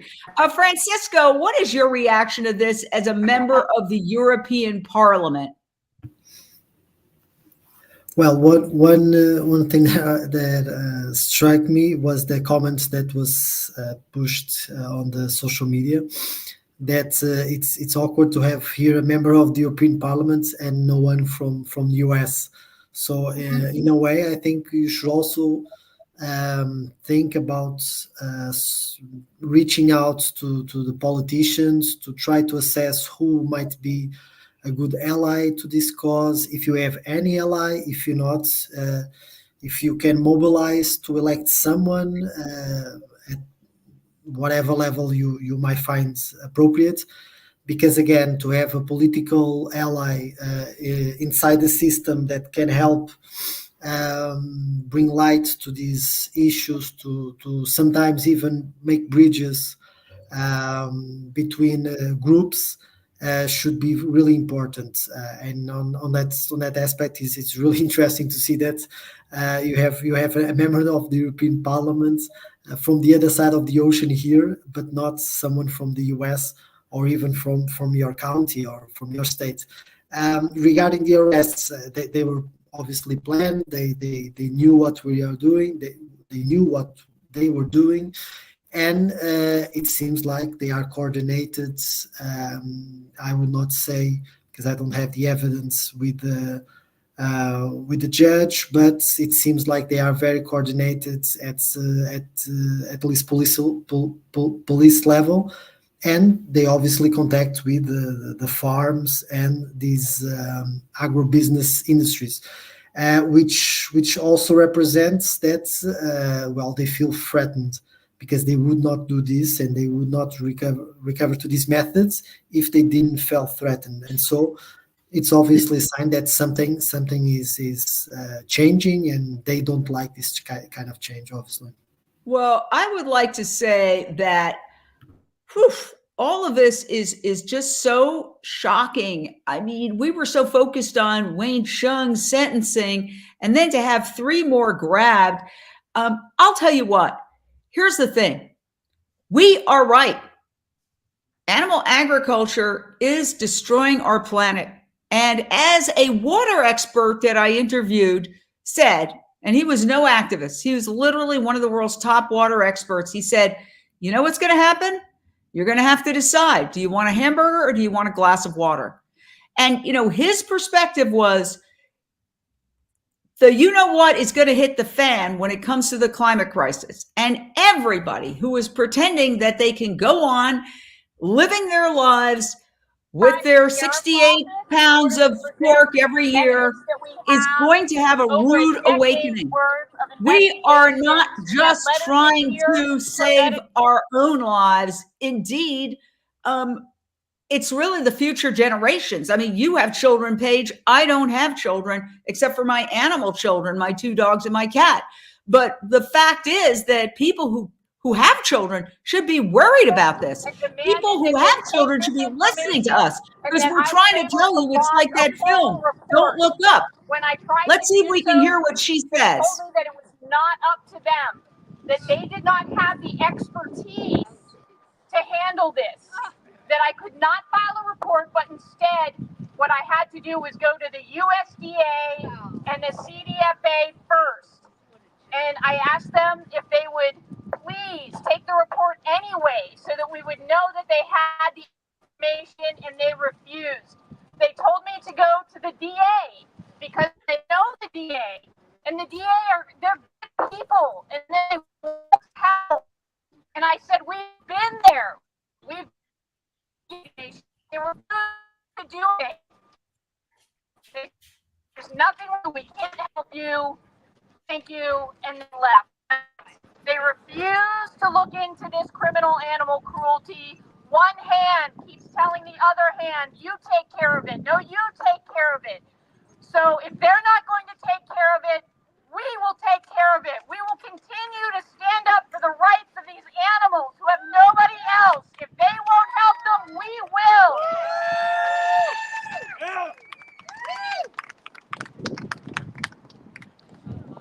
So that was the latest update, as you heard. They're not willing to have a dialogue. They keep sending people in a circle, and they're not willing to answer any questions or to acknowledge the criminal animal cruelty that's going on literally under their noses. Well, that's what they call the runaround. What you just heard right there was a classic Page Parsons Roach runaround. An absolute runaround. Again, gagging, and gagging, more gagging. Gagging us as our rights as citizens to deliver this information. What is this like a run? You got to go here, red tape, boop, boop, boop, boop, boop, go there. It's just, they're trying to divert us, and we're not going to be stopped. We're not, because the truth is going to set us free for real, because we need to do this. And you brought up my children. I got into this because my daughter came home and said she was vegan 8 years ago. And it was the inconvenient truth for me, frankly, because it was uncomfortable for me to change my lifestyle at the time. And yet it's the best thing I've ever done, because it gave me a purpose to live for and to work towards the truth and revealing the truth. But what makes me so angry right now is I'm a taxpayer of the state of California. These laws are not being upheld. And the fact that they were being gagged once again, stopping them from being able to deliver this information, it's appalling. Renee King-Sonnen, I want to go out to you. It says here, Samantha is saying the arrests of Zoe Conrad and Rocky were definitely planned. They want to continue to scare activists. In other words, is it trying to send a message, do you think? Oh, absolutely. I mean, it's like the convoluting messages right now that are being sent to us. You know, here we were waiting to hear the sentencing of Wayne. We hear the sentencing. First, it's like ecstatic joy because, you know, it's only 3 months. And then it's this another gag order, basically, you know, gagging his freedom of speech, freedom and his rights to, you know, be with his friends and family. I'm sitting here wondering, is he even going to be able to get his dog back, you know, because he's got to talk to Priya to do that. I mean, the fact that they're doing this and then amped it up, they upped the ante when Zoe got off that stage, off that microphone with the group about to go into the sheriff's office. They took that as their opportunity to one more time try to intimidate us, try to threaten us. They are trying to intimidate, threaten, you know, but the thing is, like I'm going to keep saying, we've already won. We've already won. What do you mean by that? We've already won. I mean, what I mean by that is that every shred of evidence is indicating that the production of food animals is going to end. One day, we will be looking at eating animals like people are looked at that smoke cigarettes in buildings. You know, like people don't want to be around people that smoke anymore. Used to, you know, your doctor's office smoked cigarettes while they were, you know, doing a heart, you know, procedure, whatever. And now it's like, absolutely, you don't do that. And it's disgusting to a lot of people. And so not that I don't have friends that smoke, because I do, but the fact of the matter, it's looked on today as, you know, not very favorable. And in the future, we've already won this. The animal agriculture industry is dying. It is just like anybody that's dying. You know, this is an entity that's dying. It's doing everything it can to hang on to the life of itself, which is all about torture, which is all about normalized violence, which is all about commodifying suffering as food. So they're trying to hang on to their right, their perceived right to do this inside a system that supports it. It's insane. That's why when I went down that rabbit hole, never to come back, it was like I'm in a different world. There's a different world out there for all of us. Anybody that is out there that is not yet vegan, I promise you, once you go down that rabbit hole, you know that animal agriculture is over. In this world that we live in, we know it's ending. It is ending. And so when I say we've already won, this is what it takes to get there. It's kind of like, you know, you got to begin with the end in mind. So we already know we're going to win. It's done. So we got to go through the pain and the suffering. We got to go through the unification of everything it takes. We got to support folks like Wayne, that he's like another Mahatma Gandhi. He's like another, Nelson Mandela. Mandela. Yeah, he's like another one of these heroes that everybody knows today that made a difference. We are gathering around Wayne, and we are going to elevate and support and shine a light on an industry that is dying. We are going to help it die. It's already done. We just got to keep moving in that direction. You know what I'm thinking? I'm thinking what a fantastic news story this would be for the biggest news organizations in the world who don't seem to be there today. And shame on them. I do feel this should be in the front page of the New York Times, the Washington Post, and certainly covered by CNN, MSNBC, NBC, CBS, ABC, Fox News, all of them. And they are not covering it because they're advertiser based, and their advertisers are the meat, dairy, and pharmaceutical industry for the most part. The ones that have the most to lose if people were to go plant-based. That is my personal observation, having been in the mainstream news media for more than 30 years. Nobody has to knock on your door and say, hey, you're not supposed to cover that. People look at the commercials and they do the math inside their head. And so it's absolutely an abrogation of journalistic responsibility, and they're cheating themselves. What a great story. I mean, just from a strictly news perspective, Michelle, you were in news, local news and syndicated. I mean, this is a hot story with arrests and marches and chants, and you couldn't ask. It's practically like a movie. Definitely. And I want to get to that. But Francisco, I think, needs to leave. I want him to say his last comments. And so does Ellen. If you want to go to them, and then we can go back to me. Absolutely. Francisco, first of all, I just want to say we're so honored that you, as a member of the European Parliament, spent many hours with us today. Thank you from the bottom of our hearts. Take it away. No, thank you for having me and for this very emotional period. It was good news in a way, and obviously some bad news in the middle. But I think the message is clear that we are united. We will continue to fight. We will not back down. And obviously we need more support. So everyone that sometimes is afraid to speak out, don't be, because you'll be covered by this huge mass of citizens, of people that are really concerned about the situation nowadays. And well, in the end, we are struggling for the livelihood of everyone. So we are not against the farmers. We are not against the cops. We are not against the politicians. We are not against the juries or the judges. On the contrary.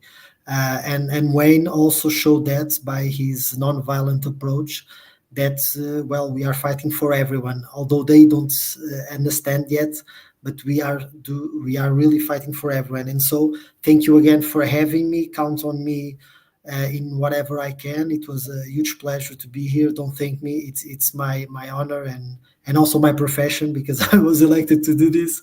So in a way, I'm representing my values. I'm representing my constituency. And thank you very much. And we'll continue to fight for all humanity, and especially the animals that still have no voice or, well, not as much voice as they could have. But as every change, it starts by a few very determined people. And so thank you very much for also being the forefront of the news, and for being such great human beings. Thank you, Francisco. We so appreciate it. And hopefully the next live you can come back, because this story is not going away. Thank you so much from Brussels. Wow. A member of the European Parliament. It's just an honor to have you. And Ellen Dent, I know you're a mother, you're in Pennsylvania, you're working very hard. What are your final thoughts? Yep, I got to go pick up my kiddo. But, I just want to express how thankful I am for Francisco, for, there's still good people out there that are not, for sale to these corrupt, awful industries that are making money off the suffering of not only other animals, but humans as well. Like we're all a part of this, horrible cycle of violence and suffering and death. And so it's so important that we all use our voices to be outraged by what we saw here today and let other people know what is happening, what they do not want people to see. So use your voice, share, use these little devices that have so much power. I think I saw up to 87 people watching at one point. And if every single person shared, we could blast this story out there ourselves. We wouldn't even need the media. And I hope that they are held accountable for not sharing this, for not being unbiased, for not telling this historical story, this struggle. I mean, we are fighting for the very freedom that we have fought for other humans, for other animals. And it should be front page news, just like you said, Jane. So, I just hope that, in the future, for the sake of my daughter, who's only 4 years old right now, that we will have a much better a just world for every single sentient being and really all life on this planet that we need to respect. And I have no doubt that with people like Wayne and Rocky and Zoe and Conrad and every single activist that is out there that is making that possible, we're going to continue to fight. Yeah, very well said, Ellen Dent. And by the way, you're looking at one platform. A lot more people than that are watching because it's on many, many different platforms simultaneously, including the Unchained TV streaming app and YouTube and Facebook and LinkedIn and others. So final thoughts, Lindsay Baker. Unmute. Yeah, I just hope that this can embolden people, like we've been saying, to support these activists and what they're doing. We have to remember to share this out, like everyone said. And yeah, basically, I'm happy that Wayne is going to be released. I think they're running scared. I really felt that they couldn't possibly keep him in jail because he was converting everyone in jail. He was turning them vegan. He was spreading the message of love. So they had to do something really awful, and that's what they did. But that's not going to stop anybody. And I'm just happy that Wayne's safe and so forth. Thank you for your hard work, Lindsay Baker, one of the hosts on Unchained TV of the Action Hour. Renee King-Sonnen, your final thoughts. My final thoughts are, I'm going to continue to hold space for Wayne and for Zoe and for everybody on the front lines doing this incredible work. I'm going to continue to be, an ally of Unchained TV, of doing everything I can to use whatever voice I have, as a former cattle rancher going vegan, in the world. I'm just going to continue doing what I can do. And I really want to talk to Wayne. I can't wait till he gets out so I can talk to him. I'm somebody like you, he can talk to. He's not barred from talking to me, at least not yet. And so, I'm so grateful that I was able to be a part of this historic moment. I appreciate the opportunity, Jane. I mean that with all my heart. This is so near and dear to my very soul, the very heartbeat of why I get up in the morning. So thank you so much for having me. For all of you out there that are listening, please continue to share, get this app. And this is not because I'm trying to promote Unchained TV, although I do, but really we've got to promote the media outlet that is doing this for us. We've got to all get behind Jane and behind Unchained TV and download the app and zap this everywhere. So anyway, thank you so much, Jane, for the opportunity. Well, thank you, Renee King-Sonnen. You are my hero, and what you have done with the Rowdy Girl Sanctuary is amazing, and we have always worked together. You're my soul sister, and I just love what you walk the walk, and you can talk in a way that everybody in America can relate to. Thank you for that. We have final thoughts from Paige Parsons Roach. Well, Renee, you remind me when I went to go visit you in your sanctuary that my family were in the cattle ranching business, and unbeknownst to me, and it came back to me, and it made all the sense. Made sense. I lived there for 1 year when I was 8 years old, and had lots of farm animals as friends. And we're not anti-farmer. And the fact that Wayne was portrayed as anti-farmer and even anti-Sonoma County is not accurate. We're here for food system changes. That's what we're fighting for. I'm fighting for a planet that will survive for my children and their children's children, the adopted ones that they, plan to adopt. And truth. We need to know the truth so that we can make informed decisions where we're going to be spending our money. We vote with our dollars, and this is an atrocity that they were not able to be given all the information in the trial. I've mixed emotions. I'm happy and sad at the same time. Happy that Wayne's not going to prison, and that exactly. He's not going to prison. I guess he's going to jail just for a couple of weeks, and then he'll be let out. Yes, that's what I mean. Yes. And we're going to continue the fight. We're going to continue to inform people, educate people, and give people the choice, but also really hold them to account as well. And these farms, as best as we can, these animal factories, to show the truth and make system changes. Yep. Very well said. Thank you. I think we have final thoughts from Lindsay. Did you give your final thought? I did. Thank you. Yes. Well, guess what, Michelle, you're the last one up.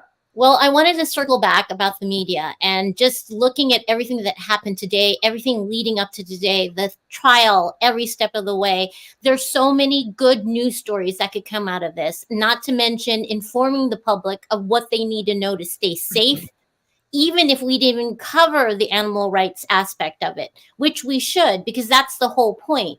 I just feel like, Francisco pointed out that we don't even have a representation from the United States, not even our county, not even our state, which is embarrassing. And it's like, now maybe the focus should be, we need to get vegans in government. We need to get vegans up at top decision-making positions as leaders, because we need the diversity of our knowledge and our expertise and our experience to help shape what the public really wants to hear and see.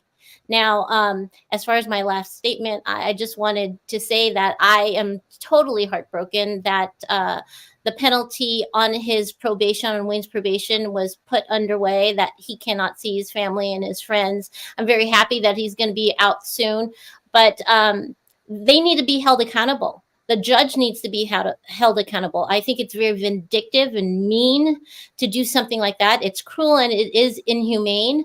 A story just on that, a story on the fact that no one's covering this should be done. I'm honored to be on this panel and to learn so much that I have already learned. And I'm so humbled to be able to help to carry this message and get it out to people. So I wanted to thank you all. And of course, Jane and Unchained TV for this platform. Well, I want to say thank you all. This is a team effort. It's not my network. It's our network. Every single person. Nobody owns a nonprofit. This is nonprofit. Unchained TV is not for profit. Everything we do is for free. And that is to basically just reach people, reach the general public with this information they are not getting in mainstream media. And I want to say right now, my personal last thought for this day is that we're going to be live when Wayne is released. So when Wayne walks out, I hope all of you mark it on your calendar when we know that date. We at Unchained TV will be live covering Wayne Hsiung's release, and we can certainly talk to them and talk to him. And the other thing, Wayne always seems to find the rainbow and the silver lining. I think it's a perfect opportunity for him to go on a worldwide speaking tour. Mm-hmm. If they won't let him speak to the people who he loves and who love him because they're alleged co-conspirators, then go on a tour of the world speaking, and we'll cover it however we possibly can. And Francisco invited him to the European Union. Yes, Francisco, the member of parliament, invited him here live on our air. And I hope you're watching, because we know that the prosecutors do watch Unchained TV. Prosecutors, please not only watch, download it, and we can send you notifications for when we go live. And Wayne, you're invited to come to Rowdy Girl. We'll get him a Rowdy Girl too, you know. Yes.